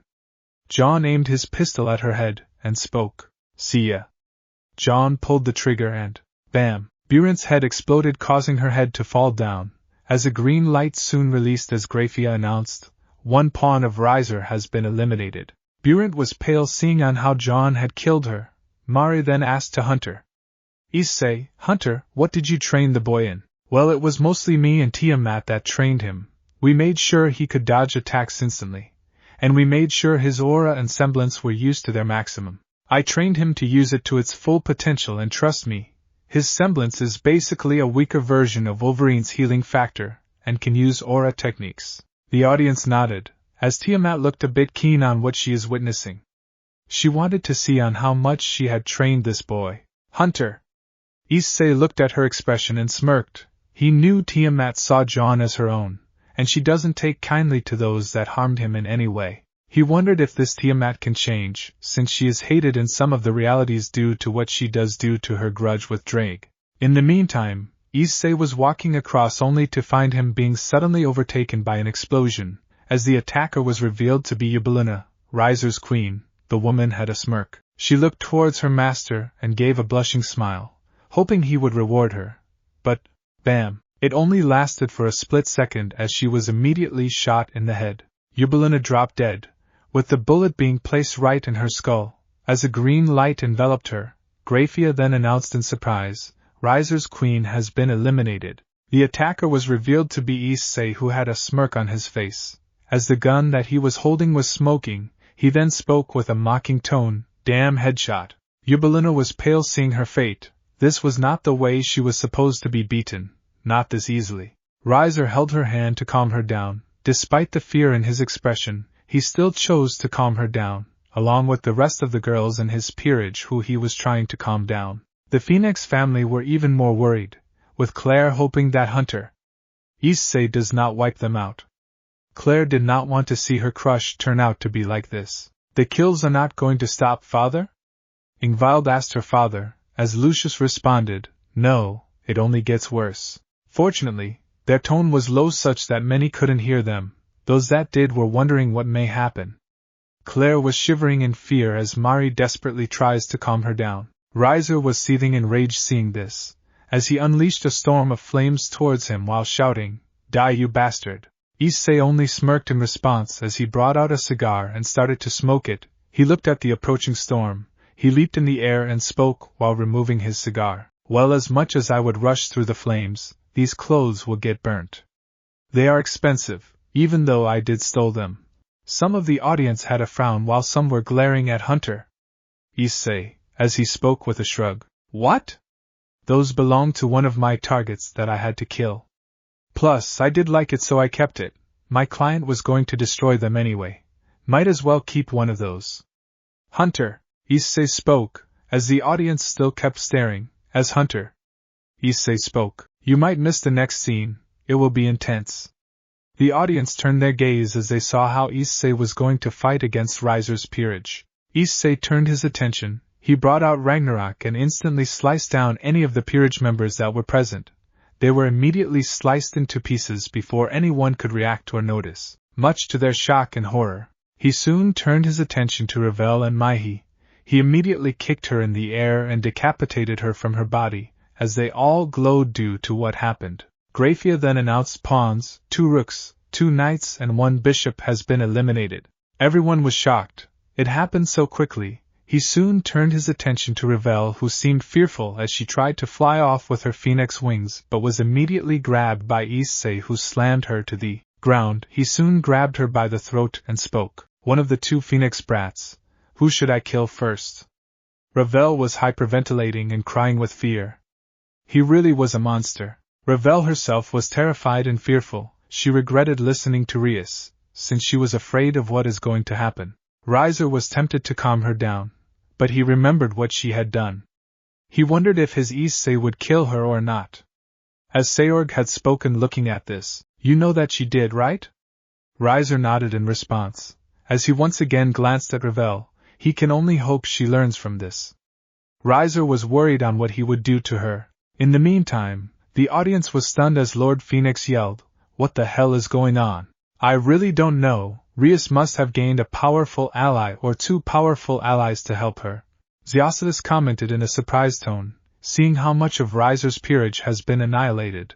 As Venelana noted in response, "True, and both of them are human, and they are slaughtering devils like it is nothing."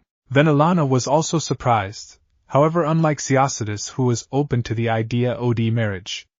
Venelana was against, so she was a bit happy that Rias was winning. Venelana was surprised by her counterpart's actions. While she supported Rias's marriage with Riser, her counterpart did not. Revan looked at this and spoke while pausing the viewing. "Yes, Venelana, in some timelines there are minor and major differences. This is one of the minor difference. In one timeline, you are against Rias's marriage, in a different one you are in for the marriage." Venelana nodded in understanding as Ajuka asked, "Then what is the major?" Revan then spoke in response, "Issei not being a pervert, being hyper-intelligent and being hateful and aggressive due to being deceived, basically his concept counterpart, is an example. The audience gulped at this. They remember on how Lavinia's fate was when she fought against Issei. Ajuka nodded in understanding, despite being fearful of this. Now, irrespective of the changes, different changes leads to different results, separating different timelines and universes. Revan generated a webbing that had multiple parts. Many were surprised by what is happening. As he spoke, I will get to the explanation at a later time. Let us watch the viewing. We only have one more part after this, the season finale. The audience nodded in understanding. They all were interested in the webbing that he had generated. However, they were wondering on how this would change. In another room, Grayfia was watching the fight with fear in her face, while the other Satans were watching with worry, watching the onslaught. So that's the legendary supernatural bounty hunter, huh? Ajuka asked as Surzex nodded. He remembered the brutal beatdown at Issei's hands, with the disrespect that came to him. He will never forget that. Hunter!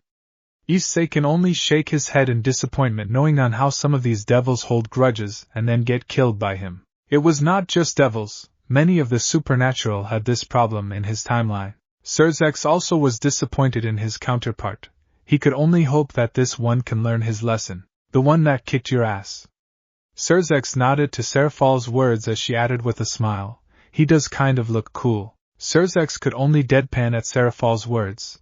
As Grayfia could only look at her in disbelief, she remembered on how the man threatened not only her son, but also killed Lord Agars and dared her to do anything about it. Some of the devils looked towards Serafal with utter disbelief, who only shrugged in response. As she spoke, I agree with my counterpart. You're kidding, right? Grayfia muttered in horror as Surzex calmed her down. Surzex could only sigh at Serafal's action. Milikas also seemed worried on what is going on in the screening, and his mother's fearful expression. Sigvera was looking down in sadness, while Olivian and Bafil calmed her down. Hunter! Issei smirked in happiness, hearing Serafal's comment about him. He always wondered what the other Satans saw him to be. Except for Siskan over there, all others seemed good. So what should we do? Surzex was hoping the other Satans would agree to capture him out of fear. As Ajuka spoke, do nothing but observe. He isn't after us or the rulers of Ko, so someone else in Ko must be his target. If we intervene, we might draw out his ire and he'll target us. Surzex nodded, albeit he had terror on his face. He then spoke with fear. I don't feel safe with that monster, especially when they are near Rias or Sona. He clenched his hands into a fist. He wished to deal with Issei, but he was terrified that he may not remain alive. Glad I made an impression, Serkant. Surzex glanced towards Hunter.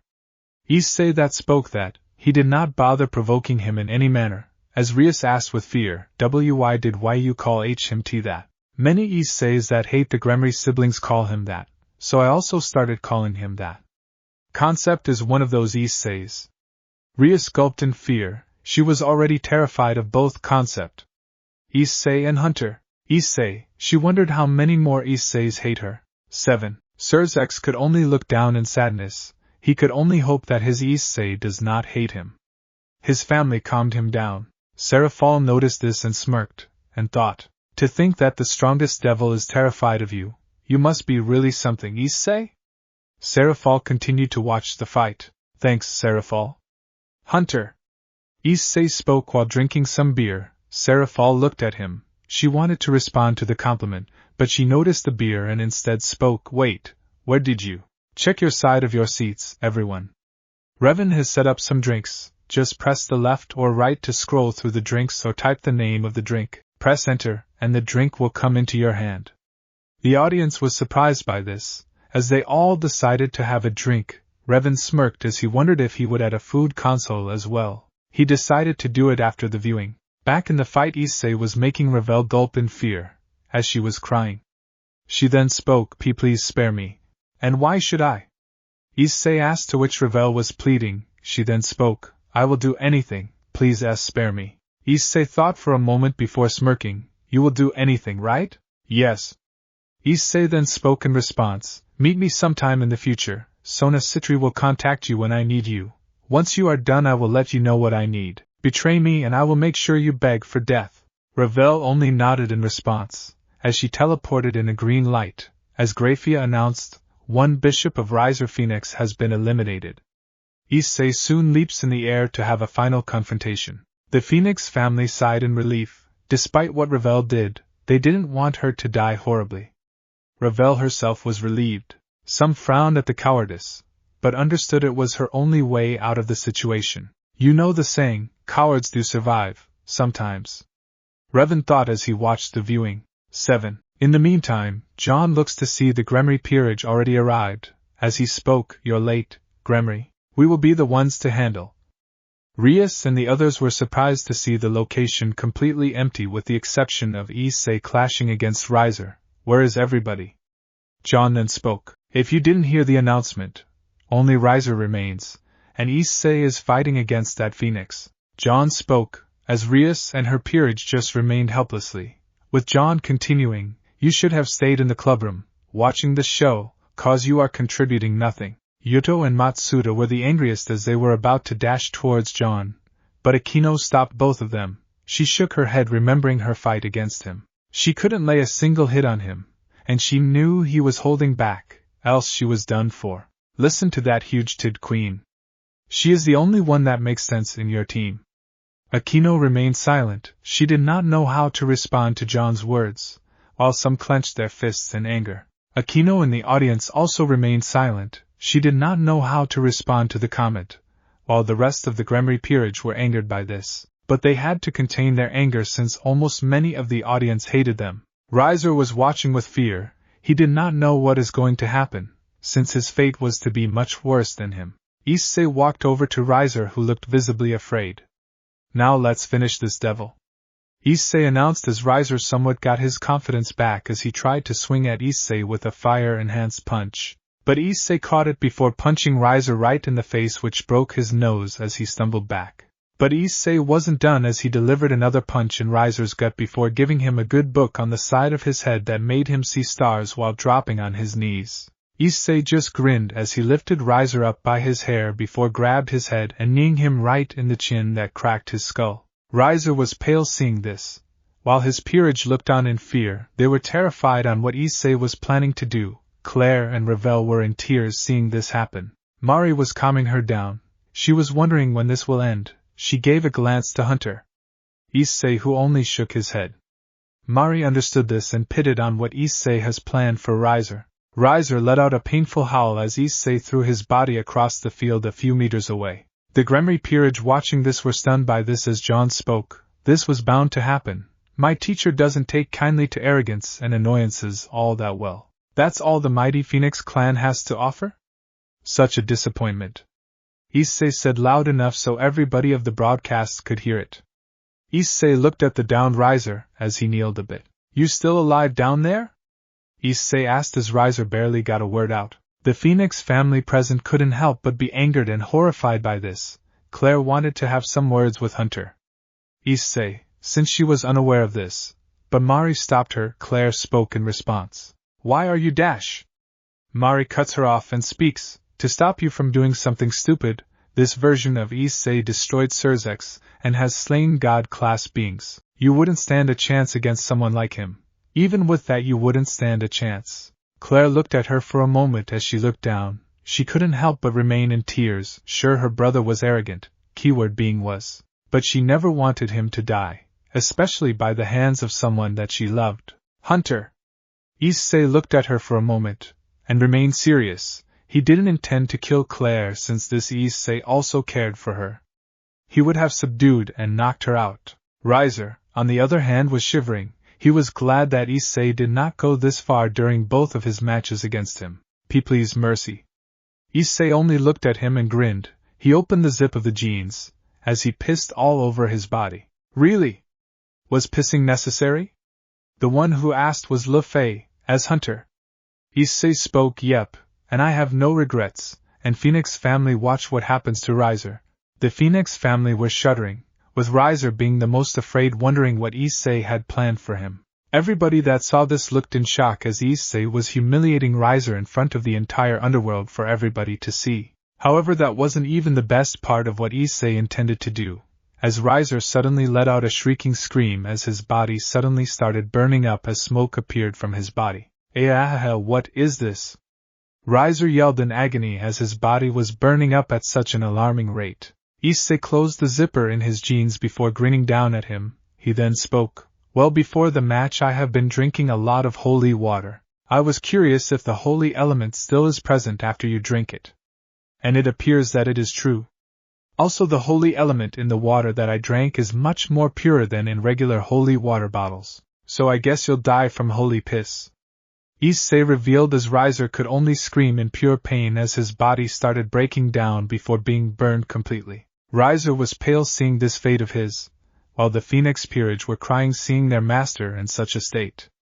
Claire herself was crying seeing this, as Mari and the others calmed her down. Claire looked towards Rias with rage in her eyes. She was about to lunge towards Rias, who was looking towards her in fear. She wanted to generate a barrier, making her even more terrified. Claire summoned flames in her hands as she shouted, Gremory! Claire was about to reach Rias, but Revan stopped her and spoke while dispelling the flames.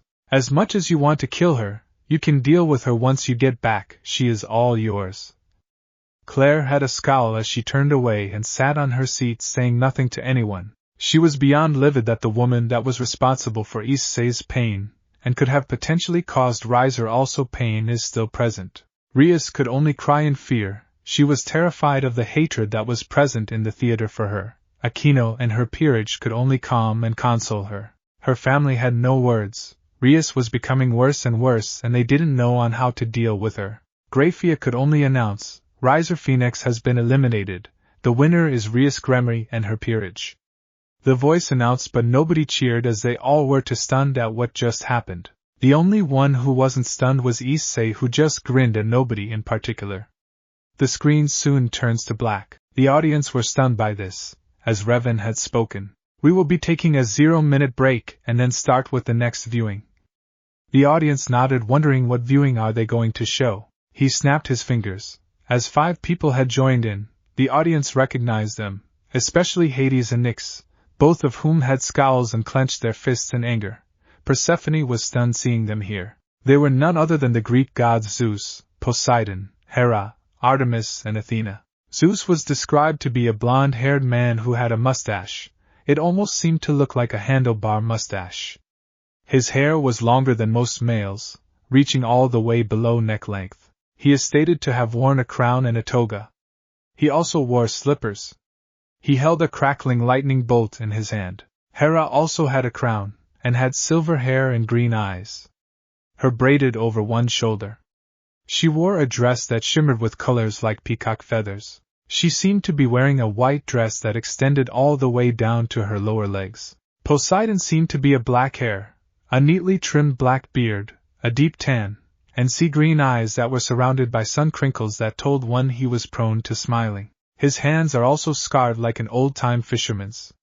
When casual, he wore Birkenstocks, khaki Bermuda shorts, a Tommy Bahama shirt with coconuts and parrots all over it, and a cap decorated with fishing lures which says Neptune's lucky fishing hat. Athena was a beautiful young woman that had purple hair and light green eyes. She seemed to be wearing a traditional Greek attire that seemed to be a fully dressed robe. However, they were decorated with gold ornaments, that had one worn on her chest. She also wore a necklace and 2 earrings on each ear. She held a scepter staff in her hands, which circular at the top made of gold. Artemis was also a beautiful young woman with round blue eyes and long white hair, with the bottom of her hair attaches to a large circular ornament. She wears long white dress with red tip at the bottom, a silver necklace, and a pair of sandals. Like her origin, Artemis wielded large bow which is capable of firing arrows made of pure energy as a weapon. The Greek gods wondered where they were right now, as Revan floated towards them and spoke, Greetings Greek gods, I was the one that brought you here.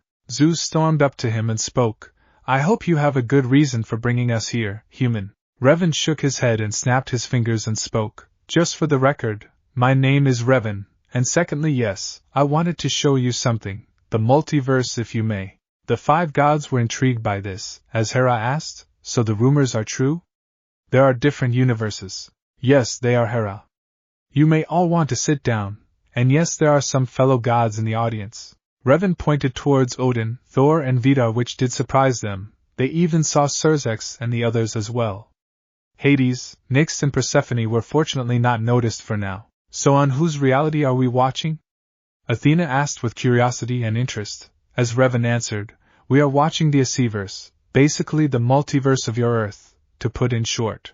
Artemis had a frown. She was not a fan of men in any way, as she muttered, that damned man thing. Athena noticed this and spoke. Artemis. Athena could only hope that Artemis would change. She feared that if she continued this attitude of hers something horrible may happen. Anyways, we want to ask, where is the pillar anyway? I see his group of gals, but he is nowhere to be seen. Poseidon asked, to which Revan snapped his fingers and memories were inserted. He had fortunately sealed their powers without them knowing, so that this problem bunch wouldn't cause any problems. The Greek gods looked towards the girls and those that supported the infidelity that had happened. I see. Poseidon responded. As he responded, don't come crying when he does live a happy life. Correct, none of you have the right to go near him. But on a serious note, had you girls broken up or in Irina and Ravel's case spoke to him about his perversion, we wouldn't be in this situation to begin with. Artemis remained silent. She frowned upon the girls' actions. We can only hope he works with us. Hera spoke as Zeus added, we can only hope. He did not take infidelity well. Hera nodded. She wondered if the viewing will change Zeus's nature. She could only hope for the best. The viewing changes several weeks later. Issei's actions did cause a turmoil in the underworld, especially with what he had done to Riser, but Seraphol spoke to them, along with the 4 Satans, to not provoke him. The elders were angry, but Ajuka pointed out on what happened years ago to Lord Agars and later to Surzix and Grayfia, which made them all quieten up. All in all, they relented and hated Issei, but they couldn't do anything about it. Old hags, they never change. Hunter!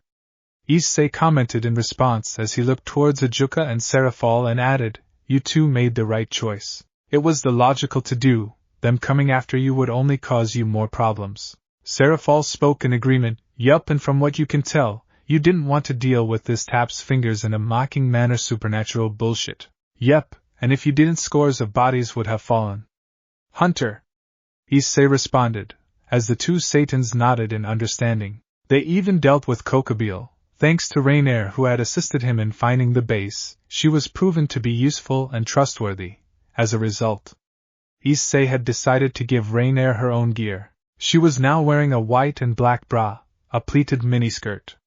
She also had a top that she wore instead of a thong, and had worn black leggings and black heels. She also wore black gloves and black elbow guards that allowed she wielded a giant spear which can throw and return back to her anytime. I really don't get it. Why did you make me wear this clothing? Rainier asked, to which Issei responded, this is because you will need for your upcoming expeditions. You will be taking your own bounty hunting tasks. That is Wise as trained you, remember. Despite being expelled from Grigori, I made sure that you would be ready when you are tasked with the bounty hunting. Even Ingvild and Tiamat have their own gear. Tiamat and Ingvild nodded in agreement. Despite the maid costumes they were in, each of the girls had their own gear. Even John had his own gear. Rainier looked at her new clothing in surprise. She did not say much in the last viewing, but she was intrigued by what she was wearing, as she asked Hunter. Issei, Hunter. Yes, Rainier. While I oversaw your training whenever I could, I noticed you rely too much on your magic. All you do is generate light weapons and attack your target. So that is why I asked from a certain contact to generate a throwable spear that can return to you upon command. It is based on technology, so you can still fight even when you don't have your magic with you. Rainier noted this down, as she knew that she was powerless without her fallen magic. She wondered if she would ever learn to fight like her counterpart. Mari was also concerned. She could only hope that the person that caused Issei so much pain would leave him alone. Otherwise she fears that once again she would hurt her brother. Tiamat and Ingvild were curious on their gear, the former being more so, as long as she got out of her maid costume. Additionally, the audience were surprised by Kokobil's fall. Then again, Rainier working with them did allow them to defeat the fallen angel much quicker. Soon enough, someone teleported inside the room. It seemed to be an ancient Greek with the symbol, and soon enough the appearance of a tall skeleton dressed in attire worn by high priests gives off a creepy aura. Despite having no eyes, his eye sockets can glow to give the appearance of eyes. This was Hades, the god of the death. Ah, the god of the death, what can I do for you? Issei asked, to which Hades responded, I am going to need someone to be eliminated, and not just one person, but her entire squad. Eliminated? Issei asked with a surprising tone, as he smirked. Now, who does one of the top 0 require me to eliminate? Hades took a deep breath. As Tiamat approached towards Hades providing a glass of water, the underworld god looked around to see that a crow and a bat had joined the group, but he kept to himself so as to not provoke him in any way. Ingvild and Rainer frowned at Hades' racist views towards devils and fallen angels. However, they kept quiet, knowing full well that they stood no chance against him in any way. Persephone only shook her head and sighed, knowing how much Hades has changed. She gave a glance to Hades, wondering whether he would have a change of heart. She had witnessed signs of his old self appearing. Maybe more of the concept viewing will do change his heart. Nyx looked at Hades, wondering what his current intentions are. In the meantime, the Greek gods were having their own thoughts on the matter. Guess brother is up to his shenanigans again. Zeus spoke with a bit of a mocking tone, as Poseidon added, I agree, and we have to clean up his mess, like we always do. Well, I probably will have to cancel going to the bar this evening with my wife Amphitrite, due to the paperwork like I have been doing for the past few months. Hera also added, you should probably put a leash on your brother, he needs to be kept an eye on, he will only cause problems. Hera added to Zeus, who nodded. Artemis and Athena remained quiet, having their own thoughts upon this. I wonder who Hades wants to eliminate now.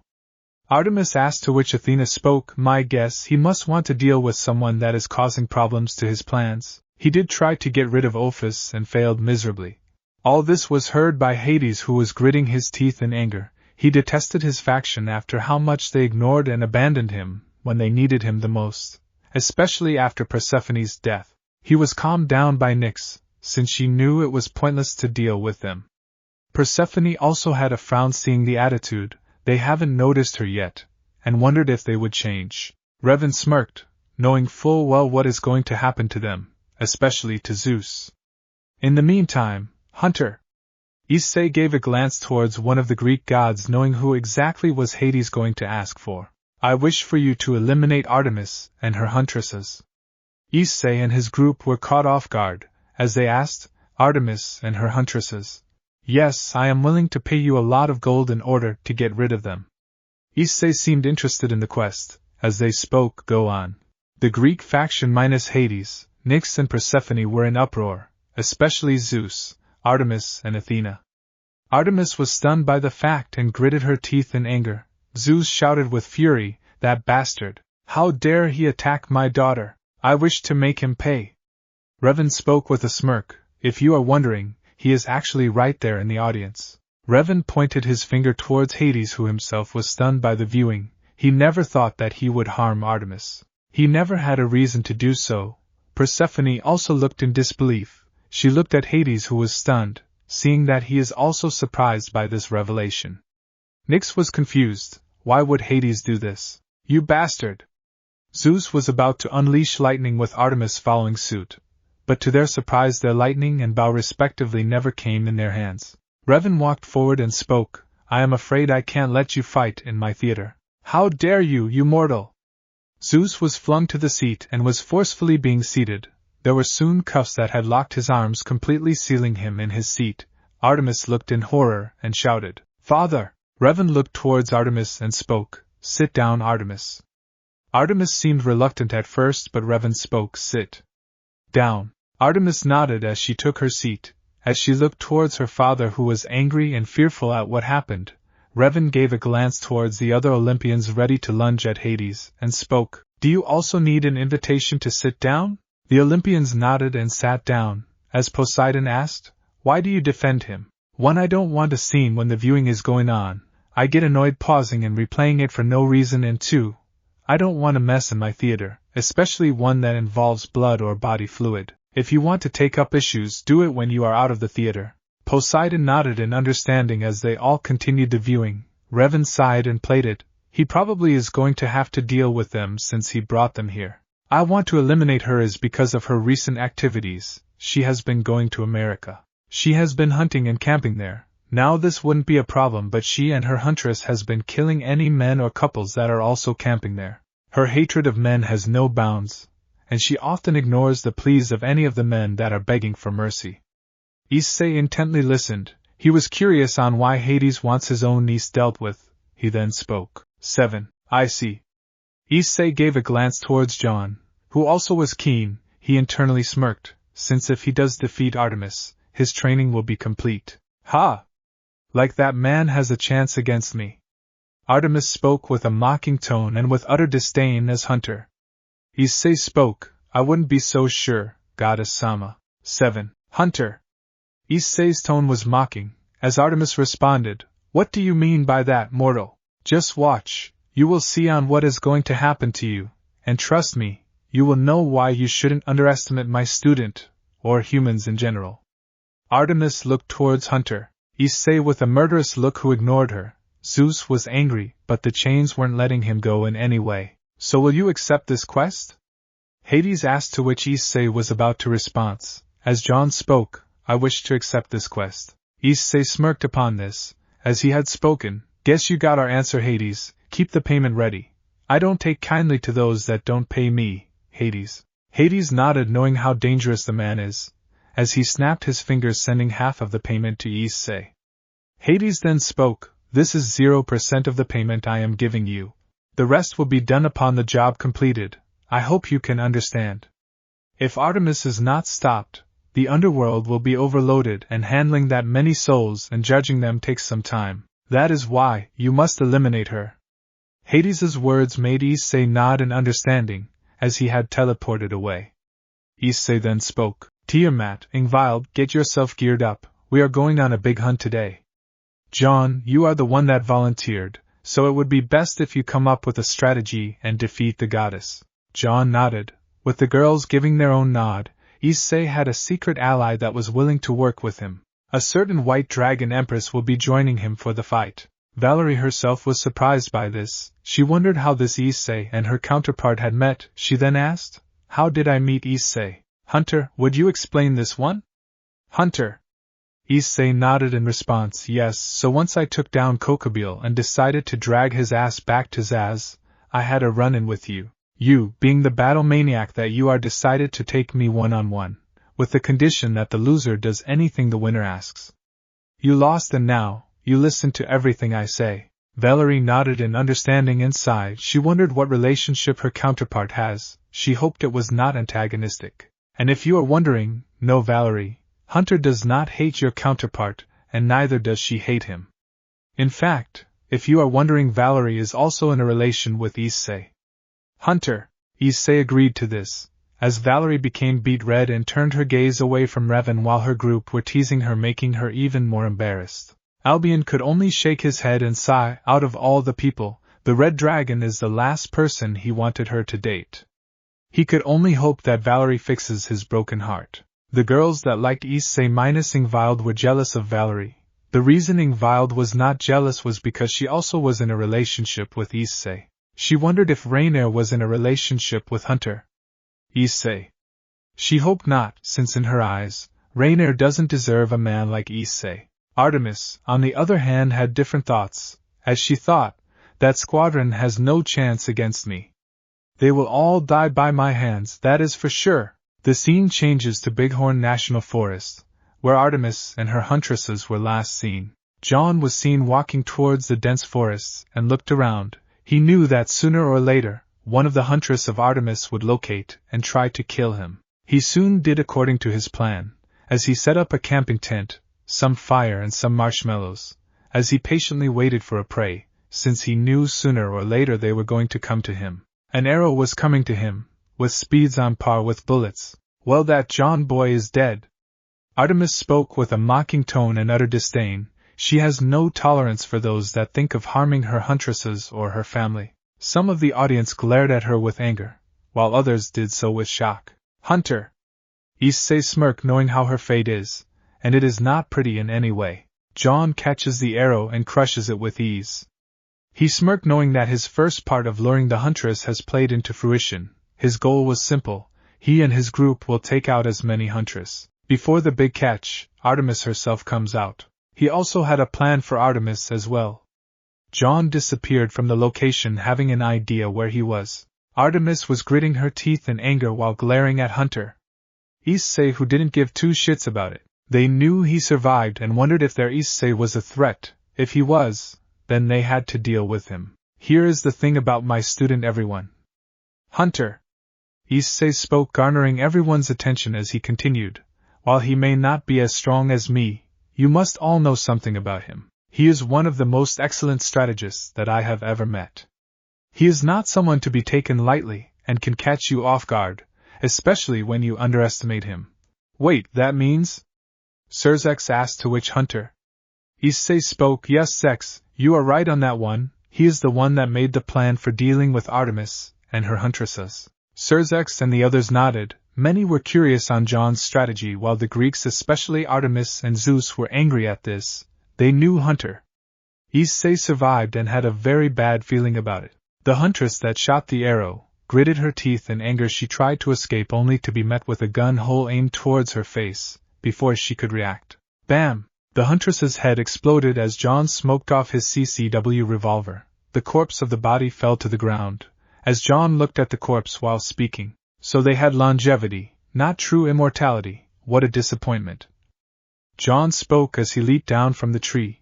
He knew that the gunshot would attract the others to this location as well. He smirked as he gave a glance to his team, who were well hidden in the trees and other bushes. This was all part of his plan. He had figured that the huntress and Artemis herself must have sensitive hearing which would allow them to hunt for their targets, or in some cases men that were in their supposed territory, which weren't there to begin with.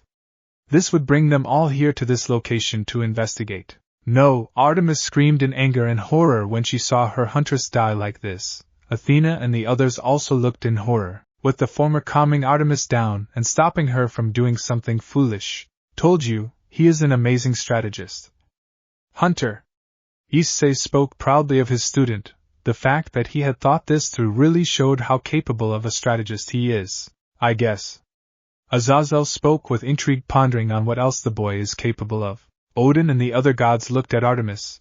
They knew that she shouldn't be in America since that was not her territory, and worse, she and her huntress shouldn't be killing innocent men and couples. This was something she should have thought of before doing this. He soon looked at the corpse, wondering if there was any weapons he could salvage. He looked towards the bow, checking its tensile strength and tolerance. He knew that Greek weaponry was powerful. He wondered on how powerful it really was.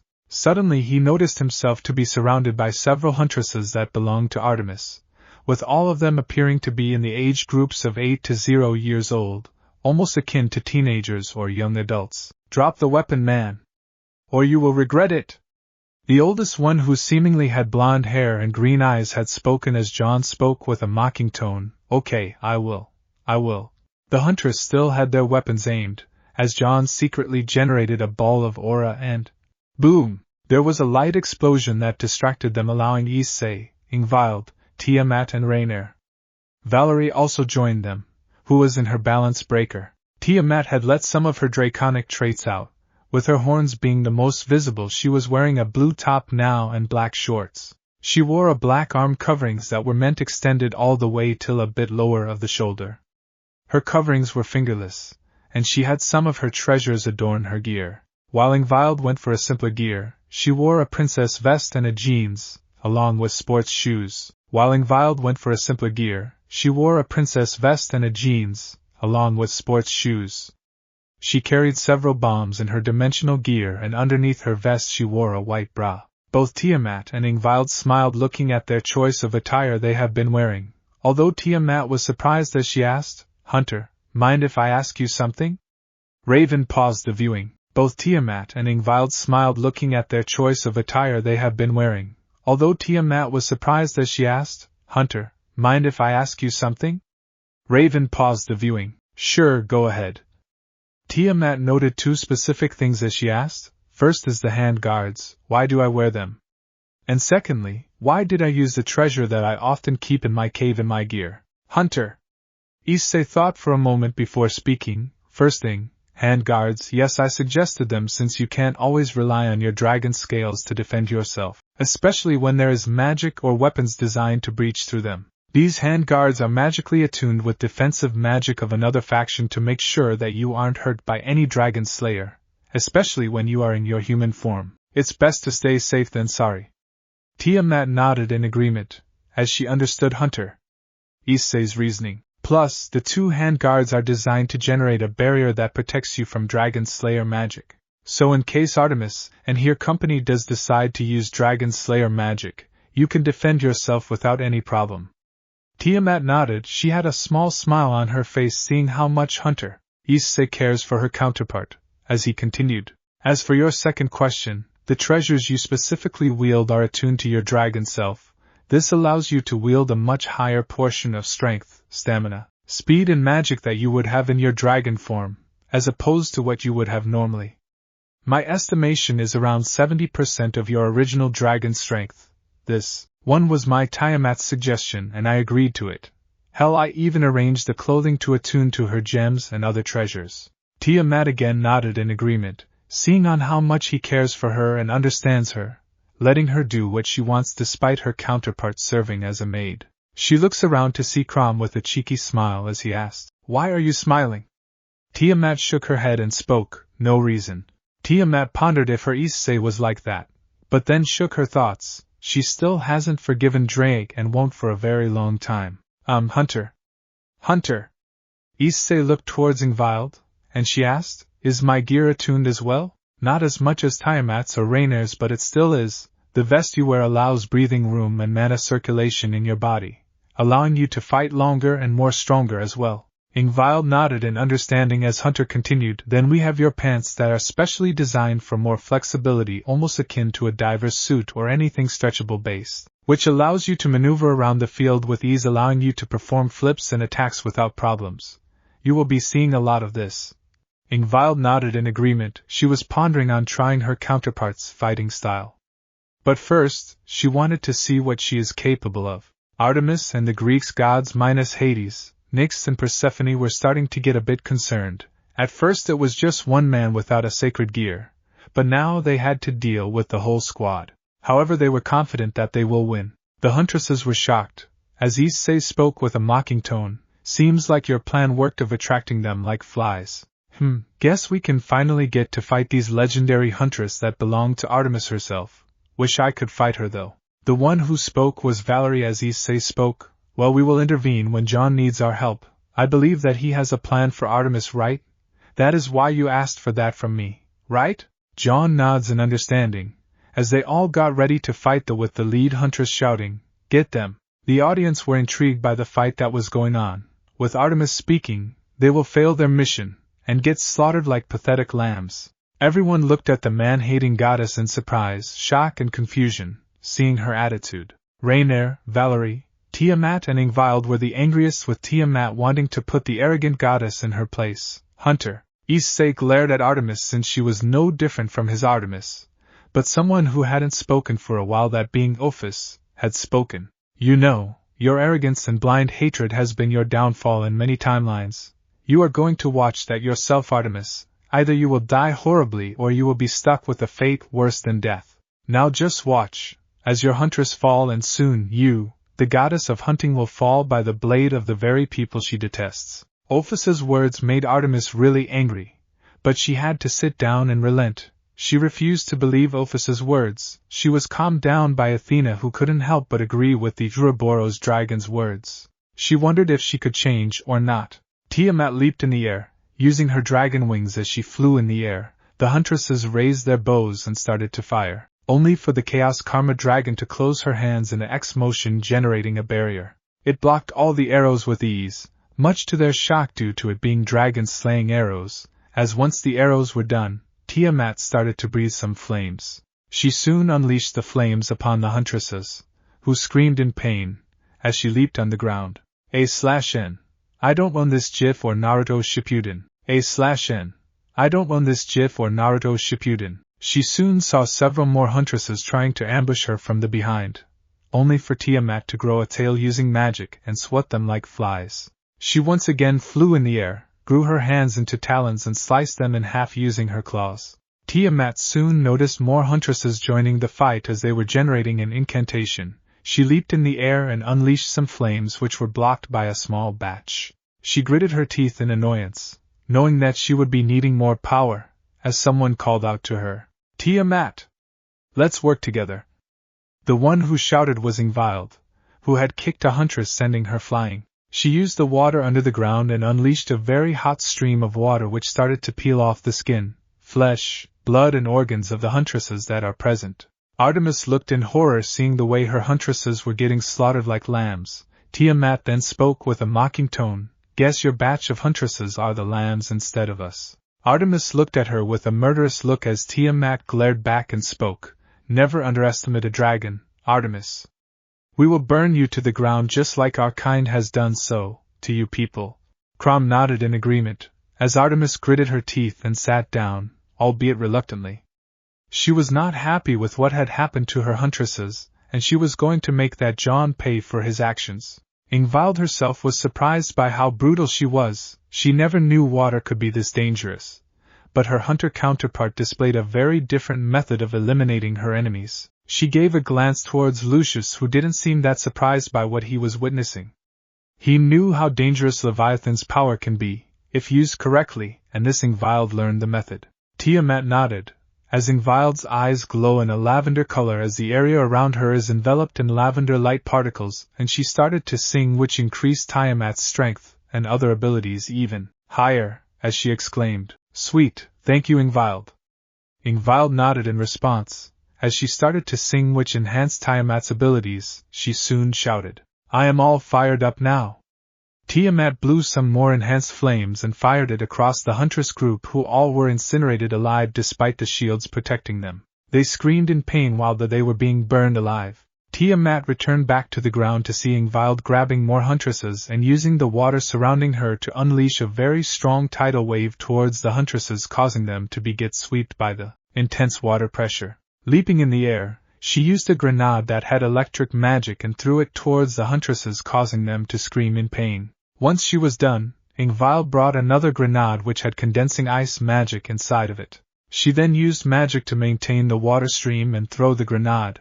After a few minutes, it condensed into pure ice. The huntresses were frozen solid, all of them having looks of fear and desperation, like they wanted to escape, but couldn't. Soon enough Tiamat spoke. "Want me to do the honors?" Ingvild shrugged in response as Tiamat's claws grew, and she slashed all of them into pieces, killing them all with an instant. As Ingvild spoke, "Guess that's a job well done." Tiamat nodded as they watched the others slaughter the huntresses and defeat them with ease. Artemis was now really getting fearful of what will happen. She believed that her huntresses would be able to take down Tiamat and Ingvild, but the two effortlessly slaughtered a huge portion of huntsmen and huntresses like it was nothing. Athena and Poseidon were calming her down while scowling, remembering that it was Hades that had brought Issei and his squad to eliminate her and her huntresses. Valerie spoke to Ingvild, "You two made quite the good combo. Yeah, I wish that she would let go of her grudge against Issei. She shouldn't beat him up for being the Red Dragon Emperor." Elmenhild added her own words, "True, and if she does she will get the short end of the stick. We honestly don't know what he is capable of right now." "So true." Ingvild glanced towards Mari. The only people that knew about Issei's true power were Ingvild and Mari. They didn't know if Tiamat would survive against that Issei, especially in his full power. Probably she will let go of her grudge in the future. Le Fay added, to which Arthur responded, "We can only hope, Le Fay, we can only hope." Biko then spoke with a curious tone, "Although I wonder how the others will fare against the huntresses that they are assigned to." "True, I am curious on my own strength," Valerie added, as they all continued to watch the fight that had happened against the huntress army. Many screams of huntresses were heard as the attacker was revealed to be Rainier, who had received her spear back. She was surprised by how powerful the weapon was, as she made it loud. "Damn, this spear! It really is powerful." Rainier spoke, to which Valerie spoke in her armor, "Of course it is. Issei made sure Azazel fulfilled the end of his deal. He did receive $0 million, and the spear instead of his awarded $0 million. Rainier nodded, looking at the spear. It was a red and glowing spear at the tip, while the hilt was black in color. The red glowing spear had a mark of fire when Rainier commands it. Valerie leaped in the air as she joined the fight. She generated multiple magic circles and unleashed demonic magic and unleashed magic blasts towards them. The huntresses uses magic circles to defend themselves. But Valerie's gear reacts and speaks, "Divide! Divide! Divide. Divide. Divide. Divide. Divide. Divide. Divide. Divide. Divide. Divide. Divide. Divide. The huntresses lost their power much to their shock, as Valerie responded, "Thanks for the juice, now consider this return." Valerie retorted by unleashing multiple more magic circles upon them. As they tried to run, they tried to escape, but there was nothing that they could do, as they were completely evaporated out of existence.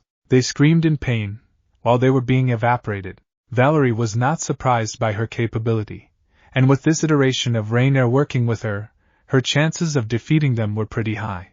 "That spear? Did you dash?" Rainier asked, to which Hunter Issei responded, "Yep, Zaz made it for you upon my request.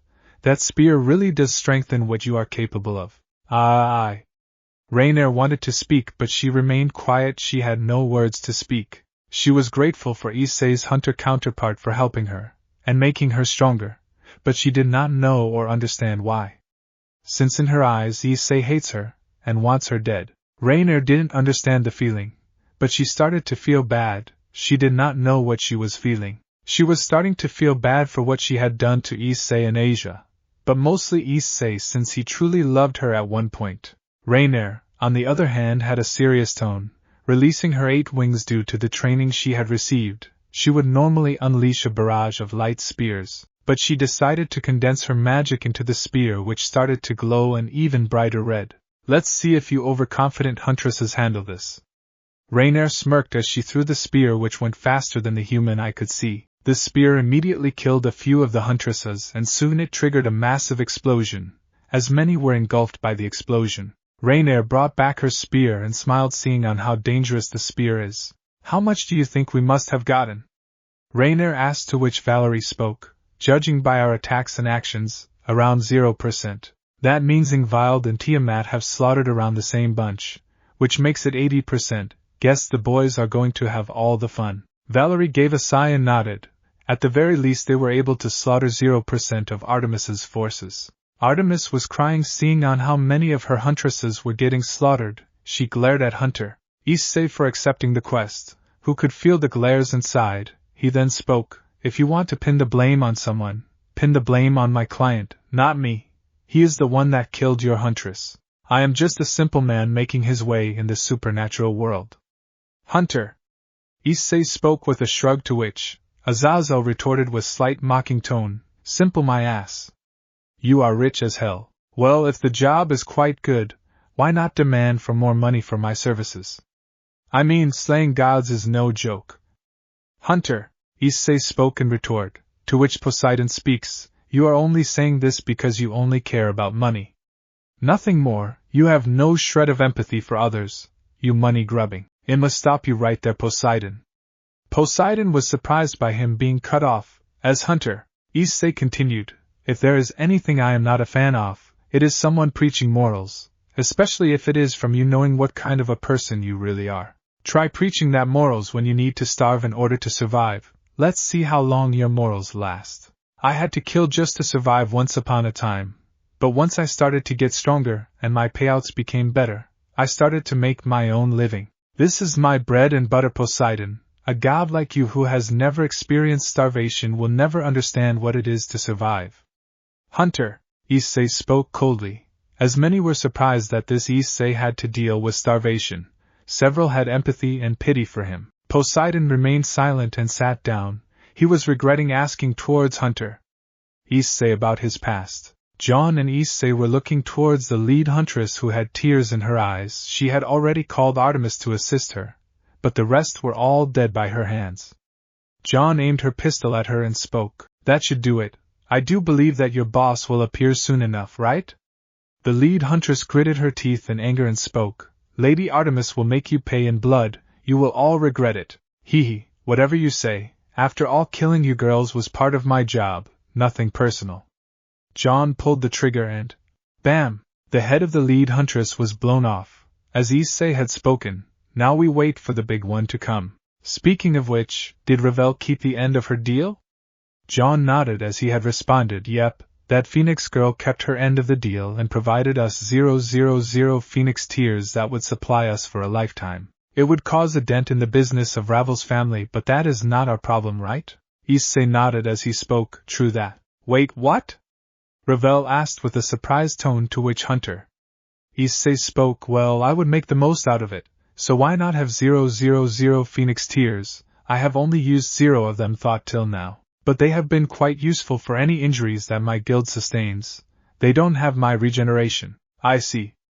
Ravel spoke, to which some of the guests smiled. He does care for something in his life, like many of the Isseis. Tiamat was having second thoughts on demanding the treasure back from Issei. Maybe she can make Issei an exception to returning the treasure. The bad feeling in Rainer's heart was increasing. She did not understand why. Artemis, on the other hand, was too grief-stricken to hear this. Her whole huntress squadron was wiped out without any mercy. Athena and the other gods were helpless seeing this. Persephone gave a glance towards Hades and asked, So Hades, did you intend to do the same to our Artemis too? No, but I believe my counterpart at least had a good reason to do this. Even then, I wonder why Zeus didn't do anything about this. Persephone wondered the same thing as she gave a glance to Zeus, who was only gritting his teeth in anger. She didn't know how to deal with this. Her whole situation is a mess. Soon enough, a magic circle opened up, revealing none other Artemis, who had a look of anger in it. She was horrified to sense her huntresses being wiped out. She gritted her teeth and spoke. You will pay for what you have done. You men are all the same, rotten vermin that plague this planet, and tonight you shall be vanquished. Artemis angrily shouted as she tackled John, who dodged with ease. He brought out a special katana that when touched would apply a curse wound that prevents any recovery magic. This was something that was given to him by Issei. Many frowned upon Artemis's thought process. They glared at the Greek goddess, who was not in a mood for dealing with them. But before a fight could break out, Athena stopped Artemis and spoke. Not now, sister. Artemis looked at her and spoke. Why? Because of him. All of my huntresses are dead. All men are nothing but vermin and disgraces. We are better off without them. The people in the audience were getting even more angrier. As before anything problematic, Revan released a calming aura which made everyone lose their anger, as he boomed. Enough! They all looked towards Revan, as he had spoken to Athena. Calm your sister down. Her attitude is worsening the bad situation. If she does not behave, I will make sure she does. And it is not going to be pretty. Athena nodded as she spoke with a pleading tone. Artemis, please calm down. Your hatred towards men won't do you any good. Please, you can discuss this whenever we get a break. We will get a break, right? Revan nodded as Athena spoke. See, sister, please, we both will have a conversation with Hunter. You can count on it. Artemis sniffled as she turned her gaze away. Some still glared towards her as Revan spoke while clapping his hands. All right, everyone, the viewing is going on. The audience continued to watch, as they all were intrigued by what they were witnessing. John knew he only had to land one hit with the specific weapon he had borrowed from Issei. The weapon was something he would never give to anyone due to how dangerous it is, but he needed it. Artemis brought out her bow and started to fire heavy projectile shots towards John, who kept evading the shots. He turned his gaze around to see the amount of destruction he was causing. John looked at her anger and smirked. He had a new idea. He knew on how he had to deal with Artemis. He decided to use some of his aura to distract her, thus making her lose her concentration. As he dashed with the katana ahead, his training with Tiamat and Issei allowed him to dodge any projectiles that Artemis fired at him. He soon unleashed a slash that was aimed at her hand, causing her to drop her bow. She gritted her teeth in anger as she tried to use healing magic, but it didn't work. She noticed the wound was cursed. John soon acted quickly and slashed again. This caused her to back away before she could get hit. Artemis gritted her teeth in pain and anger. She knew that John used advantage of her anger to separate her from her bow. He then picked it up and spoke. Well, that's such a nice bow. John picked it up, as this angered the Greek goddess even more. The Greek gods, especially Artemis, were surprised by this. As Artemis spoke, how can this be possible? Is it not obvious? Your anger and prejudice of men, you underestimated John. Additionally, the fact that he was a mere human was an added influence on your prejudice, thus you lost your bow. Hunter, Issei explained, making the audience nod, while Artemis was starting to fear John. As Ajuka asked, and the katana? Oh, one of my weapons that we had to hunt, I let John keep it so that he can use it for his own journeys. He still has it and takes good care of it. He even has a similar katana that cures and removes the curse effect and even heals the wound. Ajuka nodded in understanding, pondering on what else John can do now. Even without her bow, Artemis is a goddess, and not someone to be trifled with. Artemis dashed towards John, and unleashed a punch, which John used the bow to block. He was sent flying a few meters towards a tree. As John kept the bow in his pocket dimension, Artemis got even more angry, as she followed it up with a kick which sent John flying in the air. Generating aura wings, he was starting to fly in the air. Artemis had a predatory smirk. She leaped in the air using her magic and decided to give a drop kick which sent him to the ground. There was a dust cloud. Artemis had a smirk. But to see that John was missing, as John fired a shot which she evaded, she looked at her attacker as John had some of his clothes torn and was slightly bruised. Come and get me! Artemis dashed towards John. She was ready to kill him for good. The Greek gods minus Hades, Nyx and Persephone were hoping that John would lose the fight, but they could only watch for the time being. The others were curious on how John was planning to deal with the Greek goddess, as they knew she was far from done. John had a plan in his mind. He had to lure Artemis in such a position that would allow him to trap and bind her for a short amount of time. He generated some strings with his aura and started to drop them. Artemis was too blinded by rage and fury for noticing this. As John kept dropping them, surrounding several trees and other locations, Artemis used some magic onto John, who kept evading, but he was unable to evade everything as some grazed his body including his legs, which caused him to grit his teeth in pain. However, he kept going. He knew his aura would heal him. He looked towards Artemis with her shouting, "Get back here, you man thing!" John kept evading as he spoke mockingly, "Nah!" Artemis was getting even more angry, as he kept dancing and dashing around. The audience were pondering on why John was making her chase around.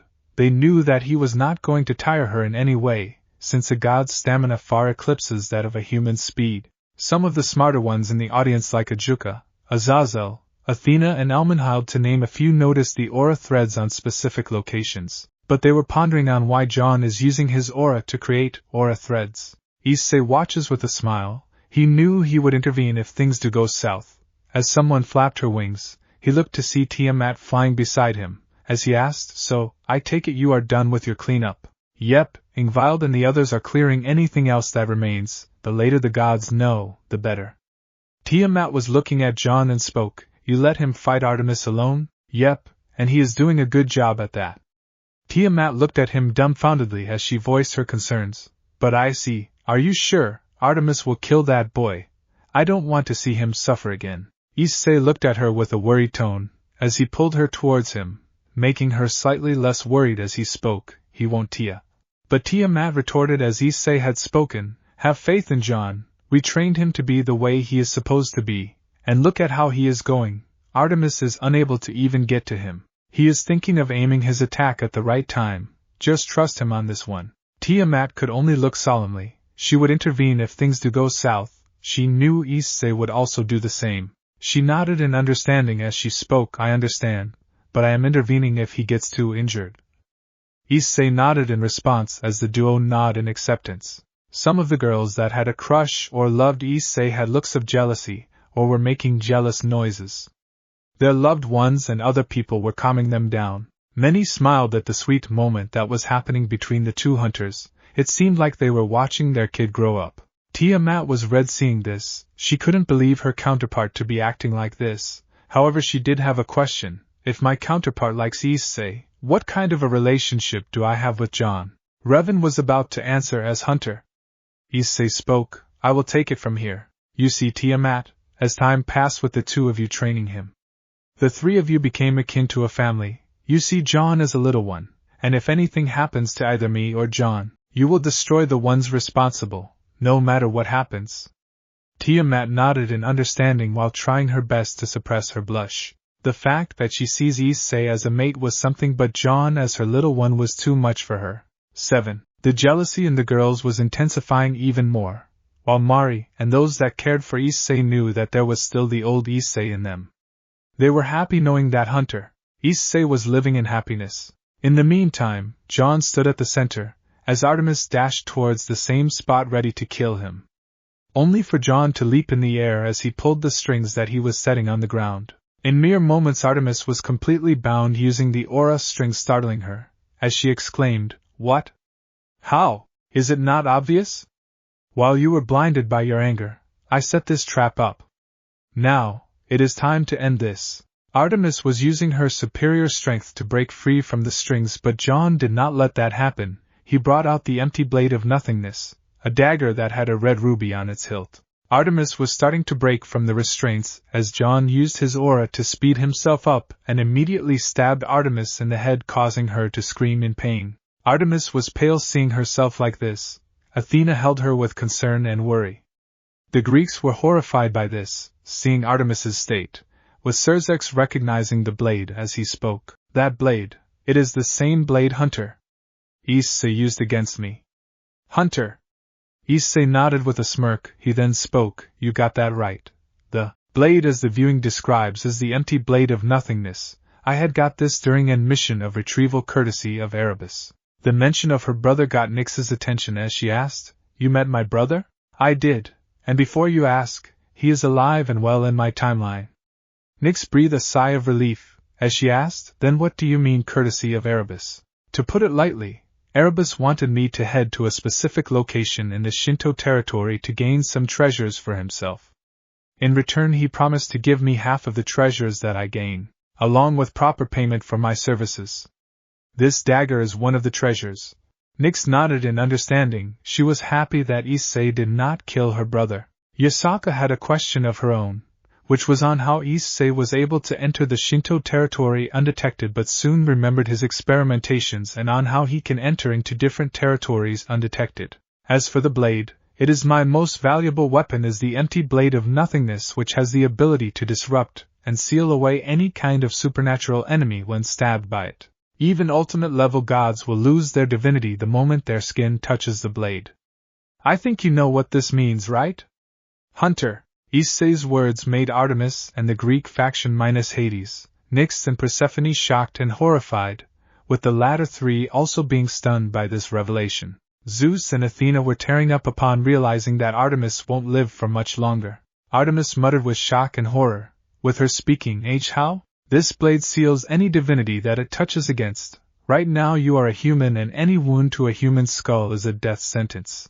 Artemis could only cry in defeat. She not only lost her powers in battle, but also she couldn't avenge her huntresses. She started to lose her vision, and soon she collapsed to the ground dead. The Greek gods that cared for her were crying for Artemis's death. Hades also shed some tears but wiped them quickly. A small part of him still cared for her. Zeus was glaring at Issei, but he couldn't do anything due to him being still stuck in the chair. John removed the blade and cleaned it. He soon walked towards Issei and Tiamat, who were relieved that he was fine. He gave the blade to Issei, who put it inside. As Issei spoke, "Good job, John." "Thanks, Sensei."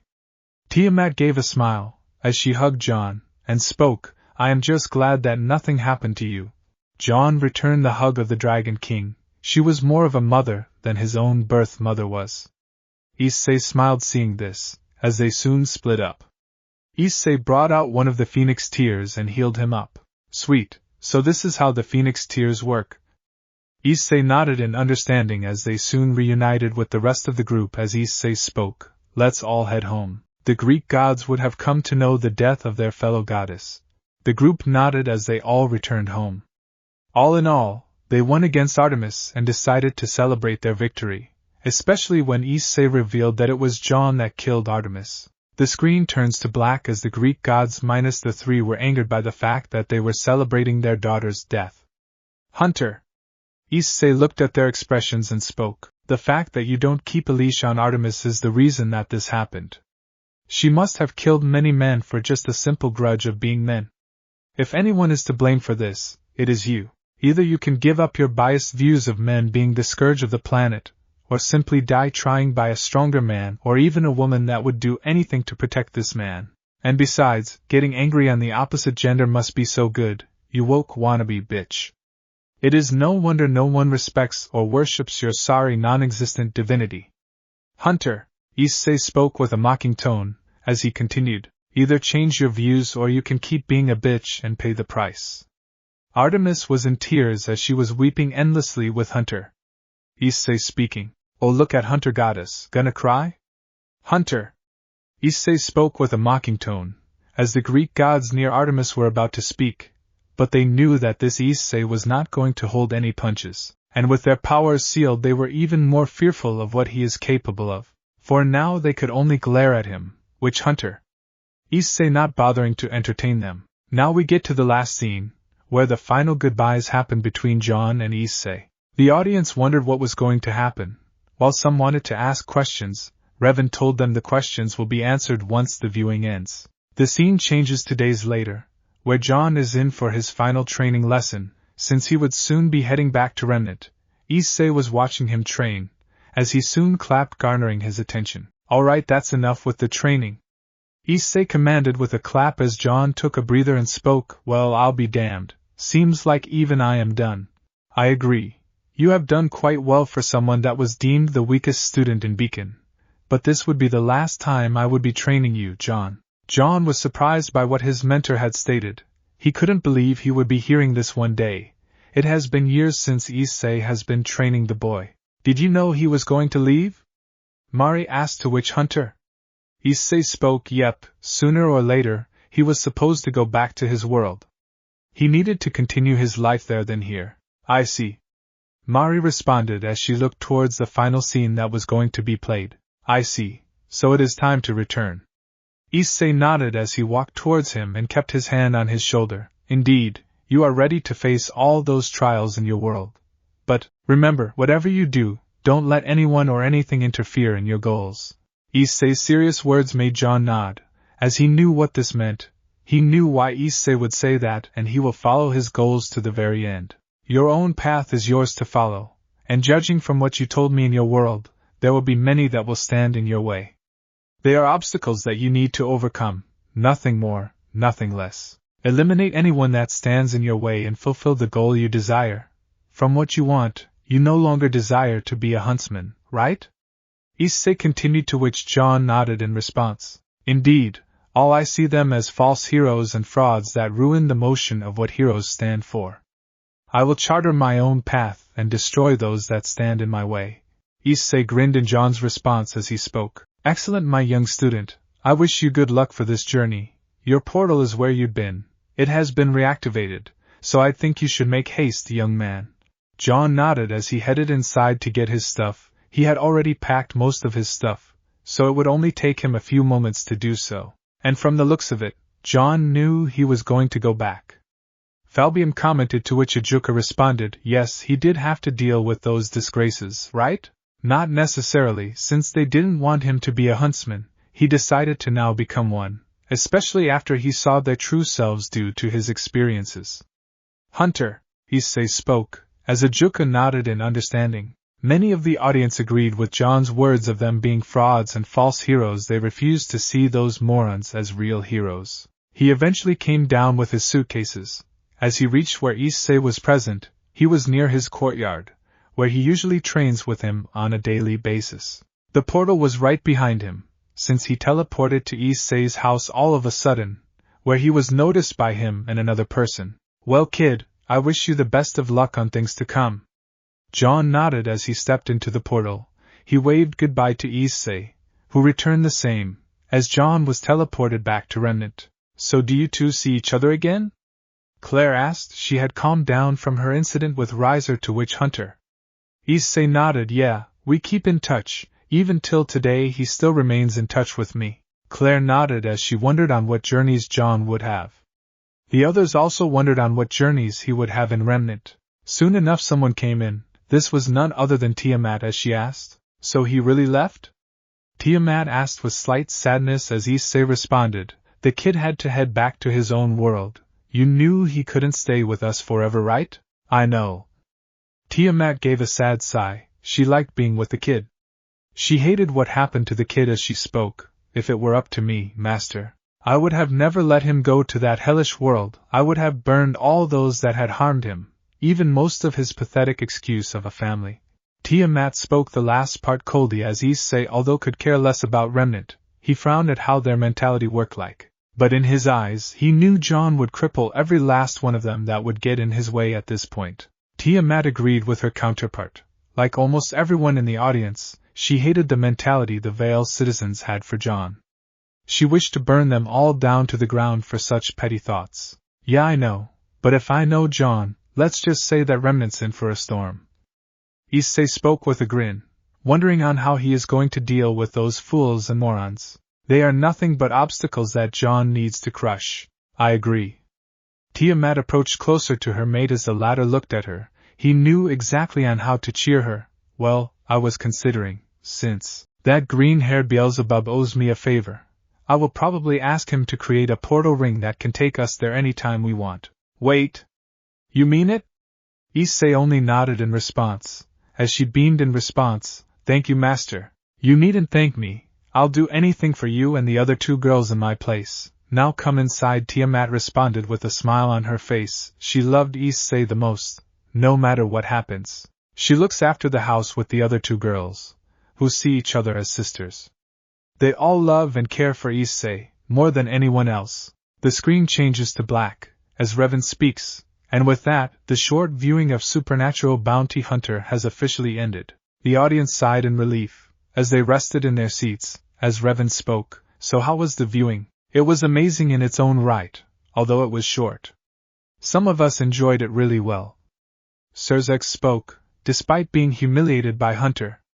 Issei, he did have some fun watching the viewing. He wondered what other viewings will they watch. Ajuka then spoke, so what do I owe Hunter?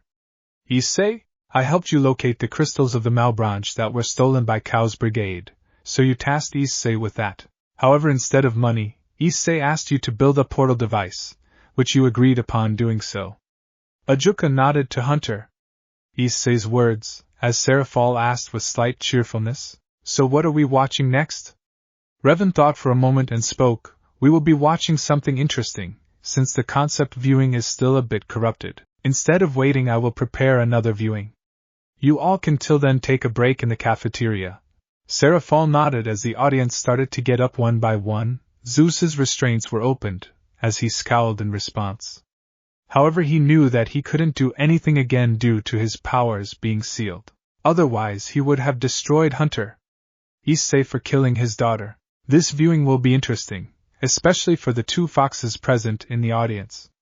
Revan spoke, glancing towards Yasaka and Kunu, who were surprised by this. Yasaka was the first to ask, what do you mean by us? Meaning before the things that are going intense in conceptual records. This one-shot should really be nice and reliving. Trust me, Yasaka, you will love this. But the one who will love this the most is Kunu, since a truly surprising news will be displayed in this viewing. The audience grew concerned by this, especially after the whole fighting mess that was in Hunter's storyline. They were worried that this one-shot would be the thing that would show what would happen if Issei decides to just kill everyone right now. See, I knew that Brad is a problem. The one who spoke was Zeus, and he had a tone full of anger. As he continued, he should be killed before he becomes a threat. He has already killed Artemis in one timeline. I don't want him killing anyone else of my pantheon or that of humanity. 7. Some of the Greek gods seemingly agreed to this, but others didn't. Many frowned on Zeus's words, as they wanted to stop. Primarily Issei's parents and his older sister. Mari was the first to speak, and respond angrily to the god. As long as I am around, you won't dare to harm my little brother. I will stand up to a god if needed, Mari exclaimed angrily, as Mickey and Goro along with the family members of the Haida grew worried. With Mickey speaking, Mari-chan, I will be fine, even if he is a god. I will still create a dent on his body before going down. As long as I am around, I won't let him harm my family. Mari declared while activating both of the sacred gears. She was not going to go down without a fight. Zeus was getting angry at the defiance, with none of the gods daring to stop Zeus. Hades, Persephone and Nyx looked in disappointment at the Greek pantheon, as Zeus spoke with anger. You dare challenge me, mortal? You will pay for your insolence. Zeus was ready to fight, electricity booming across the room. However, before he could do anything, Ophis walked in front of Mari and raised her finger. She then formed a flick and aimed it at his head, sending him flying towards the theater wall. He had some damage on his head, as Ophis spoke emotionlessly, but there was anger in her expression. This is a theater and Revan has asked me to prevent any fights from happening. If you don't comply, I, Lilith and Baka Red know how to make you do so. Ophis spoke coldly, as the Greek gods shivered in slight fear. Hera rushed to her husband and started to heal him. Zeus looked at Ophis in fear, who only spoke, "You aren't the same person that defended Greece from the Titans. You really are becoming just like your father Cronus, Zeus. Harm Issei, and you will be dealing with us."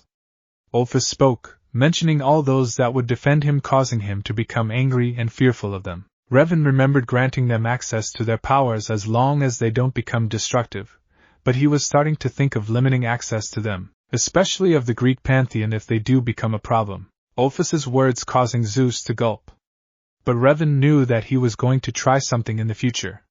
Hades then spoke to Nyx. About time someone said that to him. Nyx and even Persephone agreed to this. As Revan spoke, "I seriously made a mistake by allowing you to use your powers. If I see another offense, I will make sure that your powers are stripped completely till you are in my theater, and any locations near them." Zeus was shivering in fear even more. Revan already made it clear that he shouldn't be someone that he should be messed with. Revan then gave a sigh and spoke, "You should have listened before jumping to conclusions. Anyways, this is not a genocide, Issei. In fact, it is quite the opposite. So what kind of this version of him?" Odin asked. He looked at Zeus with disappointment as Revan spoke in response. "Oh, you will love this variant of him. Except for the Gremry peerage, no one else will. Doesn't surprise me. Miss Kool-Aid Princess must have done something stupid to drive him away, am I right?" Issei, Hunter, spoke with a mocking tone, as Rias flinched and gave a glare at him, but he didn't care less.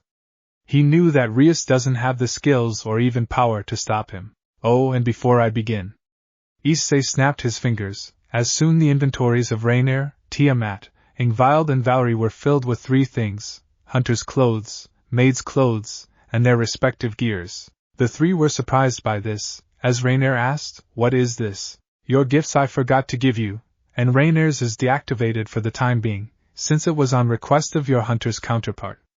She doesn't trust you with it," Revan explained, as Rainier had a frown on her face.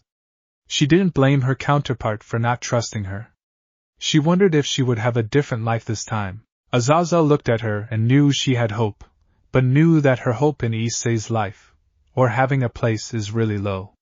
He could only wish that she finds a way to live a normal life. Mari, on the other hand, was relieved that she wouldn't get any stronger for the time being. The others accepted their gifts, while the maid costume was too much, especially for Tiamat, who didn't understand why she wore a maid costume of all things. She was too embarrassed to say anything about it.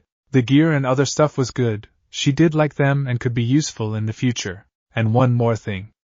Revan snapped his fingers, as two figures came inside. The first was a Yukai, whose was described to have the appearance of an old man with a gourd-shaped head wearing a kimono. This was the Nerarihayan, the second Daiyukai after Yasaka. The second was also a Yukai, who was described a beautiful woman with long white hair, animal ears, and 7 cat tails, giving her a mystical, otherworldly look. She wears a traditional Japanese Miko outfit, consisting of a white kimono top under a dark outer robe with red accents, paired with a red hakama tied at the waist with a black and purple sash adorned with a small red and yellow ribbon. She has a calm expression and soft, light-colored eyes, enhancing her serene appearance. This was Magari, the leader of the East Yukai faction. She awfully looks like Kaneko though. The Yukai recognized them, especially Yasaka, Kunu, Kuroka, Kaneko, and Ian Lee, all of whom recognized Magari, with the cat Yukai speaking, "Where are we?" "I don't know, this seems to be a movie theater?" "Why were we summoned to a movie theater of all places?" Nerarihayan asked with confusion, to which Magari responded, "This could be the work of the Cows Brigade." "I can assure you, this isn't the work of the Cows Brigade." Revan spoke with an assuring tone, walking forward as Nerarihayan asked, "Were you to bring us here, warrior?" "I was, and I wish to show you the multiverse." Magari was bewildered by this, and so was Nerarihayan, as the duo were surprised to hear that exists, and was not a work of just theories. Magari asked, "Are you sure?" My name is Revan and I am a watcher that sees the multiverse. Yasaka, please explain it to them. I will probably get the viewing disc. Revan spoke, as he left the place. The two were even more surprised, as Yasaka stepped forward with RageRevan speaking with respect. Lady Yasaka, what this man is saying, is it true? Indeed he is. The multiverse is real and there are people amongst us, friends and foes. Yasaka muttered the last part to them. The two looked to see them being present. As Magari spoke, seems like they are there. Yes, and I would like to tell you on why we were being brought here. Yasaka explained everything to the two, causing them to be shocked and horrified. Magari took it the worst since she knew the mother of Kuroka and Chiron or Kaneko, Fujimai. Magari then spoke, I can't believe it, that you would do something like this, Chiron. But Kaneko retorted as Magari responded, no, Chiron, just remember that you did something that is unforgivable to that boy. I hope you remember that this is something he is not going to forgive you for. But Elder Magari, Kaneko wanted to not deal with. Magari gave a glare to Kuroka, who tried defending her sister, as she responded, I know the boy is perverted, but he is the reason the two of you have a home. Don't come to me if he does something that will end up killing you. Your mother would be cursing herself at what you two did. He would never forgive you, and might even hunt you down.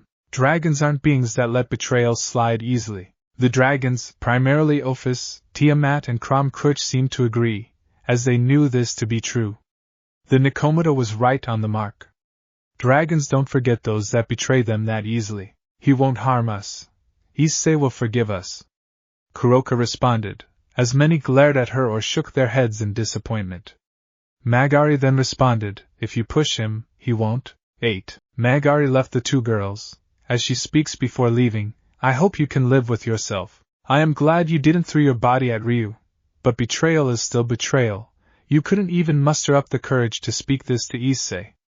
I hope you realize that your actions have consequences. The two girls could only look away in sadness and slight shame. They knew that they royally screwed up this time. Their mother would be really ashamed of them. Magari then spoke to the two Daiyukai. I think I should go and apologize to the boy for what these two did. They may be teenagers, but their actions have consequences. I hope they can still learn and develop from this. One can only hope, and I think he should do that. When he is open to talk with us. RageRevan spoke sadly, as Yasaka agreed. She was longing to have a talk with Issei. However, before their conversation could continue, Revan showed up with the disc. Everyone, please take your seats. The viewing will begin shortly. They all nodded and headed to their respective seats, with Magari and RageRevan sitting near Yasaka and those that supported Issei. The viewing will be a one-shot, so no continuations until mentioned, alright?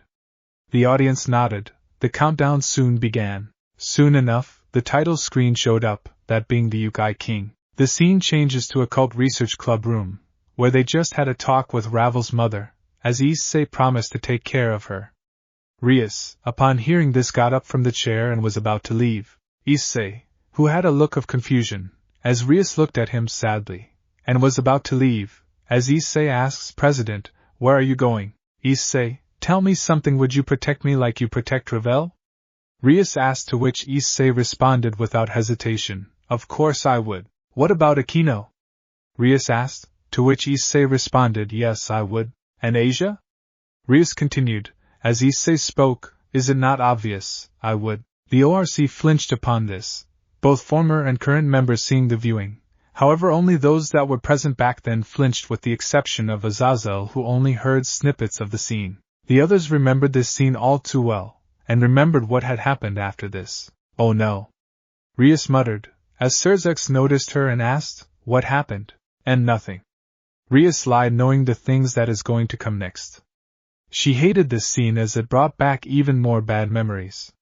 She hoped that her family doesn't trash her for this. Even the others that were present that day flinched upon this. Rias soon took a deep breath and asked the infamous question, Issei, what are you to me? Issei looked at her, and responded, to me President is President. The ORC were afraid. The looks of the people were too concerning, as they were too interested in seeing what is going to happen next. Especially some like Yasaka and Kunu. Aquino spoke, looking at her. Rias, I don't like what is going to happen next. Aquino muttered with a low tone, as Rias responded, "Me too, Aquino, let's prepare for what is to come next." Rias knew what was going to happen next, and was afraid that everyone will hate them even more after what she and the others are going to say to her. "You moron!" Rias exclaimed with anger, as tears fell from her eyes. She soon left the ORC clubroom, as Asia soon followed her exclaiming, "Rias, wait! I can't believe you would say that to her." Asia followed her also out of the room. They all were in disbelief, with many exclaiming, "What the hell? All he called you was president. And why did you actually say that? If not, what was he supposed to call you, Rias?" Sona asked, to which Rias stayed silent and didn't say anything. With Venelana speaking, "Answer, Sona, she is asking you something." 7. Rias then responded after a while, I just wanted him to call him by the name." "Then why didn't you say that?" Venelana asked with slight anger in her tone. Rias then spoke fearfully, "I don't know. I am sorry." Many grew annoyed by the response, as Mari spoke in response, "Just do him a favor and stay away from him. You will probably damage him even more thanks to your stupidity." Rias flinched by Mari's words and looked down, while crying. She knew that she was not going to get Issei back again. Revan then spoke, "Wait till what happens next, everyone. I don't understand, what did I do wrong?" Issei asked with complete confusion. He didn't say anything wrong in his eyes. "What wrong did do, Rias?" Claire asked in response to Rias, who remained silent upon this. Even the Gremry family didn't support her in this regard. Relational problems happen, but not calling you by first name is something that even they were not expecting. It is too stupid. "You seriously don't know Issei?" "Geez." Kiba responded with a disbelief tone, as he shook his head in disappointment. Issei looked at him and spoke, "I have no clue. Please tell me what I did wrong." Kiba again shook his head, and spoke, "Leave it be, the damage is done." "Then why can't anyone tell him what is done?" Azazel asked, to which he continued, "I am glad that you were able to solve this before things could get worse. Your fight against Seorg Baal would have been impacted in a negative manner, and that is not even mentioning the relationships afterwards.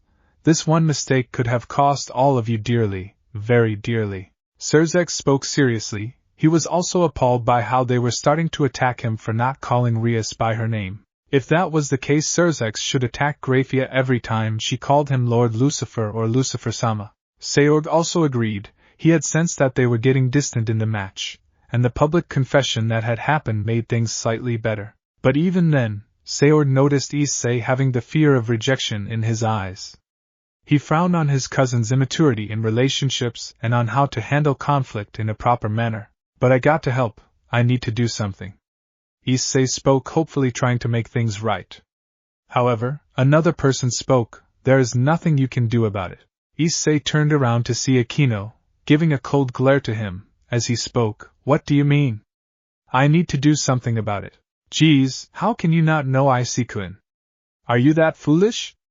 Irina retorted with anger and annoyance, and Zenobia soon added, "I agree with Irina, and here I thought I was dense. Issei, you are just an enemy of all women." Kaneko spoke with her usual tone, however there seemed to be hatred in that tone. Issei flinched upon hearing this tone of hers. They didn't understand what they were doing to Issei. They failed to realize the fear in his heart. Many glared at Aquino, Zenobia, Kaneko and Irina, who all flinched from their gazes. Kuroka then looked at her and spoke, "Did you really say that, Chiron?" Kaneko couldn't respond, turning away from the disbelieving gaze of her older sister. Revan then responded, "Yes, she did. In fact, they did this in the same timeline. And you are defending someone that literally cheated on Issei. Magari was right about you. Your mother would be ashamed at what the two of you have become." There was silence from Kuroka and Kaneko, who were all looking down with sadness upon hearing this. Even Ryu was wondering whether these girls are good for him or not. "Can't believe you would say that to your childhood friend Irina." Toji was the next to speak up, as he continued.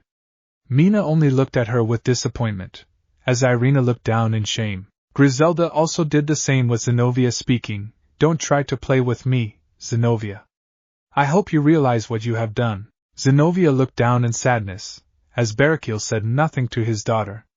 Even he realized that she has done this to this Issei. He can only hope Issei doesn't claim her life in response. "Guys, why? Akino only grew annoyed by Issei's questioning, but before she spoke, Issei asked, "Do you think the same too, Gasper?" "I do." Gasper spoke with nervousness in his tone. Issei could only look in disbelief and sadness, as Revel spoke with an apologetic tone. "I feel like this is all my fault. My mother made the call at the wrong time. Not you need not blame yourself, Revel. It was Issei's fault for acting like a brainless dildo." Issei decided to head out to get Rias Gremry, but Akino spoke. "Stop right there. The Issei now wouldn't know what he is doing," Akino exclaimed with anger. Issei didn't understand why he was getting annoyed by their behavior, but he was. He was being reminded of his past with a certain person, and he didn't like that. Grayfia and Yasaka covered their children's ears and gave a glare to Akino for her language, knowing that she did the same to Issei in the current timeline. They managed to do so before the dildo word was heard. Revan took note of this and decided to create a spell that would censor some things for the children. Akino was shivering upon this. She was terrified of what is going to come to her. However, secretly she was being aroused by the pain Issei would inflict on her. Her team was trying to calm her, as Akino gave a fake smile, trying to control the emotions growing inside her. "Akino, are you sure you okay?" Kiba asked, to which Akino gave a nod, speaking, "Why yes, I am fine. I am worried on what Issei would do to me." Akino spoke with slight fear, as the Gremry peerage were also afraid on what Issei would be doing to her counterpart. Akino remembered her concept counterpart, and remembered what Issei did to her.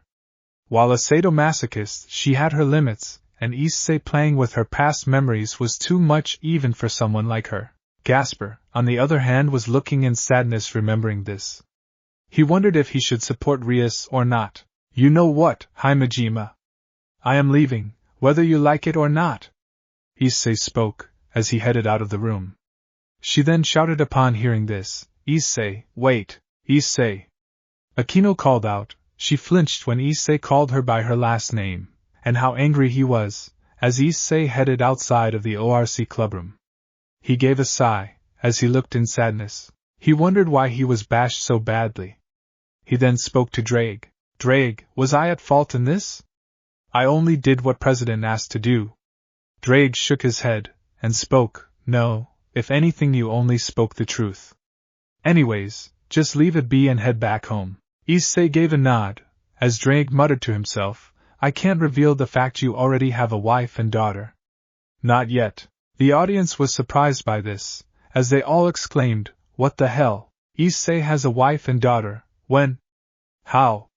Ingvild shouted with disbelief and jealousy, as she didn't believe that he is already a father at this point. This is the first time Issei from another timeline became a father. "Yeah, even we want to know about it," Valerie exclaimed with jealousy, as Revan spoke. "The viewing should show who they are. I mean, that is the spoiler part of the story." Revan spoke with a shrug, as he could sense the jealousy in the audience increasing, as they were starting to become jealous. Yasaka was the only one who quiet, wondering what this meant, and she wondered what they meant with a wife and kid. "Does this mean I am an aunt in this timeline?" Mari asked with a surprised tone, as Revan spoke. "Not only an aunt, but also a mother as well. You are living a happy, normal life with someone that cares for you." Mari, instead of blushing or feeling happy, became nervous. She had her reasons for not loving anyone. Claire kept her hand on her to calm her best friend down, being full aware of what those reasons might be. "Goru, this means we are," Mickey muttered to Goru, as he spoke with a sad smile. "Yes, we are grandparents in this timeline, although I don't think we deserve it," Goru muttered to her, as they both looked down sadly. They sort of supported the act of dating Ryu behind Issei's back by not saying anything about it, under the presumption of them not wanting to spend time with a pervert, and mostly breaking up with him. Revan shook his head at this. He hoped that they don't give up from this, knowing that there are timelines where worse versions of them existed. And they aren't even the worst parents when it comes to the Isseiverse to begin with. The girls that dated him were pale upon them dating him. They couldn't believe a pervert like him managed to get someone that would be his wife, since at that time, he still used to peek on girls. Rainier was the most surprised. If this was Issei similar to hers, then this meant that he was already way older than before. She needed to know more. The scene shifts to Issei's home. He wondered where his parents went since they have been in vacation for a long time. Drake then asks, partner, do you wonder where your parents are? No, not really. I wonder where they went. It's been years since they have been on a vacation. Issei spoke, as Drake spoke with frustration. Ah, screw this, I might as well reveal the truth. Drake spoke, as Issei asked, what truth? Drake was about to speak, when his doors suddenly opened, catching the two off guard. The people were revealed to be Gremry peerage of that time, excluding Gasper, Irina, Rossweiss and Kiba. They were primarily the residents of the Hayate mansion. What the hell? This is my room, you know! Issei exclaimed in frustration.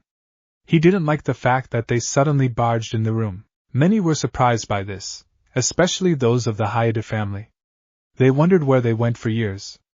While several were annoyed by the fact Rias just barged in, along with her peerage. Rias and her peerage were fearing for what may happen next. Akino did this in concept, and she suffered the consequences big time. She was even more afraid on what Issei will do this time. You cannot be here! You are no longer welcome here! Rias demanded with anger, as Issei retorted, this is my room and my house, I can be wherever I want. Not anymore, you can leave, or there will be problems. Rias snapped her fingers, as every member of her peerage present were ready to attack. Akino with her holy lightning, Kaneko cracking her knuckles and Zenobia with her ex-Durandal. Issei was ready to fight, but he soon gave a sigh and spoke, fine, do what you want. But remember this, once I leave, I am not coming back. Yeah, get out of here. None of us want you to ever be in this room. Issei flinched upon this, as he couldn't believe that this was the response they would immediately say. His hair covered his face, and spoke, then don't regret this, Gremry. 'Cause when I leave, I am not coming back. Even if you cry, weep, or beg, don't expect me to come back. Issei spoke seriously, as his eyes flashed green that made Rias really scared but only momentarily. As he continued, same goes for the rest of you as well. Issei walked away from this room, as Rias spoke her final lines. I should have never reincarnated you. Issei flinched, as he clenched his fists in anger and left the room. He wanted to teach her a lesson, by smacking her for saying that, but Drake spoke in his mind. Don't worry, once I tell you the truth, you wouldn't even want to come back. Issei nodded and left the room. Rias and the others were shivering in fear, as the audience were glaring at them with anger, some with borderline hatred for what she has done. Mari then spoke, another spoiled Rias, guess you really an immature brat, huh? Rias was slightly glaring at Mari for saying this, but she knew that Mari was right on this. She didn't say anything, as Venelana next spoke, once we head back, you are staying in the mansion. I don't want you to cause any more problems or trouble to Issei now. Honestly, I should have done this earlier. Rias looked at her mother in disbelief. She was hoping that the rest of her family would support her, but instead agree with her mother. You should. Venelana turned around to see Issei. Hunter spoke, as he continued, her spoiled nature is the reason why she and those that blindly follow her are dead in several timelines. And I won't spoil much, but her spoiled nature is the reason she ends up killed or having a fate worse than death. Rias was terrified and was hyperventilating upon hearing this. She was truly afraid of what is going to happen. The others were also afraid or shivering as their loved ones were terrified of what is going to happen to them. They didn't want to know their deaths and were not looking forward to it. And the same goes for you all as well. Venelana motioned to Rias's peerage members. As they all nodded in understanding, they didn't want to deal with an Issei that would end up killing them in any manner. You as well, Revel. Claire spoke seriously, earning a nod from her. And Irina as well, you will be heading to Vatican once this is all over. Tuji spoke, as he gave a glance to Michael who agreed to it. He turned to Irina who could only nod. Griselda, Barakiel and Gondel turned to Venelana and wanted to ask her, but she spoke. You all can also come, and speak to them. The trio nodded, as Griselda glared at Zenobia willing to discipline her who was afraid of her guardian. She was afraid that she would have to deal with her. The scene soon changes to Issei. He was in a train that was heading to Kyoto. He had earlier removed his evil pieces and placed them in the gear so that Rias can't track them in any manner. Issei then spoke, wait, is this true? I have a wife in Kyoto along with a daughter. Yep, the Kyubi you met in Kyoto, that's your wife, and the little one is your daughter. Issei widened his eyes, at the implication. This meant Yasaka was his wife, and Kunu was his actual daughter. The audience, all of them were appalled as they exclaimed, "What the hell, this means?" Mari spoke, glancing at Kunu, who was also shocked by this. Mari knew that Kunu is her niece in that timeline. She was not expecting that such an older woman to be his wife. She needed to know more about this. Yasaka was blushing upon hearing this. She was not expecting a timeline where they would be together. Kunu, after being shocked, was happy that Issei was her father instead of being the one that originally abandoned her and her mother. She looked at her mother and spoke, "Mother." "Yes, Kunu, I also believe this is one of the timelines where we are together." Yasaka held her daughter. She would love her daughter regardless of which father was the reason she came to this world. She hated her former husband that left her when she was pregnant, and refused to come back, and has been away ever since. She will never forgive him no matter what happens. Wait, how does this make sense? Kunu is and I am 7, this means she would have to be born when I was. How does this make sense? Drake shook his head. He was never 7 to begin with but was much, much older. Drake then spoke. "No, you were never 7. Your real age, if I do calculations, I'd say you are in your mid-30s. Your body was de-aged to save yourself, turning yourself into a complete dragon, instead of being a human that you were. Additionally, everything that you experienced when you headed back to Ko was sort of a lie." Drake explained to Issei. He was far away from the rest of the passengers, making the brunette widen upon this. This meant that his life as a 7-year-old teenager was a lie. He shook his head and spoke. "Then that means Drake, is there a way I can know my real self?" Issei asked with slight horror. He wondered what his real life was like before his transformation. Drake then spoke. "You really want that? There is no turning back." Drake asked, to which Issei spoke. "Yes, I do. I am already out of Gremry peerage, now I want my old life back."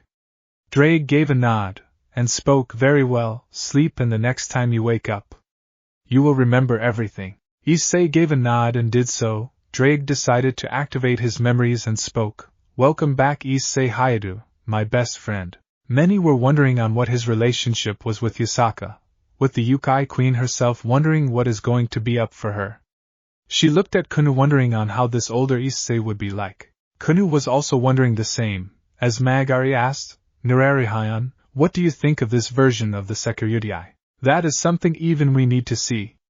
He could perhaps be the new Yukai King, if he does manage to become Yasaka-sama truly cares for, and he does for her. Unlike that bastard," Nirarihayan whispered to Magari, remembering Yasaka's former mate with anger. He was someone that only wanted to be with her because of her body and appearance, and abandoned her when she was pregnant. Nobody knows where he is, and nobody cares. He has lost the right to be with her, and see his daughter after what he has done. "Indeed, I believe so too." Magari whispered to him, which he agreed to do so. Although both agreed on letting them figure something out and not intervene, the scene shifts to Issei, in Kyoto. He decided to head to the location where Yasaka's mansion was. He remembered his past life all too well. He remembered that Yasaka was his wife and Kunu was his daughter. He also remembered on why he was separated from them. The reason was that the Cows Brigade led the attack, alongside its newest member named Q, a kitsune that was the cause of the collapse of their loving family life. Yasaka was shocked by this, before seething in fury upon hearing this. She started to release her aura in fury upon hearing this. She shouted with anger, "That bastard! How dare he shows himself to my family!" Many of the Yukai were also angry upon hearing his name, especially Magari and Nirarihayan. They both also wanted to tear them apart, as they also started releasing aura as well. Many were on the edge, and were terrified of the combined aura, especially those that weren't prepared of it. Revan acted quickly, as he released a calming aura to calm the group down. He paused the viewing and Yasaka asked, "Revan, don't tell me he is responsible for this." "Yes, and the viewing will show this. Q is the reason why Issei had to be away from your girl's life for 0 years. He was forced to leave her when she was 3. They were attacked by the Cows Brigade, alongside Q, and he was the one that stabbed Issei in the back. He barely escaped, but he vowed to make a comeback and take the Yukai throne." Yasaka was seething upon hearing this. Revan snapped his fingers to seal their powers so that this doesn't happen again. Many were surprised by what had happened, as Surzex asked, Yasaka-sama, would you tell us who this Q is? I understand that you may hate us due to what Rias and her peerage members with Irina and Ravel did, but we also want to know if he is a threat to our faction. Rias flinched when her older brother said this, as she looked down in shame along with the rest of the ones mentioned by him. Yasaka took a deep breath to calm herself and respond after sighing, as a leader, it is my duty to tell you. Since I got no reason to not hide this. Q is a six-tailed kitsune who was responsible for a lot of terror attacks in both East and West Yukai factions. His actions have led to death of many innocent human and Yukai due to his actions. Magari soon continued, he is the leader of the supremacist Yukais, which is comprised of Yukai that are similar-minded and have the same ideals as he does. The best comparison I can make is them with the old Satan faction. The audience understood this. As Ajuka spoke, I see. So he desires to conquer the world along with his faction? Nurarihayan responded, not exactly. While yes, he does wish to conquer. Conquering the world is somewhere of a possibility. His true intentions are to usurp the throne of Lady Yasaka and rule the West and eventually the East Yukai faction with an iron fist. Nurarihayan spoke with anger in his expression, as Sarah Fall then spoke in response. So how many attempts has he done? Yasaka shook her head and spoke sadly. One too many, Sarah Fall. I even remember some attempts were made when Kunu was very young, around years old. Kunu flinched. She remembered on how she was asked to stay in her room, with guards watching her /7. She had vivid flashbacks on this happening. She now knew why this happened. Yasaka could be seen holding her daughter's hand, assuring her that she will be fine. She then explained seriously, his real intention, he wishes to bring the Yukai back to how our kind were in the past, depicted in stories as malevolent forces that wish to only cause despair, death and destruction to humanity along with other races as well. He will achieve this goal by any means necessary. When I took the throne, he became my biggest competitor, and eventually a threat to my position and the safety of my loved ones. I did eventually exile him, but that hasn't changed anything, and he has been hiding in the lands, planning his next move against us. The last attack happened when Kunu was 3, after that? Nothing. The leaders took note of this. They were surprised by the fact that they haven't seen him act yet, or appear alongside the Cow's brigade. Seeing this, Nurarihayan explained, if you are wondering why he didn't join the Cow's brigade, at least in this universe that is, then it is because he has a superiority complex, believing the Yukai to be the top of everything, even above gods as well. The reason being is that original Zhu Beige, Sha Wujing and Sun Wukong have reached the level of gods, and in his eyes, only Yukai should be allowed to do so, all other species should be under them.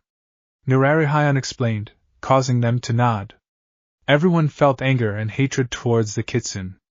They wanted to deal with him before he could be a problem. The Hyatus were the most worried, knowing that he might come after him to hurt Issei. Soon Odin asked, Yasaka-sama, would you tell us what he is like?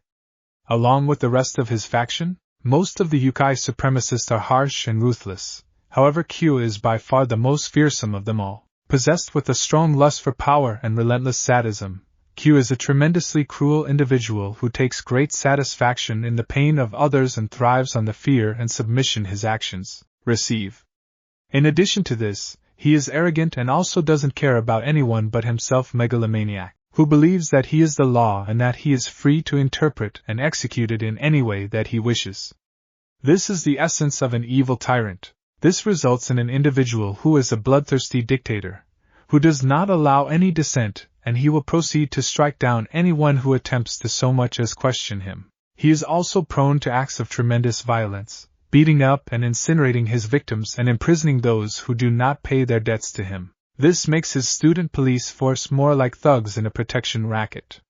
He also possesses a fearsome temper, and will quickly fly into a rage with little provocation. Yasaka explained his personality to the group, as they all took note of it. If he does become a problem to them as well. They knew that Q would cause problems to everyone if he would need to fulfill his dreams. Even Zeus could see Q to be a problem to his throne, just like Issei is. One day, I will make you regret ever being born, Q.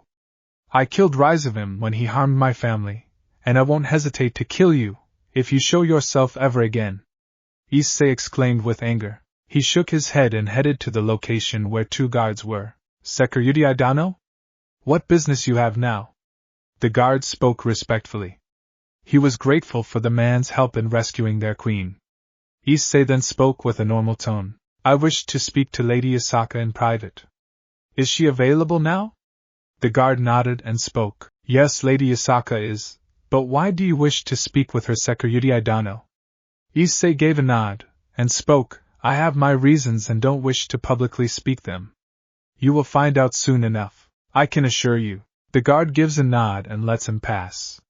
They knew that they can trust the Red Dragon Emperor, as they decide to leave him be. The audience was surprised by this, as Hades spoke incredulously. That brat killed RageRevan. Yes, Hades, he did kill him in this timeline. RageRevan is long dead in this timeline, having his soul destroyed by Issei long before he could do anything. The reason will be explained in the viewing. Let's say he does something to Yasaka that causes Issei to kill him. Hades gave a nod, being well aware that his actions caused Trihexa to be revived. He wondered on what would happen in this timeline without him. That's great, I wonder what's next. Hades spoke with a normal tone, as he took a sip of his juice. Some of the gods did scowl at him, remembering he had helped the man release the beast of Apocalypse.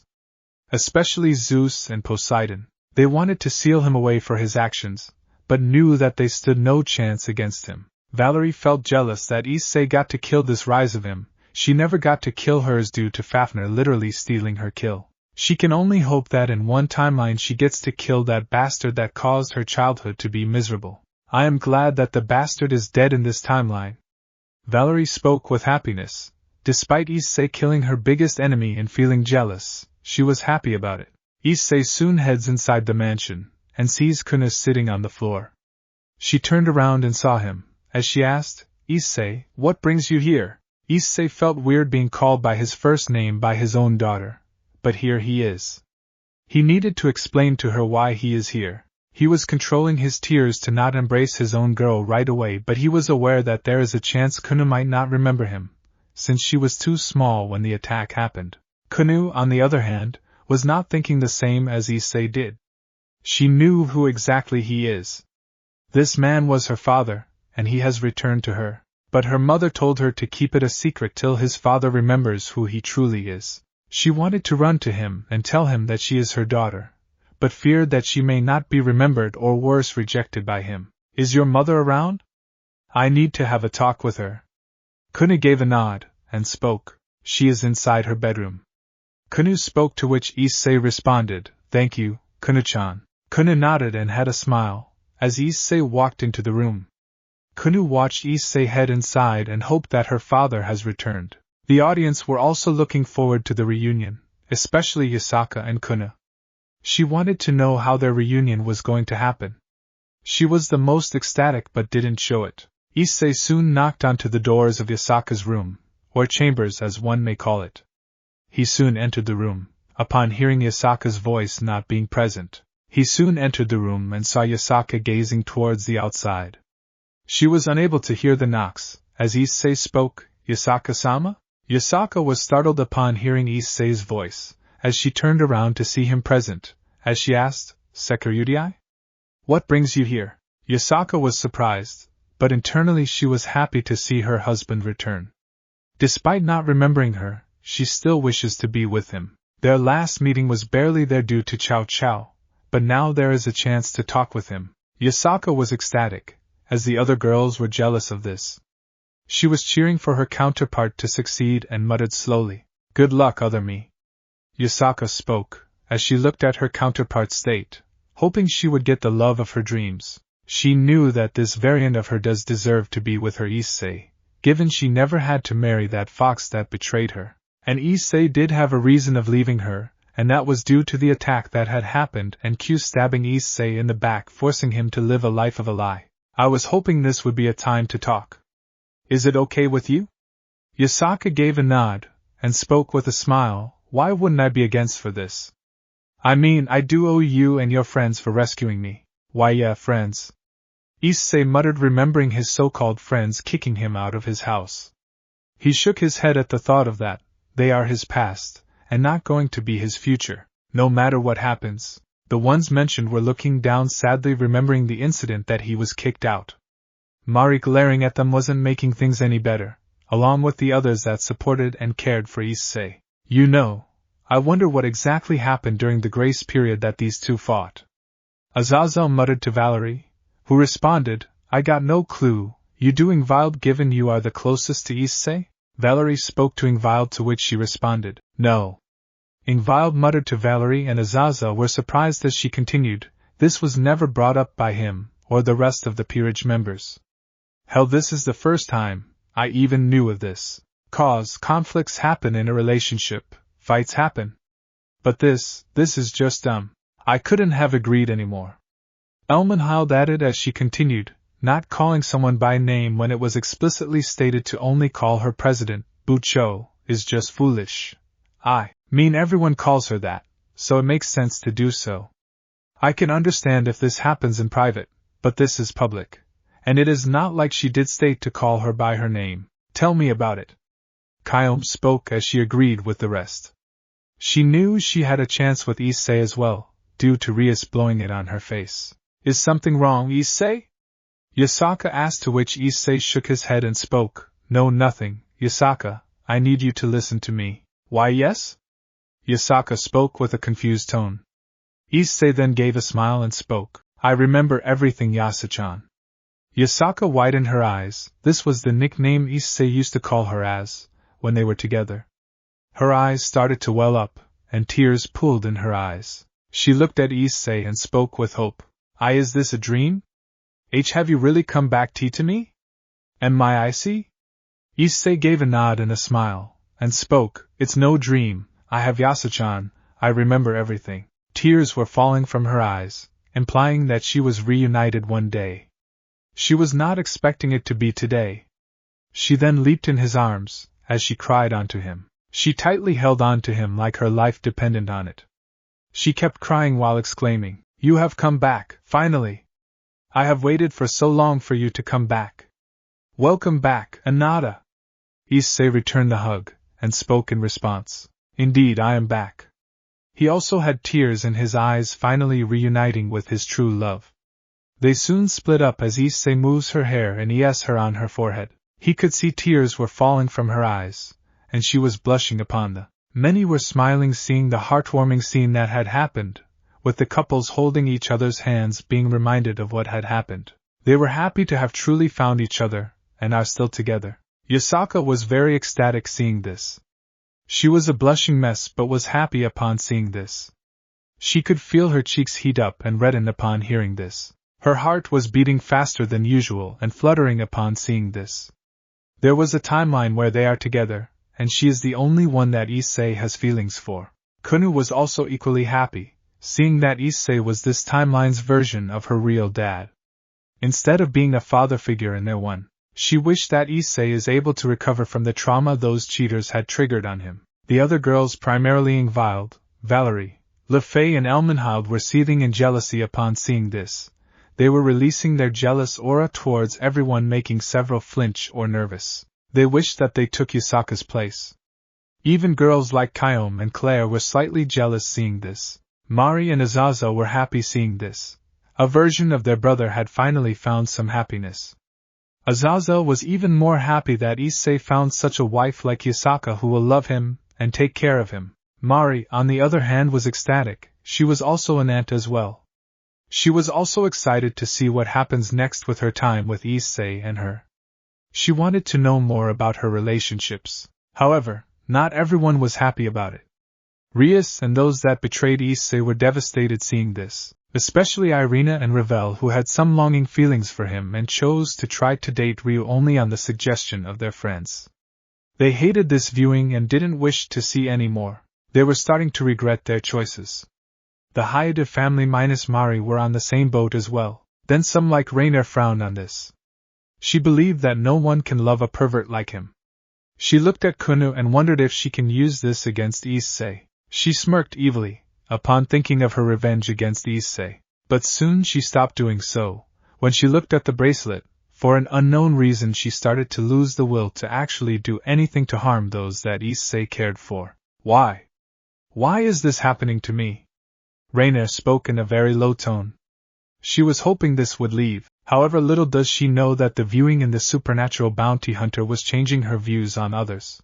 Revan looked at her, and shook his head knowing that she has some small feelings for him, but wondered on how things would go. After a while, they split up and sit on the bed together, as Issei spoke in sadness. I am sorry for not remembering about our past together, for so long. I always thought I was a 7-year-old that used to live with my parents, being an only child.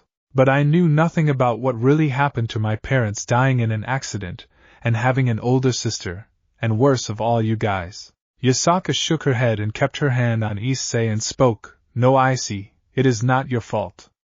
Q was the reason why you had to separate from me. I am just glad you have come back to us, and you are with us, as my love. Yeah, still kind of pisses me off, despite my strength I couldn't protect the two of you and made you suffer for so long. Issei pulled his wife near him, and Yasaka looked at him with a smile. She knew that Issei is the type to keep apologizing for something wrong he must have done. Yasaka shook her head, and spoke, It is not your fault. Yep, if Q hadn't attacked the family, he would have been together with you.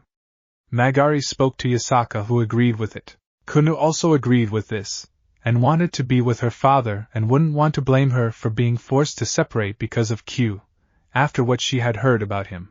Mickey and Gora paled on their deaths in this timeline due to the accident, with Ryu and Aika started to sniffle on their demises. Even Mari was looking down in sadness. She is not on good terms with her parents, but she still cared for them. So in this timeline, your mom and dad ended up dying.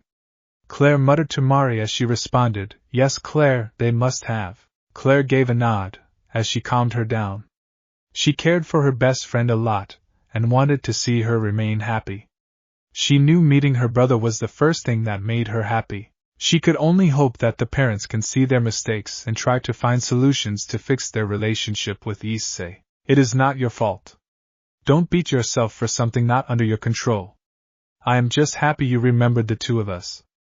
I feared that you would never come back. Issei looked at her and at her on the forehead speaking, No Yasuchan, I am not going anywhere this time. I promise to never leave your side again. Thank you, Anada. Issei gave a nod, and spoke, I love you, my Yasuchan. Yasaka ate his cheek and spoke, Love you too, but first let's meet Kanu. She must be ecstatic to meet her father, again. Issei gave a nod, as he and Yasaka headed outside to see Kanu back to her drawings. She then looked at the couple, and exclaimed, Mother, Issei! You came.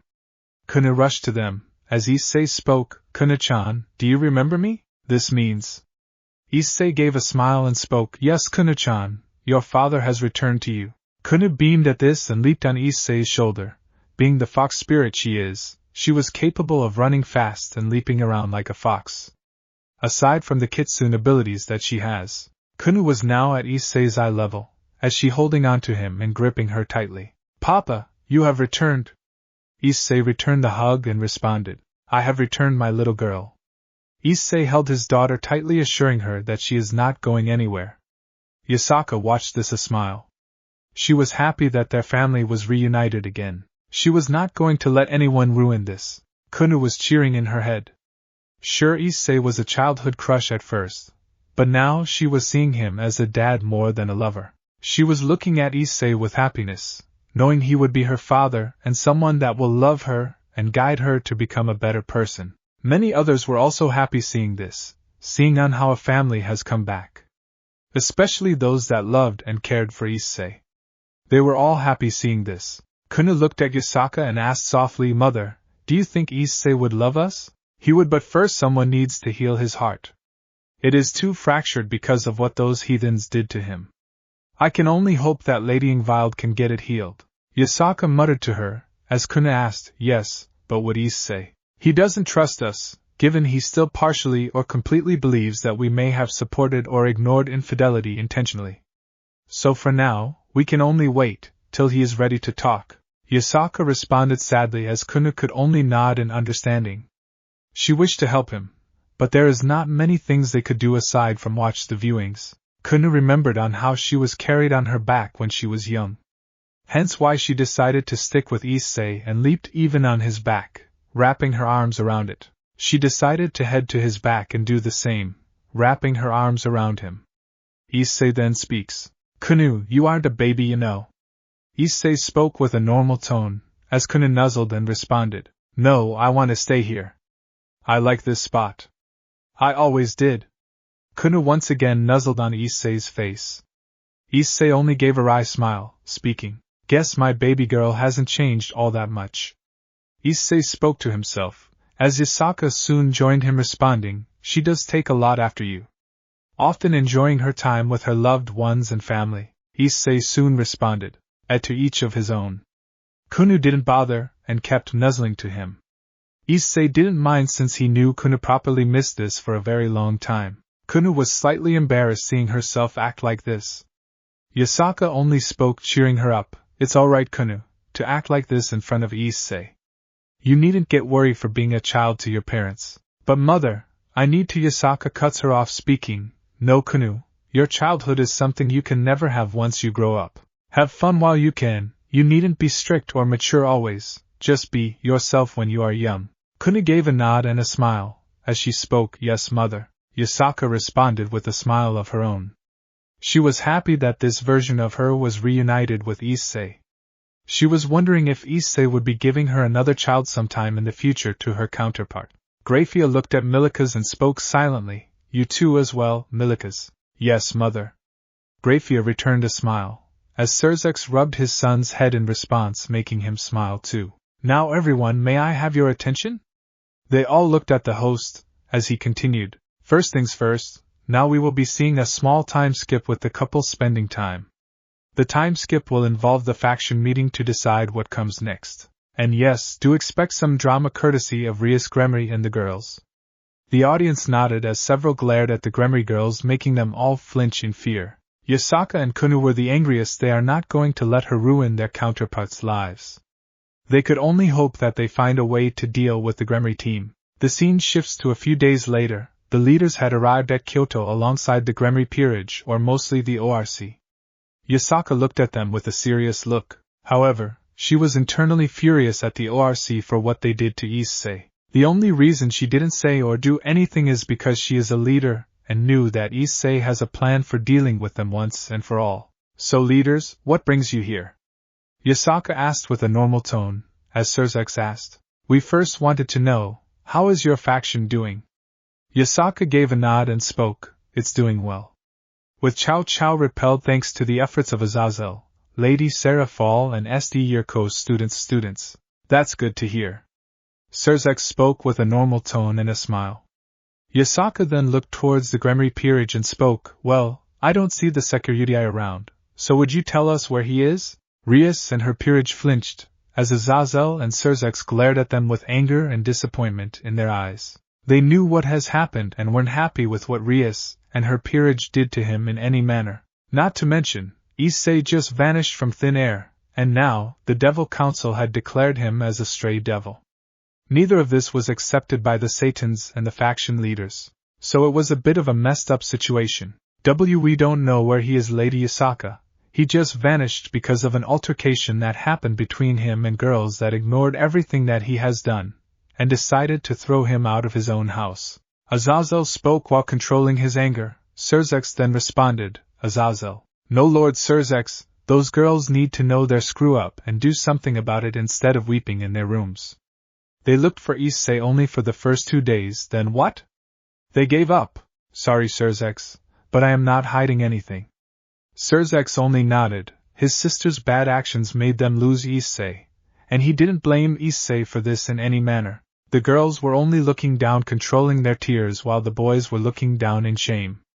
The only one that wasn't was Rossweiss, who was also annoyed by what they did. Surzex and Azazel agreed with their counterparts. Even the ones they have in this universe is no better than them. Azazel then spoke. You should be happy that Issei let bygones be bygones and still have a relationship with you.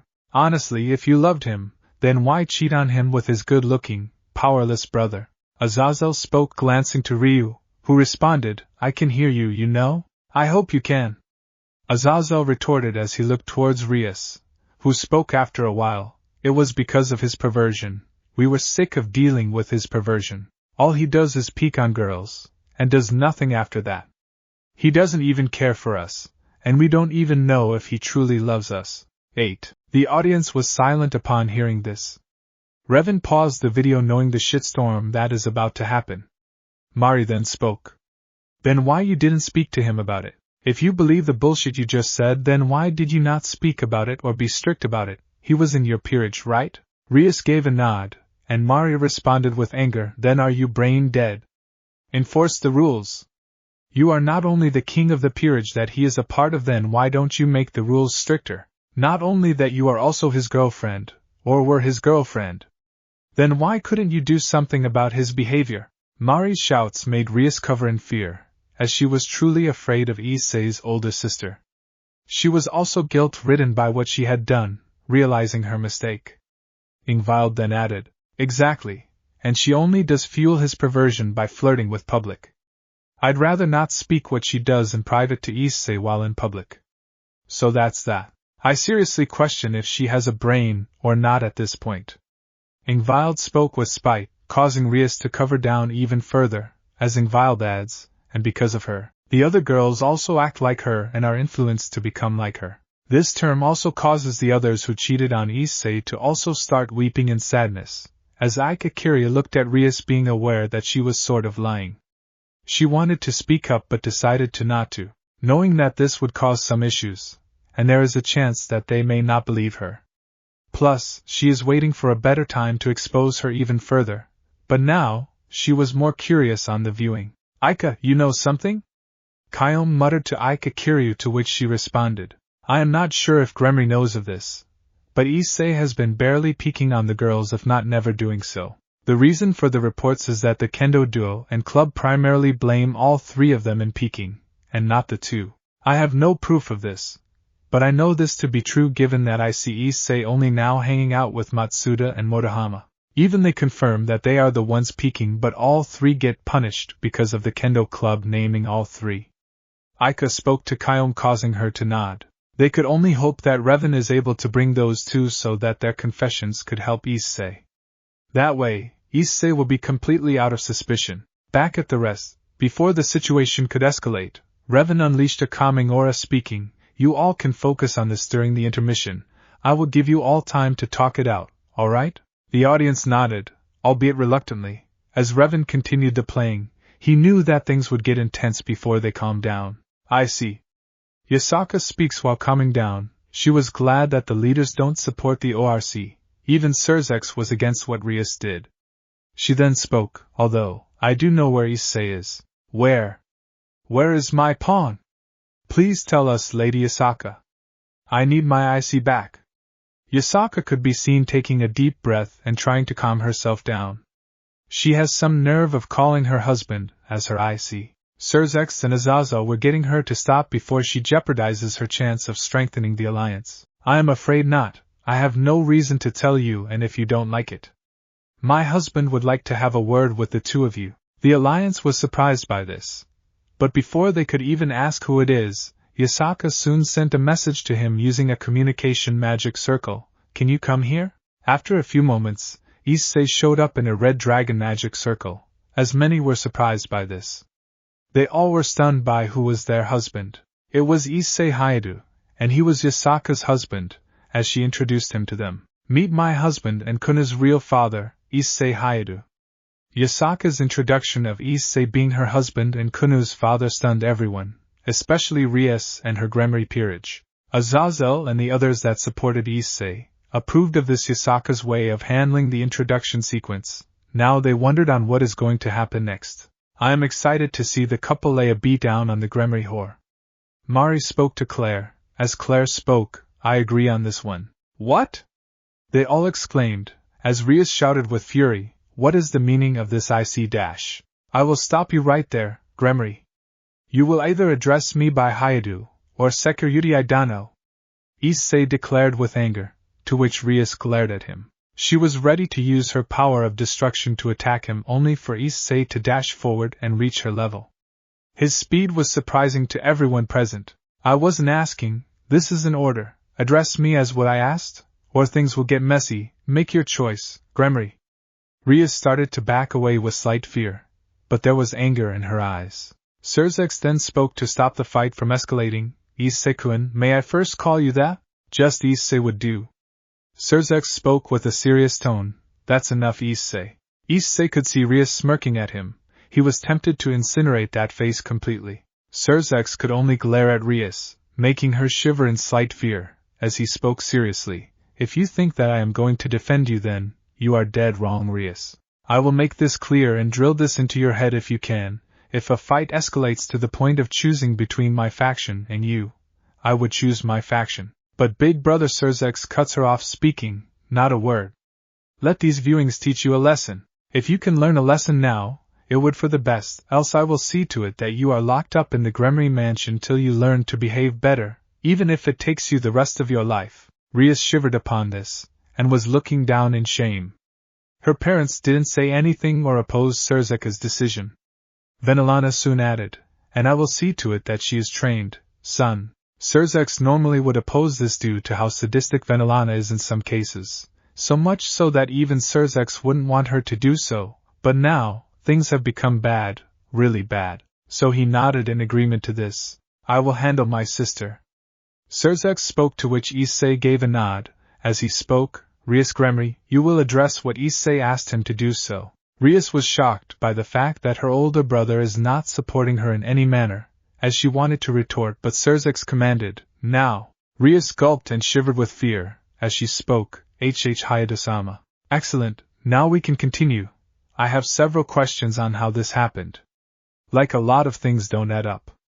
Issei gave a nod. He did have to answer a lot to them. Even the other leaders and the others wanted to know about it. So where can we start with? Issei asked, to which Azazel spoke. Right, if Kunu is your actual kid, and if you are 17, then this means that Yasaka is into. Issei and Yasaka grew wide-eyed at what Azazel was trying to imply. They knew that this was one of the questions that should have been asked. It's a good thing that my counterpart isn't into children, Yasaka muttered while shivering. Everyone knew that Yasaka wasn't a groomer or into children, especially those that knew her for a long time. Why, yeah, that is something we can all agree upon. Mari responded with a shivering tone. They all agreed to this, even someone like Zeus, who went after older or married women, or nymphs that underage children. 9. I think that's what they call a sugar mommy. Azazel spoke with a smirk, not realizing what had happened, as almost everyone was glaring at the former Governor-General with bloodlust, especially Yasaka, who may have the faintest idea of what that really meant. Azazel raised his hands in surrender, hoping that he doesn't get ganged up on and beaten up. The fallen angels and Team /Dog along with Valerie could only groan in frustration, remembering how Azazel can get in some situations. If he gets killed by someone, I am not taking responsibility. Shemhazai spoke, as the rest all agreed to this. Penemu then spoke, either am I. Me neither.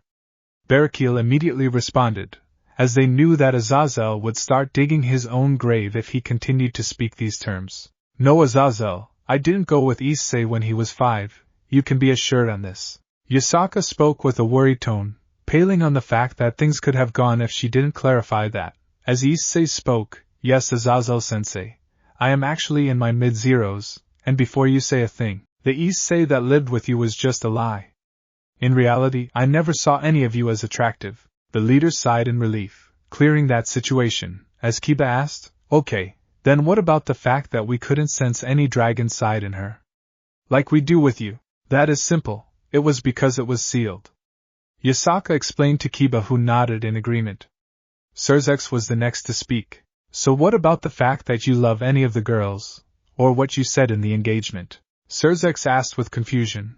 While he hated that Issei won't be his brother-in-law, he was happy that he had someone that really cared or loved him unconditionally. Surzex agreed with his counterpart, while he frowned on Issei not being part of his family due to what Rias had done.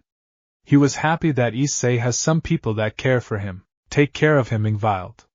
Surzex muttered, looking at Ingvild, who was watching the series with jealousy and with some level of happiness. Grayfia kept her hand on his and gave an assuring smile. Surzex gave a nod, as they continued to watch the show. No, I don't mean any of that. The thing is, I never remembered my past in any manner. My real life, or anything. My real love or anything. But I should be thanking Rias and those girls for kicking me out, otherwise I would have been stuck in that toxic relationship with Rias and the girls. Surzex gave a nod. He needed to know more of Issei since the person he saw Issei to be was a lie. He was never the real Issei to begin with. Yasaka looked at Issei and held his hand, and spoke. I understand most of you wouldn't believe anything, given what really happened. But I will explain everything. For starters, Issei is in his mid-zeros, and was never a 7-year-old boy. That was a lie to save his life. He had to lose his memories and this very life if he had to survive. Everyone was confused, as Odin asked, survive? From whom? Kyu, a rogue yokai that tried to usurp my throne. He had worked with the Cows Brigade and had worked with RageRevan Levon Lucifer. Azazel, upon hearing the name, was seething in fury, as he destroyed the table in anger. The table was completely destroyed in cracks, shattering it completely. The mere act shocked and surprised everyone. The others, primarily Surzex, knew of the name, and was aware on what kind of a person he was. Azazel looked at what he had done, and spoke with an apologetic tone. I am sorry I lost control when you said that name. Issei and Yasaka were stunned, never seen Azazel act like this, with Issei speaking. It's fine, but what caused you to get angry? Issei asked, to which Azazel responded. It was because the man that you spoke was the reason why Vala was abused in his childhood by his father. His abuse was so bad that even his own mother became a victim of the abuse when she tried to help him, Azazel exclaimed, causing everyone to get furious at the abuse that Vala had to go through. Even Issei, who respected his rival, hated RageRevan even more and was glad that he killed him for good. Guess this thing is a canon event. Valerie muttered to herself, as Revan shook his head at the reference that Vala had made. Azazel then spoke. At least Adder is dead in both universes. Valerie gave a nod and spoke. On that, we can agree on. Good riddance. Valerie spoke to him, as many agreed to what Valerie had stated. RageRevan being dead was something that should have happened a long time ago, and this one being dead meant that Trihexa would never be released. I see. I am glad I killed him then. Issei responded coldly, to which Yasaka held his hand to calm him down, sending senjutsu to him such that he would calm her down. Azazel then asked, what do you mean by kill him? He is long dead. I made sure to destroy his soul before he ended up dying. It took me everything to kill that bastard before it was too late. The others nodded upon this. As Yasaka soon explained, Issei had to enter the Juggernaut drive to get an edge over him. The power of the drive was strong enough to even overpower his Sacred Gear Canceller, the unique ability that made him more effective against Sacred Gear users. The power succeeded in beating him, but at a heavy cost. Azazel asked in response, let me guess, Issei had to trade off his life to defeat him, correct? The couple nodded in response, as Surzex asked, why'd you do it? I mean, I remember you doing this again later on, but why before that? The memory made the couple nervous. It was a very dark day when this had happened. Surzex then spoke, seeing their expression. It's all right, if you don't want to speak. No, you deserve to know. The reason I did this was because. Issei spoke after a pause. He tried to rape my Yasaka. Yasaka was shivering, remembering the incident. She was almost going to get raped when this had happened. Issei pulled her in for a side hug, assuring that the man responsible was long dead. Everyone was disgusted and appalled at what RageRevan had done to this variant of Yasaka. They wanted the man tormented for what he had done. He had crossed the line when he tried to rape Yasaka. Yasaka was shivering at this. She knew she stood no chance against RageRevan if he were to rape her in this manner. The other yokai of the West and East yokai faction were beyond furious, as Nararahayan and Magari were glad that he was dead in that universe, and were eternally grateful for Issei to saving her in that universe. Kunu was also horrified that her mother had to go through that. She hated that she was powerless to do anything to protect her mother. However, she remembered a certain someone that had reached God level and vowed to train herself such that she would be able to protect those she loves no matter what happens. That was something she learned from Issei, and she was going to do so. He what? Azazel exclaimed with shock, as he continued with sadness. I am sorry you had to go through this. It's all right, at least I am glad that I am together with my Yasachan. Yasaka gave a nod, composing herself, as she spoke to the Gremry peerage, and there is no way I am separating from my Issei. Let me make this very clear. Why you hussy! Rias exclaimed with anger. Yasaka grew a tick mark upon being called that word, as Akino responded. You will not take our Issei away from us. The girls that loved Issei were ready to fight against the Yukai leader. Surzex was about to step in, but Issei spoke in response and spoke. I got this. Although, please next time make sure your sister is kept in check. Surzex nodded, as Issei walked forward and got between Yasaka and his former friends, as Issei exclaimed with anger, Rias Gremry, you will not insult my wife like this. Let me make it very clear, watch your tongue, otherwise I will see to it that you will behave good whenever you are around us, Issei declared with anger, causing her to back away, as Rias retorted, but this hussy dash. Issei didn't let her complete, as he brutally socked her in the stomach, making her vomit the tea she had drank. She soon fell to the ground coughing up. As Issei spoke, talk to my wife with respect or I will make you talk. She soon fell to the ground coughing up. As Issei spoke, talk to my wife with respect or I will make you talk. A/N. I don't own this GIF or Dragon Ball Super. Rias was shivering in fear upon this. Seeing on how Issei was making an example of her, if she doesn't respect his family.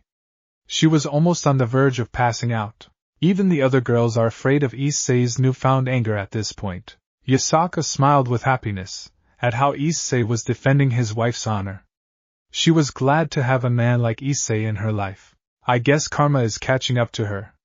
Riser muttered to his queen Eubelina, who responded, Indeed, Lord Riser, and I am glad we get to spend time together. Riser gave a nod, as the other girls in his peerage looked at him with jealousy, as he responded, Worry not, Riser plans to love all of you.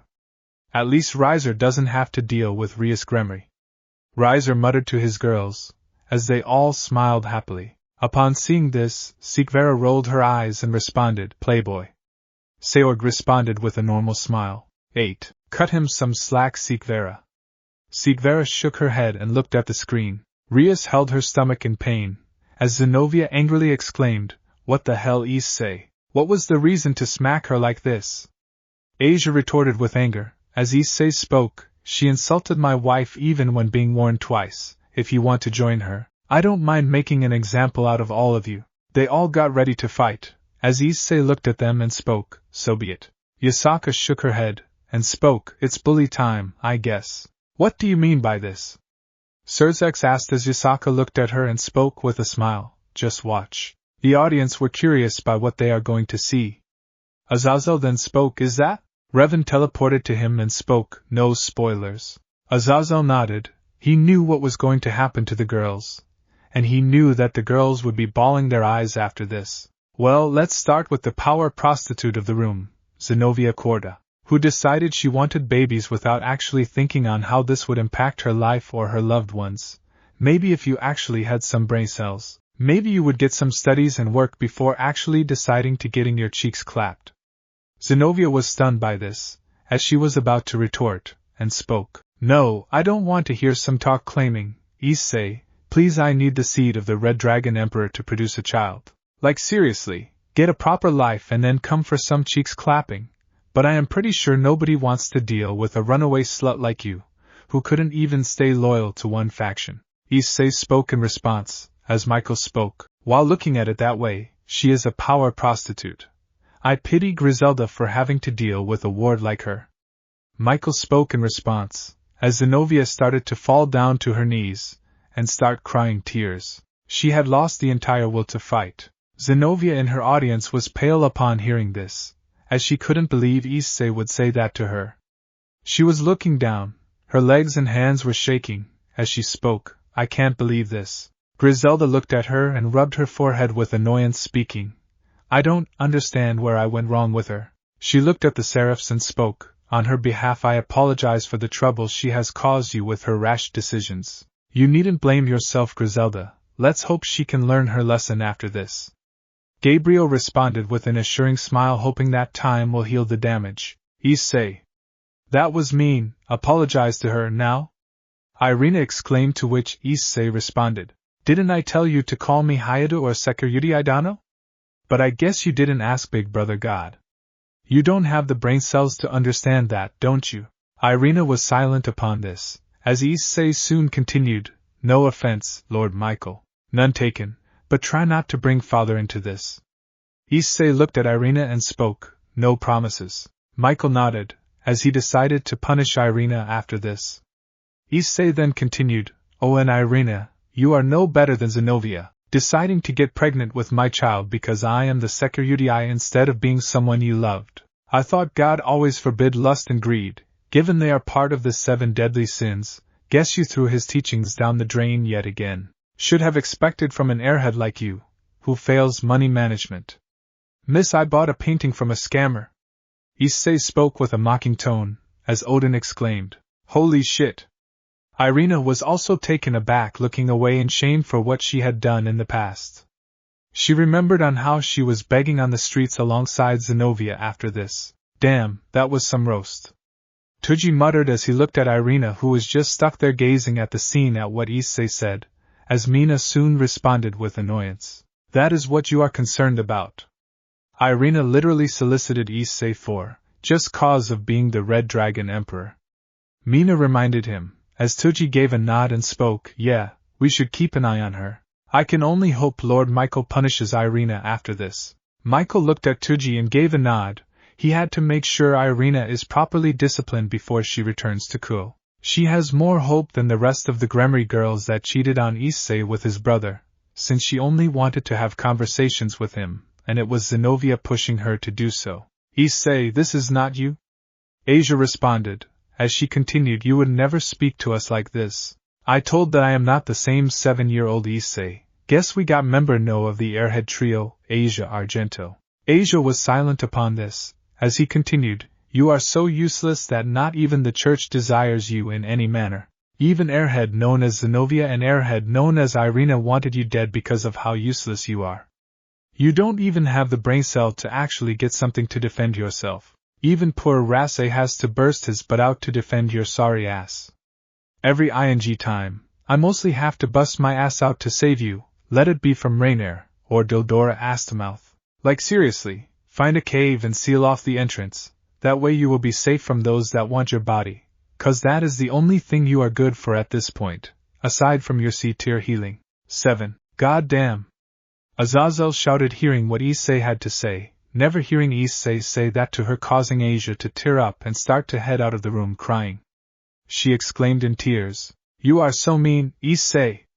Issei didn't give 2 shits about her and left her be. I never thought Issei would actually say that to Asia of all people. Ajuka spoke to Surzex, as he looked at Asia, who was weeping upon hearing this. Her peerage was calming her and consoling her upon hearing the brutal roast that Issei had thrown at her. Tell me about it. I am seriously starting to see a very different side to Issei. Surzex spoke in response, as Serafal added, yep, someone let Issei in the kitchen and he is cooking good. Keep the roasts coming, little brother.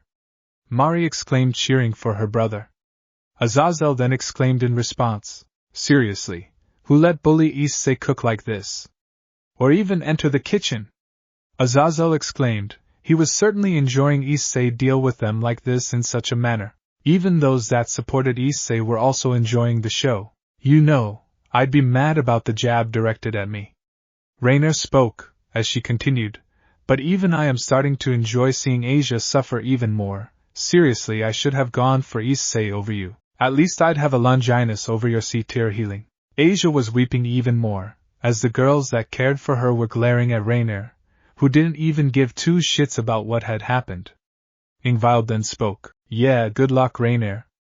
If you'd rather have more brains than usually have, you would have made him yours than let others get to him. Now you are just a lonely, sad existence with nothing left. Ingvild spoke, as Azazel responded with surprise. God damn! Rainier was silent and was glaring at Ingvild for saying this, but she turned away in anger knowing Ingvild was right. She truly has nothing left, and was all alone. Aquino was about to respond, as Issei spoke, let's go to the next victim, Aquino Himejima. Aquino was pale by this, as she spoke making a fake smile. Era, what are you going to say to me? You can't roast me like this. You can't roast me at all. I got big as something you have always loved. No thanks, I ain't into underage women and I already have a wife who is 00 times better than your underage ass. Akino was silent upon this. She wanted to respond, as Issei continued. Besides, your whole existence screams, the legend of Shuri Himejima and Miss Daddy issues. Issei spoke with a mocking tone, as Akino was starting to tear up. Azazel spoke in response. You know, I am glad Barakiel wasn't here for this. The poor guy wouldn't take it. Azazel spoke to Surzex, who agreed in response. Issei then continued. And then your big S, the only thing your current look screams is complete prostitution. Meaning that any man would love to claim your body before dipping to get some milk when he decides to dump his seed into your body, ruining it completely. 'Cause pleasing a man is the only thing you can do, both literally and figuratively. Akino fell to her knees, and weeping with sadness, as she spoke. How dare you? Issei rolled his eyes. They brought the bully out, and now have to deal with him. Irina was just collateral, and now only 2 more victims remain. Akino was weeping upon hearing this. She was crying, remembering her past trauma that she had to endure thanks to the Himejima clan. Barakiel and Suzaka felt pity remembering the incident. Barakiel then spoke. You know, I want to get angry, but I just can't. Seriously, I don't know why she betrayed the boy in this manner. Penemu kept his hand on his back and assured him that everything will be alright, maybe in the future if she does learn her mistakes. She hoped that Akino can change herself before it is too late. Barakiel wondered what would Shuri have done if she does find out on Akino's actions. She would be ashamed of them both for causing their daughter to have become like this. The last 2 victims, Kaneko and Rias, were afraid of what is to come to them next. Now let's get to Kaneko Tuju. I will make this quick. They say those that hate perverted are the most perverted themselves. Maybe you are even more perverted than I am. Kaneko was silent, as she responded. At least I don't peek on girls. Issei only shook his head and spoke. Nah, the only reason I peeked was because I had no girls. But you, I wouldn't even want to look at your flat-chested lowly-type body. I don't want to go to jail thanks to pedophilia. 7. Kaneko was silent, as Issei continued.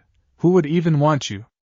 You are basically a walking jailbait emotionless doll that screams to ruin your life if you would date her. And your backstory is even better. Your emotionless nature because of what old sis going rogue due to getting drunk on power?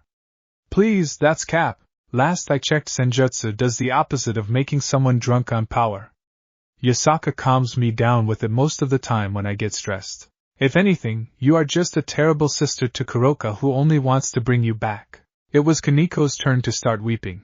As Issei put the final nail in the coffin. At least stop eating too many sweets, they stunt your growth. Yes, even I make sure Kuna doesn't overeat. No wonder she is a lowly for her age. Yasaka added, as the others were looking with complete shock. They couldn't help but pity the girls for the brutal roasts that Issei put them through. Kaneko, like in the audience, was also devastated, as Kuroko was angrily glaring at Issei's counterpart, but also looked down in shame soon afterwards.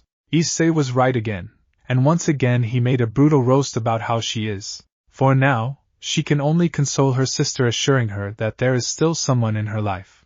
Issei soon turned to Rias, and spoke. Now one left, Rias Gremory, since you called my wife a hussy, well, you are a bigger one, since you literally sleep next to me on a daily basis. Even my wife doesn't sleep like that. Rias was silent, as he continued. Then we have the fact that you prance around, parading like you are some great person, having the Red Dragon Emperor as your servant. For someone that didn't want to be seen as the heiress of Gremory, you are quite hypocritical, you know. Rias was starting to tear up, and spoke with anger. Is that how you treat me? After I revived you from being killed and heal you up? You belong to us. Funny, cause shards of light energy were still in my body, and that was how Rainier messed with me even in the afterlife. Yasachan removed them from my body using senjutsu, otherwise my mind would still be haunted by those light spears. Some healing you performed. Rias was quiet by this. Issei then continued. You are nothing compared to your brother. You are just a weak discount copy that nobody desires, unless you consider that body of yours. And like Akino, your only good thing is that body of yours. That's it. Aside from that, you can barely fight your own battles and need me to handle most of your shit. You barely train much aside from drinking your tea, and all you do is expect your servants to do your dirty work. You are not even worthy of being my mate, let alone my master," Issei declared with anger, as tears started to fall from her eyes even more. Issei then continued, "I know Yasuchan for years, I love her more than anything else, but I had my life taken, and you again kicked me out. You didn't value me when you shamelessly kicked me out of my own home. I will never love you, no matter what, cause 1, you are literally a kid, and 2, you had the nerve to insult my family. I belong to Yasuchan and not you," Issei declared, causing her to start running out of the room crying. She was devastated that the only man that had loved her hates her more than anything else. Yasaka gave a blushing smile upon hearing Issei's declaration. Serzex looked at his sister and spoke. "I should probably go and calm her down, then we can continue with the meeting. Thank you for dropping your point across to them, they still thought they had a chance with you." Issei gave a nod and spoke, "As for you 3, leave this room if you want to. Provoke me and I got roasts ready for all of you." Kiba, Gasper and Rossweiss nodded in response and gulped upon hearing this. Serzex also left the room to pacify his sister, hoping that she can at least learn from her mistakes and change herself before she does something truly irredeemable. Kiba, Gasper and Rossweiss sighed in relief, knowing their counterparts wouldn't be brutally roasted like what happened to the rest of the peerage. They were wondering if they can even calm their king down. She was weeping endlessly and was devastated. Serzex and his family looked at Rias, as they spoke amongst themselves. "You know, maybe this is the first timeline that will teach Rias a lesson." Serzex spoke, as Grayfia added, "You are right on that one, Serzex-sama. She has lost Issei and she needs to know he is never going to be hers." In the concept universe, he did state that he hates his Rias as well, so this may be another wake-up call for her, to change her ways or she is done for. Venelana spoke with slight fear, as Yasuda soon responded, "Yes, I hope she can see her mistakes, if she changes for the better, else. I know Zio, I will handle her, and see to it that Issei doesn't harm her because of her annoying or provoking him." The other family members nodded in agreement to this. They knew that things for Rias will get really, really bad if they don't change her ways and if she doesn't learn her lesson. "Now everyone, the final scene will be the fight scene against those of the Yukai supremacist group. They decided to attack the residence the couple is living in." The audience were surprised and worried, as Yasaka held Kunu instinctively. She remembered on how Q won't hesitate to even use his daughter as a hostage if he needed to get what he wants. She was afraid of losing the only relative she had, and she was not going to lose her too. Kunu also held her hand in understanding. She could sense her mother's fear, as Nararahayan and Magari were livid by this, as they wanted to make him suffer. Revan looked at this and spoke. "Let this be a lesson to all those that want to deal with them. It will show Issei dealing with him once and for all." Everyone gave a nod and took notes on dealing with him. Even Hades did so, knowing he would attack his realm as well. While Hades is strong enough, he doesn't want to lose any of his Grim Reapers in the fight for no reason, thanks to a megalomaniac who only wants power. The scene shifts to Issei heading to the base. Issei took it upon himself to handle Q once and for all.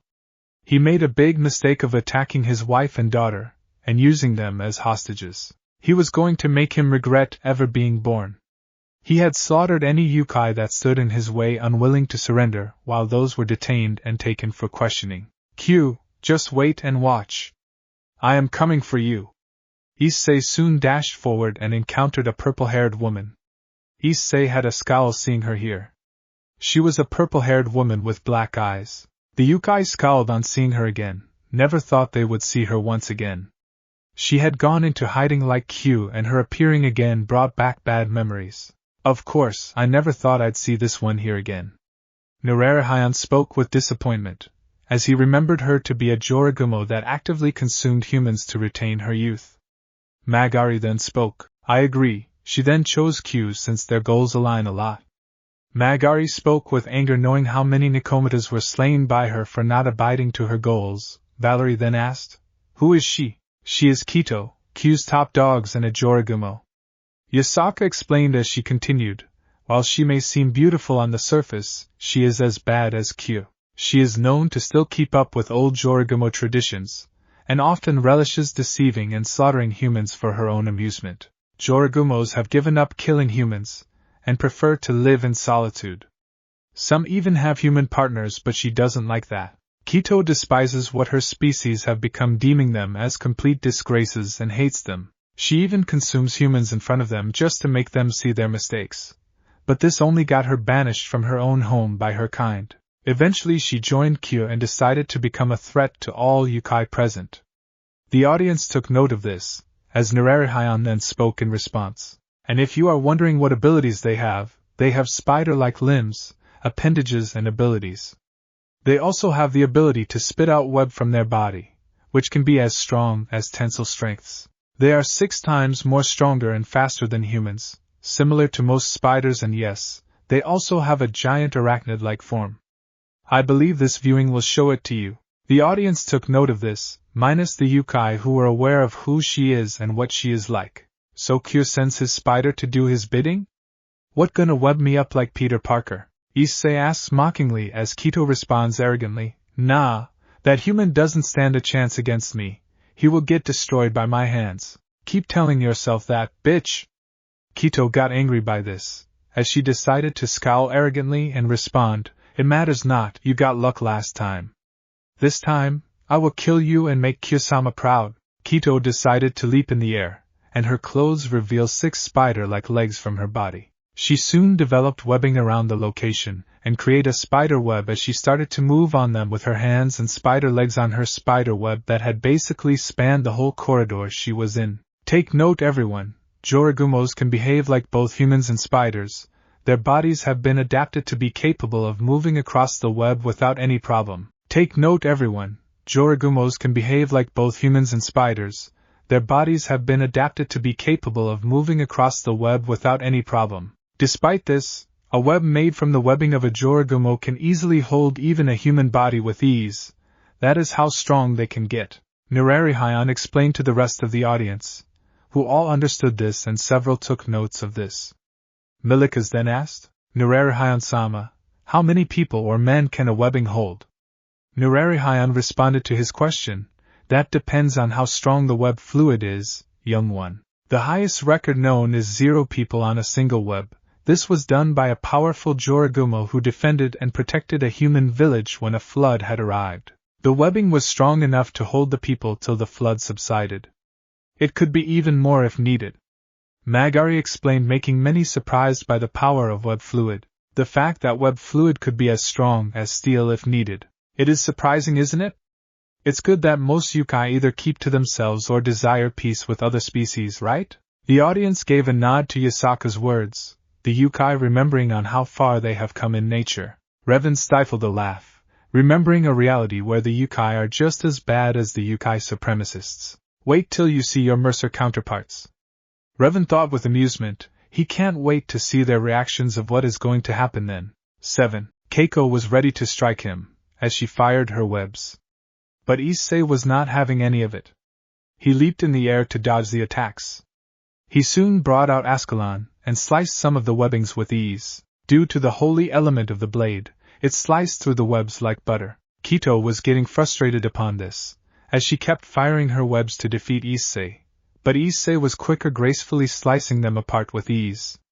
He soon knew how he can end the battle. Kito had enough, and shouted, Take this! Kito started to charge for a few moments, and unleash a powerful web that started to bind him. Issei was webbed up in minutes, with Kito following it up with another spider web and lit up like a decoration on the second spider web. Issei struggled to get up from the web. Kito leaped from her web to the bee Issei was lit up on, as she licked her lips. She was definitely going to devour a dragon. She then spoke, My prey. Once Kito was close, Issei then spoke, Oh, I don't think so. Issei's body started to heat up extremely hot, as it started to melt the webs. Kito looked in horror, as the webbings that were binding Issei were also loosening up, allowing him to move freely. He then spoke with a dark smirk, Now let's dance, spider bitch. Yasaka and Grayfia once again covered their children's ears and were slightly annoyed by the language used. However, knowing the situation, they didn't mind.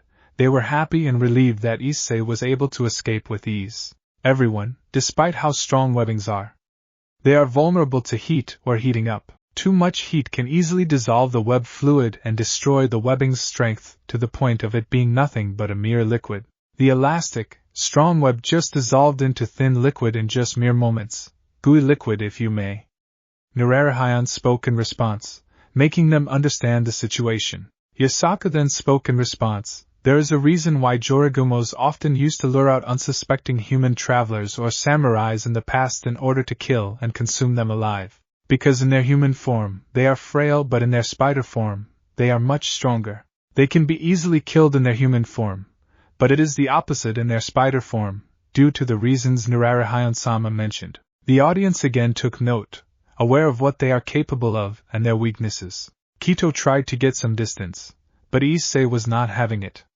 He soon grabbed her by the neck, making her struggle. She used her webbings, but Issei only decided to exclaim mockingly, "Flame on!" Issei's body again heated up, dissolving the web fluid into a pile of white goo. She was unable to keep up with Issei with his strength. Nice reference to an OK movie. Azazel muttered to himself, as he chuckled seeing him lay the beat down on the arrogant Jorigumo.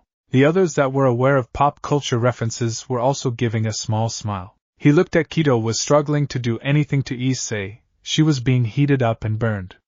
Her spider strength and agility doing nothing to him. Issei then spoke mockingly, "Guess Pokemon was right in this case. Bug is weaker to fire typing." Kito felt fear, as Issei looked at her apathetically, and spoke, "Just like RageRevan, the man felt true fear when I kicked his ass and drove him straight out of this world.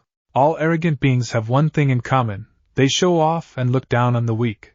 But when someone stronger comes along and shows up, all they have is a look of fear." Kito kept on struggling. As she became even more desperate, she even used her spider legs to attack Issei. But Issei only spoke with a cold tone. "This one is for using my daughter as a hostage and trapping her in a web to weaken me. Goodbye." Kito soon started to combust in flames. As Issei dropped her, she screamed in pain and agony, wanting to beg for mercy but couldn't due to the immense pain. Issei looked at her without any emotion, and saw her regress to a Joro spider, the same being she once was before she was born. Guess you became the very thing you once started as, Keiko, a pathetic lowly spider." Issei walked further inside. He decided to end the Yukai supremacy faction once and for all. There was nothing but silence as many saw on how Issei didn't show any mercy to Keiko, who had harmed his family. Those of the cheaters were starting to get afraid of Issei, while the others like Hades and Nyx were getting nervous. RageRevan then spoke up, breaking the silence. "As you can see, some Yukai revert to their original forms once they end up dying. Jorigumos are one of them. Just a small Joro spider which they were at their beginning of their lives. Even some kitsunes can be categorized as such." "Indeed." Yasaka spoke up, as she continued, "Joro spiders that have lived above 0 years can transform into Jorigumos. And same for foxes that have lived at least 0 years can become kitsunes. However, those kitsunes that are born from 2 kitsunes reunion already can become a kitsune and don't have to live like foxes for 0 years." The audience took note of this, as they continued to watch this. Yasaka was happy that Issei would do anything to defend her. She held her chest with happiness. She was grateful for finding Issei over the former lover she had in this universe. He soon reached the place where Q was standing. He was a tall and muscular man with long blonde hair, golden eyes, and wearing the uniform which comprises of a black inner coat with white linings, a black long coat with white on the inside, and a chain connecting the core instead of buttons. He was desperately trying to escape from what had happened. All the Yukai that were under him were either killed or arrested by them. Yasaka and the other Yukai were angrily glaring at him. There was hatred in their eyes for this kitsune that took so many lives. Odin then asked, "Yasaka Dano, is that him?" "Indeed, as the screening states, this is Q all right. He is someone that has killed many innocent Yukai and humans alike for not listening to his ideals or following them. He has killed so many people for his own ideals. Right now, he is in hiding and we don't know where he is. But once we find him, we will see to it that he pays for what he has done." Yasaka spoke with anger in her tone, as Magari added, "Both Yukai factions have marked him an S-rank criminal due to his actions, and are hunting him down for a very long time. He has been living in multiple places, making it really hard to track. All of us want him to be punished for his actions and what he has done." Magari added with anger in her tone, as Mari asked, "Magari-san, what would you do once you capture him?" Mari asked, to which she continued, "Are you going to arrest or seal him away?" Depends on her crimes, Lady Mari. But most likely he is going to be executed for his crimes. We will make sure of it. Yasaka gave a nod and spoke. Indeed, he is going to pay for what he did to so many people. Revan looked at them and shook his head. He was wondering on how they would react to their Mercer counterparts that actually see Q as an important figure for their faction. They would probably completely want to kill their counterparts for associating with that person. And before we continue, let's say this part is going to get dark. Since Issei will show what happens when you mess with those that he sees as a family. Revan decided to speak up, causing the audience to nod in understanding. Rainier was fearful, reminded on how Issei, back when he was just a lowly devil, made an example out of her. Hello Q. I believe we have some unfinished business we need to complete. Issei spoke while controlling his temper. As Q tried to escape from Issei, he threw foxfire, as Issei only took the heat without hesitation. He soon walked towards him and Q demanded, "You have some nerve of showing up here, you damned lowly dragon. I will make sure you pay for harming my Yukai." Q kept throwing flames, and unleashed claws on Issei, who only spoke, "Balance break!" Issei exclaimed, as Q fell back due to this. His expression having a look of fear in his eyes. Domination Dragon Balance Breaker. His armor was a mixture of a dragon and Yukai elements, having a combination of black and red armor. It features a dark, metallic base with sharp, jagged edges and glowing red accents that suggest a fiery or infernal origin. The chest plate and limb coverings are heavily reinforced with angular, blade-like protrusions, giving the appearance of both protection and weaponization. The helmet is crowned with twisted horns, amplifying its intimidating presence, while large, bat-like wings extend from the back, further emphasizing a sinister and otherworldly aura. The helmet is crowned with twisted horns, amplifying its intimidating presence, while large, bat-like wings extend from the back, further emphasizing a sinister and otherworldly aura. The audience marveled at the armor they were witnessing, especially the intelligent ones like Ajuka and Azazel. They were excited by Issei's armor. Yasaka and Kunu were happy, with the former's heart fluttering even more upon seeing on how protective Issei can get. Kunu was cheering at her father's armor, or in her case father figure's power. She was looking even more excited for this. She was looking forward for Issei kicking Q's ass. "Kick Q's butt!" Kunu exclaimed cheerfully, as Yasaka spoke with slight annoyance. "Kunu, what, don't tell me that you don't want to see his butt get kicked." Yasaka looked at her for a moment and sighed. She was right. She was a bit against the vulgarity of the words, but she agreed to it. Even the others were looking forward to what the armor is capable of. "Oh, I am not done yet, Q." Issei soon brought out a familiar-looking spear in his hands. It was none other than the true Longinus. How did you get the true Longinus?" Q exclaimed with fear and disbelief, as Issei responded, "Well, I borrowed it from the man that was responsible for capturing and enslaving my wife. I make sure that those that harm my family regret ever doing so." Q felt even more fear upon hearing this, as he wanted to run and escape as far as he could, but felt like there was no escape. The audience had nothing to say to this, as Azazel spoke. If Q wasn't screwed before, he is certainly screwed now. Indeed, Yukai are also weaker to holy light magic and weapons made from holy magic. Issei really wants him to suffer, can't blame him due to what he did to my counterpart, and Kuna's counterpart. Yasaka spoke apathetically. She had no pity for the man that had harmed Kunu and destroyed her counterpart's family and happiness. She was looking forward to his defeat and demise. Though, I pity Chow Chow for actually ending up biting the dust. He was good company. Hades spoke with a normal tone. Zeus then spoke, mocking him. "Good company, or great company, brother." Some of the adults understood the joke and glared at the Thunder God for saying that, as Hades responded, "And people wonder why many prefer me over the Thunder God." Hades spoke mockingly, to which Zeus, as they all were trying their best to stifle their laughs. However, some managed to laugh outright, which made the Thunder God beat red in response. Hera and the rest of the Greek gods, excluding Hades, Persephone and Nyx, turned their gazes away in embarrassment. Especially his daughters Athena and Artemis. Issei grabbed him by the coat and sent him flying to the ground. Issei soon walked towards him, however he was stopped by a barrier that prevented him from reaching him. Q then laughed, and declared madly, "You can't get to me now." This is my ability Sunshower Barrier. An ability that sends me to a different dimension. I am invincible. Q declared with happiness, knowing Issei can't get to him. He will find another way to defeat him. He remembered creating a sunshower prior. The parents once again covered their children's ears, annoyed by the blatant cursing.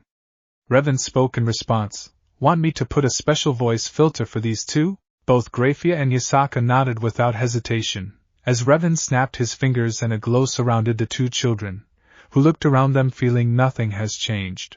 The duo thanked him for putting the barrier. Yasaka then looked at the others and spoke. If you are wondering what Sunshower Barrier is, for those that have no clue about it, this is the ability Kitsons can use once they gain at least tails. However, they don't gain access to it unless they are properly trained in their ability. Hence why Kuna doesn't have it yet. I will train her in the future though. Yasaka spoke with a smile, as Kuna gives a nod. Kyom then asks, what does it do? Yasaka looked at her and spoke. It takes the people to a different dimension, completely protecting and defending them. It can also take the user to another dimension as well, protecting them from any attack. This can be caused only after triggering a sunshower, and the best barrier is the one that is pre-made from a very long time, since a non-pre-made or rushed one won't last for long. Yasaka explained as the audience nodded to this. She was curious on how Issei would deal with Q at this point. Issei only took a deep breath, and placed the spear, breaking the barrier without any effort, much to Q's terror. He then spoke with anger. No! Impossible, buddy, true Longinus, the strongest Longinus. Plus your barrier was rushed. Doesn't Sunshower Barrier not work as well when it is rushed? Q felt even more fear, as he entered into his five tails fox form and started to run away, while throwing fox flames to keep Issei away, only for him to leap forward and thrust the spear aimed straight at his lower spine, preventing him from escaping. Q screamed in pain, as he was unable to move. Issei then continued, that's not all, even if I were not present. You can never beat Yasaka, she would easily crush you since she is far more stronger and capable than you. Q, her Sunshower Barrier being a prime example of it, you will never reach her level. My wife will easily destroy your pathetic existence a long time back if she wanted to. That is why she deserves to be the queen of the Yukai and their leader, not someone like you. Issei soon stomps him in the head as he crushes his head. Q angrily glares at Issei, but was unable to do anything. Yasaka was smiling happily upon seeing Issei defend her. She was lucky that this universe found someone like Issei in her life. She was trying her best to not lose it in front of everyone. The other girls that loved Issei were jealous seeing how Issei was defending her. They wished to be that girl that would be defended by Issei. They wanted to be in Yasaka's place so that they can also enjoy this. The others were happy seeing Q being shown his place. He was going to meet the same fate as his counterpart if he tries to attack their territory. The Yukai were ecstatic seeing this situation of someone that had tormented them for so long. The only way you can win is by using the weaker ones as hostages. That is why you are such a threat, but now, you are merely an inconvenience. Q was glaring even more, as Issei fired a light beam that started to incinerate him. The light beam was a holy light beam from the true Longinus that made him scream in pain. That is why you used my daughter as a hostage. Because of you, I lost my humanity and was forced to become a dragon. I had to live a life of a lie because of you. Q fell to the ground, as Issei followed it up by slicing off one of his tail, making him scream in pain. I wouldn't go this far, but you used my daughter as a hostage twice. You let my wife get raped, and you ruined our happiness. I will make sure you regret ever being born. Issei soon stabbed him in the stomach, making him scream in pain even more. The audience were looking a bit concerned, primarily those that were weary or afraid of Issei. Some were afraid of experiencing Issei's wrath, knowing not many survived this.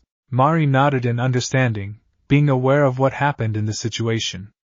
She was aware that Issei was less prone to anger, but when he does, it's best to avoid him. Yasaka and the other Yukai had a look of approval, knowing that Kyo had got what was coming to him. They all knew that they had to act in dealing with them once and for all, since they will continue to keep causing problems. Time to end this. Issei soon decided to use the curse that Yasaka granted to him. This curse was a special curse that can only be used once.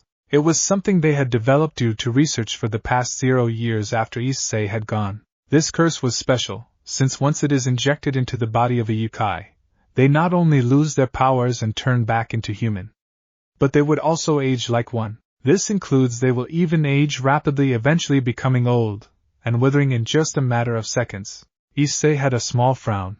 Yasaka developed this curse for vengeance against Q for not only raping her and threatening her daughter, but also for causing Issei to not even remember his own life, destroying her happiness as well. This was something that Yasaka wouldn't have done if he was around. Yasaka was pale and horrified. She had never thought her counterpart would go this far. Even the others were stunned by what Yasaka's counterpart had done. They understood her reasons, but she felt like she had crossed the line. Did my counterpart really do this? Yasaka asked with sadness, as Revan responded sadly while pausing the viewing. When the incident happened, not only did your daughter's counterpart be used as a hostage, and you lost that alternate version of Issei that very day, but your counterpart were also almost raped. That can really mess someone's mind, and she barely had anyone to comfort her or be there for her, and naturally Q's actions also developed a deep fury and hatred against him. That is why you developed the curse. Yasaka gave a nod upon hearing this, as the others felt pity on her. Yasaka believed her counterpart's actions, while not morally good, but were understandable. Q had every reason to suffer for being the architect of this variant's suffering, and she vowed to never let him get away ever again. However, when she realized what she had done, she actually regretted this decision and tried to stop or slow down the research, but it was too late. The project had started and anything done could potentially jeopardize the ley lines, harming everyone, hence she continued with it. In the end, she only developed one of such a curse and refused to make another one. Even the others agreed to it. It was sealed in a high secure vault, and its existence was only kept between the researchers that worked on this, your counterpart, Magari and Nararahayan, and later Issei knew of this, when you had to confess later on. Yasaka grew worried. She was afraid that their relationship would be strained due to what she has done. She didn't want to lose her second chance at true love in the form of Issei. Kunu then asked, "Did Issei hate mother after this?" Kunu asked with sadness, as Yasaka held her from daughter to calm her down. As Revan spoke, "Let the viewing show you." Revan played the viewing as the mother-daughter duo saw what was next. Even the others wanted to know how this variant of Issei would behave. However, he was not angry at her. He was angry at himself for not being there for his wife when she was at her lowest, and at her most vulnerable. Q be damned, Issei begged for forgiveness from his wife, shocking her. She did forgive him, and it did turn into an awkward moment, but she didn't know why Issei wanted forgiveness. He blamed himself for not being there for her, especially when she was alone for so long. He did cherish being alongside her, believing it was the best thing to happen to her. He glared at Q, deciding to end this so that he no longer hurts her or his daughter ever again. He started the curse. Yasaka was beaming upon hearing this. She was glad that Issei didn't hate her counterpart for what she had done in her blind anger. She was happy that Issei loved her unconditionally regardless of her accidents and mistakes. Kunu was also equally happy seeing that this variant of her father didn't hate her mother's counterpart. She was happy that Issei cared for her mother and her counterpart a lot. The girls that loved Issei and others that really cared for him were also happy knowing that was what Issei was truly like. Mari was the happiest knowing that Issei really cherished those and had a habit of constantly apologizing when he does something wrong, something she had heard from with her conversations with Ingvild and the others that had talked about her brother. She was glad her brother didn't turn out like Ryu or Aika. Revan paused the viewing and addressed to the group. "Now you see, girls. This is the man you threw away. Hope you are proud of what you idiots have done, 'cause you will never have him in your life. The one that may have a very, very sliver of a chance, and that is at best theoretical, is Revel and Irina, since they only talked to Ryu and didn't flirt with him like the others. But even I think that none of you all deserve Issei, 'cause I see no value of care for him if you throw him away and date his brother behind his back." The girls that were motioned to were crying upon this, as they had completely now lost Issei and couldn't get them back. Revan soon looked at Ryu and spoke, "And Ryu, be ashamed of yourself. The fact that you agreed to date them behind your brother's back and agreeing because of his perversion is something really messed up. Hope you are proud to be a second-hand used car, 'cause that is what the girls see you as before maybe returning to Issei. I mean, you have noticed it, haven't you? Ryu didn't say anything and only looked down in shame for what he had done. He knew the girls still had feelings for Issei, some like Rias even hogging him completely to herself. Even the Hayate family minus Mari and Ryu were ashamed of themselves. They remembered on what kind of a person Issei was, and they regretted ignoring his plight. Some parents they are. For the Hayate couple, some of your counterparts would be disgusted at the two of you. You aren't the worst amongst your counterparts. But you certainly aren't the best, cause I have seen better variants of you too. Some really amazing variants. Revan spoke, remembering the Hayate couple from universes like Gamer, Fate and Emperor that really cared for their son and cherished him a lot. The words of the Watcher didn't make things better as they looked down in shame. Mickey was even tearing up from hearing this. You know, be grateful Issei doesn't hate you yet. But if you continue this, you would lose him, forever, and trust me, you don't want to deal with an Issei that hates you. Revan spoke with his words causing fear in the Hayate family, afraid of what these Isseis are, as he unpaused the viewing. The curse soon activated as Q lose his human form. He then asked with fear, what did you do to me? Issei then spoke with a smile, you despise humanity, right? I do. They are the lowest of the lowest in the food chains. They should be enslaved by us. Many were angry by what Q said to them. As Nararahayan spoke, I told you, he sees humanity as lower life species. I hope Issei puts him in his place. Mari spoke angrily, as the others agreed to this. They all wanted to see Q suffer for what he had done to Issei. I see. Well, news flash, your punishment is to become the very thing you swore to hate. Q widened his eyes, as he soon saw his tails fall one by one. He started to grab them while desperately exclaiming, No! This can't be happening to me. You can't do this to me. Issei spoke with an even sinister smile and responded, I just did. Q returned to his human form, as he tried to shift, but couldn't. He was starting to become truly human, as he kept screaming the word no, over and over again in desperation, as he exclaimed for forgiveness. Please forgive me. I won't harm your family ever again. Issei only scoffed and responded, You got what was long overdue, now die like a human, the very same thing you despise. Ko widened his eyes, he was starting to age rapidly, his 0 years catching up to him very quickly. He soon became an old man, unable to even speak anything. He then tried to speak, but only sound came from his mouth. A/N. I don't own this GIF. You. Q soon fell to the ground dead. Issei soon walked to him, and spoke, Guess you finally are gone. Say hi to Izanami for me in the afterlife, cause she would enjoy seeing you suffer in the afterlife. Issei walked away and decided to head back home, knowing Q is gone for good. He can return back to his home, where Yasaka and Kuno are waiting for them. The Yukai were cheering for his death, as Yasaka exclaimed with happiness, That bastard is gone for good. Indeed, I couldn't agree any more, Yasaka-sama. Our people won't be haunted by that bastard in that universe. His death is probably going to be the best thing to happen in that world. No one will be hurt by his madness. Magari spoke with happiness too, and their faction is gone for good as well. They won't cause a problem to them at all. Nararahayan spoke with a smile, as the others were happy that their biggest threat was gone for good. They all relished seeing him gone in that universe. Now the final scene shows the aftermath of everything, and then we will be taking a break for this. Revan spoke, as they all nodded and saw the scene. The scene changes to nighttime, as Issei was watching the scenery outside. Yasaka soon came inside wearing a nightgown and her hair was in the open, as she wrapped her arms around her husband, and asked, What's on your mind, Issei?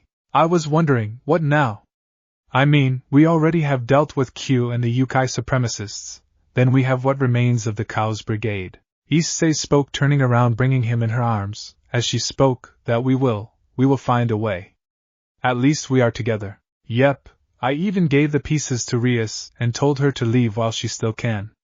Good thing is she understood, else things would have gotten nasty. Yasaka nodded. She didn't blame her husband for getting angry at Rias given that she is still pinning for him. She was glad that it didn't become violent. Anyways, let's not think about period hair. What I wanted to say is that I wanted to give something to you. Yasaka looked at her and spoke, What? Issei gave a smile, as he and Yasaka split up and walked towards their cupboard, and took out a small heart locket that had a small pattern on it. He then spoke, "So Yasuchan, what do you think of this?" Yasaka looked at the heart locket with a blush on her face, and spoke, "It looks amazing. I am glad you liked it." Issei responded with a gentle smile, as he continued, "Want me to make you wear it? I'd love that." Issei gave a nod, as she turned around. Issei then opened the heart locket, and soon wrapped it around her neck, and asked, "Comfortable?" "Yes. I am." Issei soon started to tie it around her neck, and soon nibbled behind her neck, causing Yasaka to feel a shiver, and feel a blush on her face, as she responded, "I see? Oh sorry, was just fastening it, it's done." Yasaka gave a nod, and had a blush on her face. She then spoke, "How do I look?" "You look like the most beautiful woman I have ever seen. Even after all these years, you haven't changed all that much." Yasaka's blush deepened even she heard of all that. She soon came close to Issei and hugged him as Issei held her tightly, and in a protective manner. Yasaka was a blushing mess seeing her counterpart act like this. She tried her best to retain her composure, seeing her counterpart act like this. Azazel looked at this and had a cheeky grin, with him deciding to tease her. "Guess the kitsune is pinning for her mate, huh?"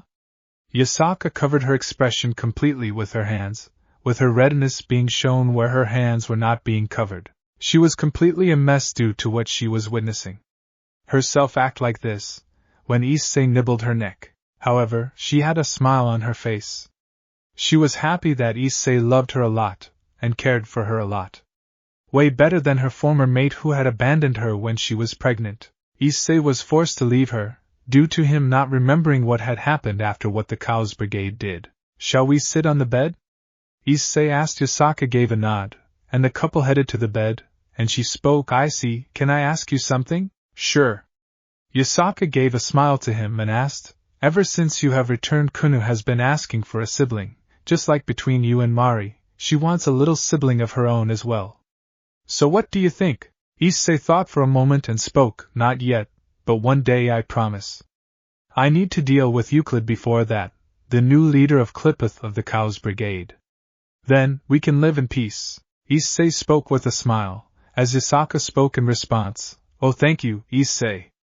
I do want a little boy who I will spoil, just like you do to Kunu." Issei chuckled in response and speaks, "I guess that is true. She turned out quite fine. I am pretty sure our future child will be just fine." "That is true. We won't give up, no matter what, that is something I learned from you." Yasaka rested her head on Issei, as he gave a nod and spoke, "Yep, we will. Now let's go to sleep, okay?" Yasaka gave a cheerful smile, and responded, "Yes." The couple soon headed to bed, as they slept. They took one last look at each other, as they slept with each other cuddling, as they held onto each other. Sleep soon took over, as they both fell off to sleep in each other's arms. And, the viewing ends, as the audience felt a variety of emotions seeing this. Grayfia felt sad seeing this, as she remembered her brother was still a terrorist. Surzex held her hand assuring that everything will be alright. Yasaka had a genuine smile seeing this. She was happy that this variant of her was able to find happiness and a true love. She was wondering if she would see this world again. Kunu was also very happy seeing a version of Issei that is actually her birth father. The mother-daughter pair hope that they can see this timeline again. The other girls that loved or had a crush on Issei were jealous of seeing him with Yasaka, especially Ingvild, who was the most jealous. They wanted a special viewing of them being with Issei, and wondered if there is such a viewing. The ones that cheated on Issei were devastated on seeing how Issei was like. The roasts were just adding salt to the wounds, making things worse for everyone involved. They had completely lost Issei, and they were in complete depression for what had happened. They just didn't want to accept that they had lost him completely. Others were more relaxed seeing such a good viewing. Even the ones like Hades and Nyx were relaxed. Despite them not being fans of Issei, they still enjoyed what they were seeing. Nyx did remember of her concept counterpart having feelings for him. She shook her head at the thoughts like this. She knew Issei wouldn't love her, after what she had tried to do with Ingvild. The Hayada family were silent, contemplating on what they have lost. They had to think on something to bring Issei back before he tries to hunt them down. Soon Revan snaps his fingers, and 4 people gained something. These were Nerarihayan, Magari and Yasaka, all of whom were surprised. As he spoke, check your inventories, I gave you something. The trio did so. As Revan explained, these are the plans Issei had used to take down the Yukai Supremacy Group. Use it well to do so. It has everything, locations, plans for their future attack, everything, so plan accordingly. Use it well, you Nerarihayan, Magari and Yasaka. Nerarihayan, Magari and Yasaka gave a nod, as continued, as for you Yasaka, you have been given an album. All of the events and actions that your counterpart, and that Issei's counterpart had enjoyed. Trips, everything in the form of images, you have them with you. Yasaka beamed at this, as she was excited to look at the album when she is alone. The others felt jealous of this. As Revan continued, you too as well Kunu, you have them as well. Kunu gave a nod, as he then turned to Yasaka and spoke, if you reach the end, there is something special for you, alright?